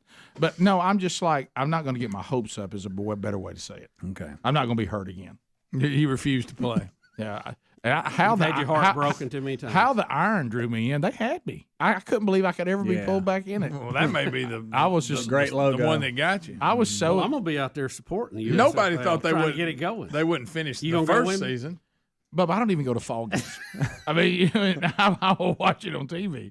You know what I mean? I don't even go to football in the fall if I can avoid it. I mean, as far as going there live, you know, it's so because I'm going to tell you what's coming. You ready for this? Mm-hmm. Because unless the ad agency waits a little bit longer to call me, that's probably going to make the buy on our flagship station to promote USFL. I'll do all. There'll be a USFL promotion come to our table. That's fine. I'll go all in. And I want to know that y'all are all in. I'll go all in. Okay. 100% all in. Look, even get some swag out There's of a difference in wanting it to That's succeed why I'm asking. And just looking at history going. That was my question. I have an analogy, and in the break I'm going to tell it to you. And listen, it is so correct. But so cruel. Okay. And it's difficult. I mean, it's troubling, but it's 100% true. So and troubling you don't want to share it with everybody. Can't, not on there, no way. Oh boy. Not on the air. It's too much. But I will tell you, it is going to be it's going to be that moment where you go, wow, that's rough. I didn't realize you're right. Hey. I didn't realize you were fired up for the Birmingham Iron. I was. I got into it a little bit. I like the uniform. Great uniform. I love my hat. I love my hat. Now I just tell them the B stands for Burgess. Does the love from the USFL from history, does that kind of pull you in a little bit? No, that's actually more painful. Is it? Because I remember our good times. I remember going to Legion Field and watching them a few times. Yeah. I even went and watched the Birmingham Fire, and Jerry Lee Lewis played at halftime on the field. He played great balls of fire. Right. He did. It's just Lisa was pregnant, about to give like 8 months pregnant, and we had to walk all the way up Legion Field stairs. Mad. Wow. Thought she was going to go in labor. I like the new stadium. I like all that. Oh my goodness. These are things I needed from you. I just need a little bit of that. Yeah. We'll be back. Good night. Rick and Bubba, Rick and Bubba.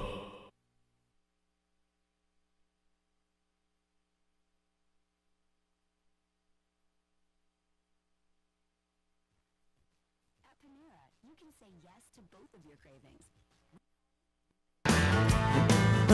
I haven't even heard him sing yet. Is he playing the guitar? What is is he singing like this?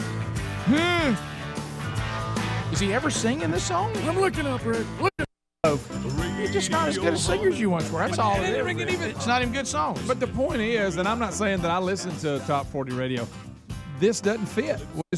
I swear I Probably was. my least favorite Elton John song. I thought it up. Let's see. But This is terrible. This sounds like what we just heard. well, you can hear him sing. Rick, I promise, it was on the tip of my tongue. You can never know what it's like. That's classic, Bubba. Don't be mad with me, Mr. still Allen. Doesn't like pancakes. Are there people that don't like pancakes? That's anywhere. That's what I'm getting at. Rick, did you know we found out this morning there's a difference between a pancake and a flapjack? We didn't know that. Which one's a Johnny cake? That's a whole nother world. What's the difference? Outside the flapjack? The flapjack is cooked with self-rising flour. Is that what the guy said? That's what he said. Now this was just a caller, so I usually think of them flapjack being a pancake little people. We may not. He said you get them thicker and you make them crispy on the outside. I love a Johnny cake. You ever had one? No, what is that? Say brought up Johnny cake. It was like a Never get them much. You have to be in a restaurant that's got them on the menu and you want to try them. Is that like breakfast? It's like little cornbread. It's like little pancakes that are thinner and crispier too. Maybe I had a flapjack. I don't remember what it was, but I liked it. Now let me ask you this: the You had same a stuff crepe. you make pancakes with, you make waffles with, right? Or is it a different mix? Great question. I don't know. Because to me, waffles are just pancakes that are later designed to hold the syrup better. I'm not sure that's true, but when my wife makes pancakes at home, she has this batter stuff she throws on the griddle, but that stuff looks like the same stuff they pour into the waffle line. Yeah, well, see, I always thought Is it it? was. Do y'all know, audience? No idea. I'm so hungry. It is the same or no, sir? It can vary. Is a waffle made with different ingredients than a pancake? Or are we just, as Bubba said, same designing them stuff, differently? yeah. One holds syrup better He than the says other. it can be. Yeah, I think it can be, but I think most people do it differently. Flapjack, different deal. Johnny cake, different deal. Correct. What about crepes? Belgian waffles, he said, What about crepes? and pancakes. Huh? The French ones, the thin ones. Belgian waffle is they usually have Crepes. a deeper Big. That's just a big old waffle. They're a deeper design. Yeah, And he says that's the same thing as the pancakes, just put in the waffle iron. Yeah, it can vary. You keep doing the very sign. I don't. I mean, that means it's I really don't hard know. for us to. Yeah. Well, you Sir, maybe I yes, think, maybe I, no. I think you've just come up with a more creative way to say I don't know. Or I kind of know. I kind of know. You coming today? It could vary. Well, bottom line, we didn't have any yesterday. Could come, may not. What's that? I said, bottom line, we didn't have any yesterday. Bottom line, We did take advantage of an opportunity we had, and I'm ashamed of it. Well, I didn't know. Let me tell you this. Well, tomorrow's you'll Johnny know Cake next year. Day. If the information would have gotten to me that it was the day celebrating pancakes, I would have started talking about it on there and got some pancakes here. I didn't know. I Nobody told like me. a good pancake. They're harder to eat to me in this environment than what some of the things we eat. Really? How's that? Yeah, I bet we could pull it off. Bubba, you've eaten No, I'm ribs. saying- You've eaten ribs. I'm on not here. saying we couldn't work through it. Right. Okay. I've watched you eat cut tacos, it and put it in your ribs. Waffles. Ribs, yeah. Well, how is this Some of the difficult? things we're getting now Turkey are easier, dressing. are easier to eat. Turkey and dressing. Well, if it's if it's a casserole, we kind of put it on the plate. I mean, pancakes can get away from you. You got to be careful. That's light, but you got to keep them corralled up. Because anytime you have syrup involved, Look, let's just I admit get it it. all over me anyway. Let's just admit it. We dropped the ball on Pancake Day. We did. Bottom line. There it is. You'd hear a little anger in here if it was Donut Day and we didn't say anything about it. We dropped the Mrs. Butterworth right there on We her did. toe. Hey, that was a miss. Rick, you just brought up something. Do you think we've missed like Donut Day? Probably. Too? Probably. Well, I tell you What this. syrup do you like the best? We missed National Oreo Cookie Day. What? Because that was Monday, and we just said the heck with it. Good No, gosh, I guys, didn't miss it. We're all over the. What the? Now I will say Bubba's this: making up for it today. we messed up on two fronts yesterday. Now this changed. I'm learning about all this, and I'm gonna stick to it. Okay, I'm not gonna just tell you. I'm actually gonna do it. Are you Okay. on that website? Do you know which one? I'm on a website. Tell me what's now. ahead. What's tomorrow? yesterday That ain't the right was one. National Pancake Day. Okay, That's a fumble. and IHOP actually changes this annually. They're in charge of it. They And so are? it may fluctuate. It may not be March 7th next year. Oh. They may change it, but this calendar I have will lead us the right way. Here's what else we missed yesterday: National Cereal Day. Oh my God! We could have had cereal and pancakes in the same day. I'm missing cereal. I don't think cereal and pancake ought to be. You can't have nothing. Hey! I don't want to hear it. You should have looked at the calendar, and we should have had pancakes yesterday. Cereal and pancakes shouldn't be on the same day. They're competitive morning eating. What about this? Maybe next year they won't be. What if I made a breakfast cereal that tastes like pancakes? Please. Ooh, it brings me to my knees. I can't start another day without him, brother. It's 9 minutes to the top of the hour. The Rick and Bubba Show, 866 We Be Big is our number. Well, Bubba, this story is one I mean, when I see these things, I'm not saying this is the way you should handle things, but I look around the wacky. Ooh, baby. Ooh, baby. It's making me crazy. Every time I look around that wacky world. Every time I look around. Let's go. Well, Bubba, we have a man that is accused of shooting at restaurant workers. Are you looking the story over? Why? Barbecue sauce. Barbecue sauce. Firing on workers over barbecue sauce. Now, I haven't had the barbecue sauce, so I don't want to be overly judgmental, but investigators say 36-year-old Andre Thomas became infuriated over a takeout order. Thomas is now facing 2 charges of aggravated assault with a deadly weapon and also burglar of habitation. I don't even know what that means. I don't either. Certainly bizarre, says the county district attorney's office. It started, Greg, you ready for this? At Dickey's Barbecue Pit. Boy. And a routine. So on Shady Drive. Of course. And it says he went to pick up his order. He left. Then he calls the restaurant angry and upset. I think we see where this is going. Because in his opinion, they did not give him enough barbecue sauce in the to-go order. He said this is not enough to even pull off the meal.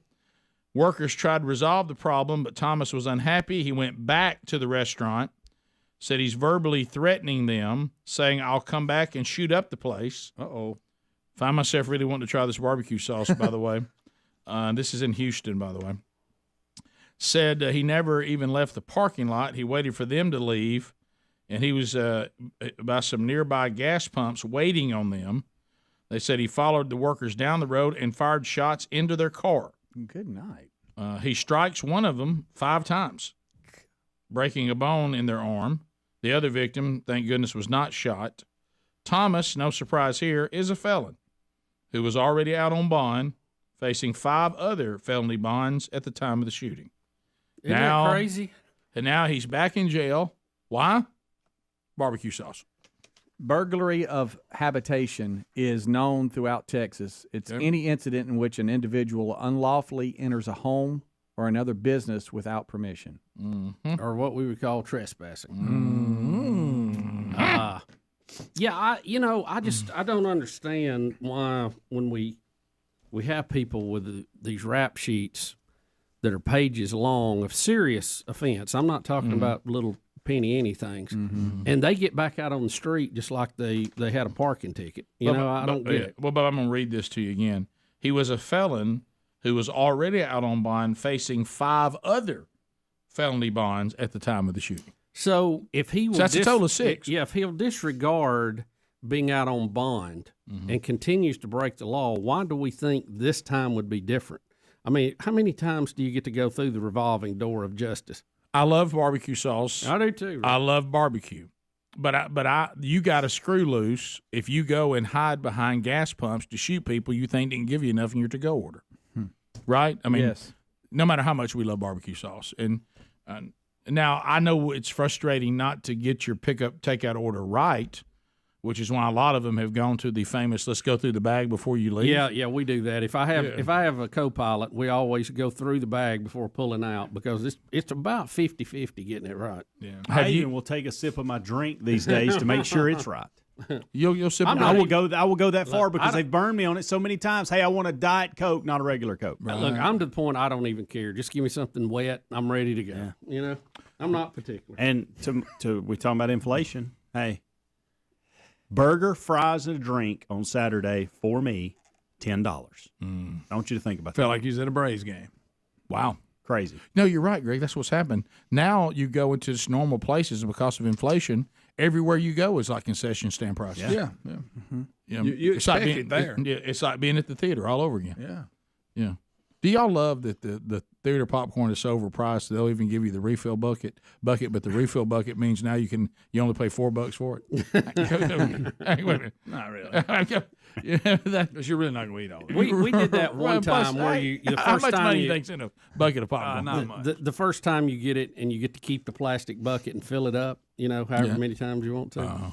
But there's something about going to a movie, toting a whole bunch of buckets that kind of takes away well, from don't forget, walking up with your bucket. Don't forget what they've convinced you that if you on the first round it's $39.99, but if you take the bucket home, you come out, we give it $29.99.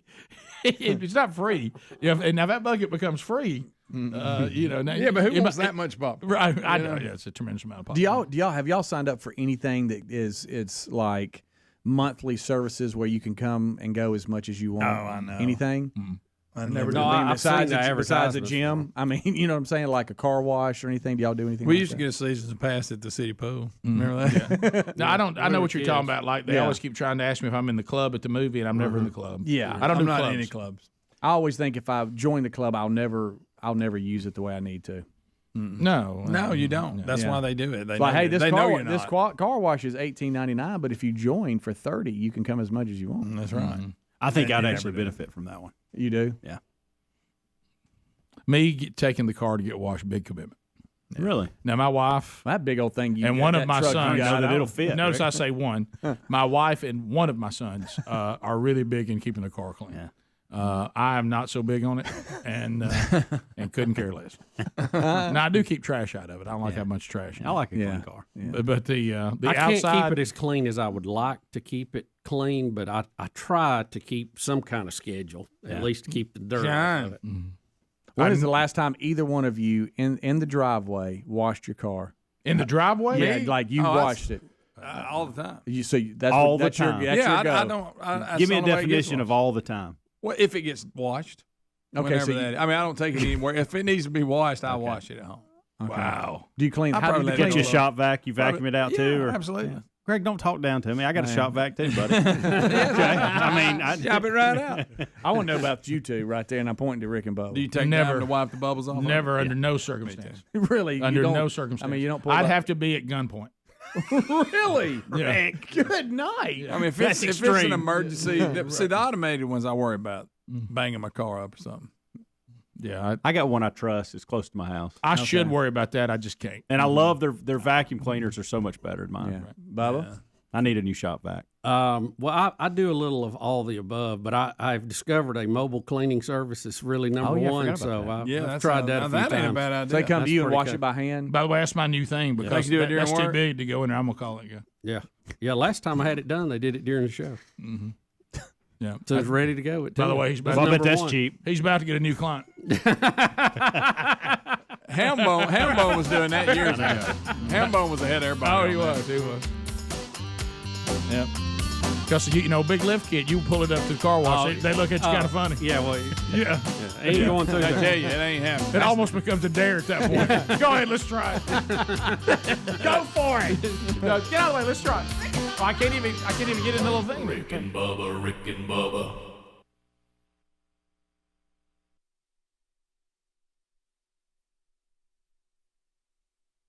Hey, thanks for watching Rick and Bubba live on YouTube. We're here live at 5 with a kickoff hour, bright and early, Monday through Friday. Don't forget to subscribe and click the bell for notifications on our YouTube channel. And catch a commercial-free Best of Hour on Blaze TV every day. Rick and Bubba, it's must-see TV. Or radio. Well, yeah.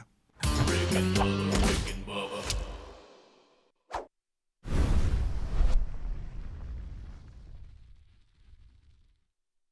Fat will get you very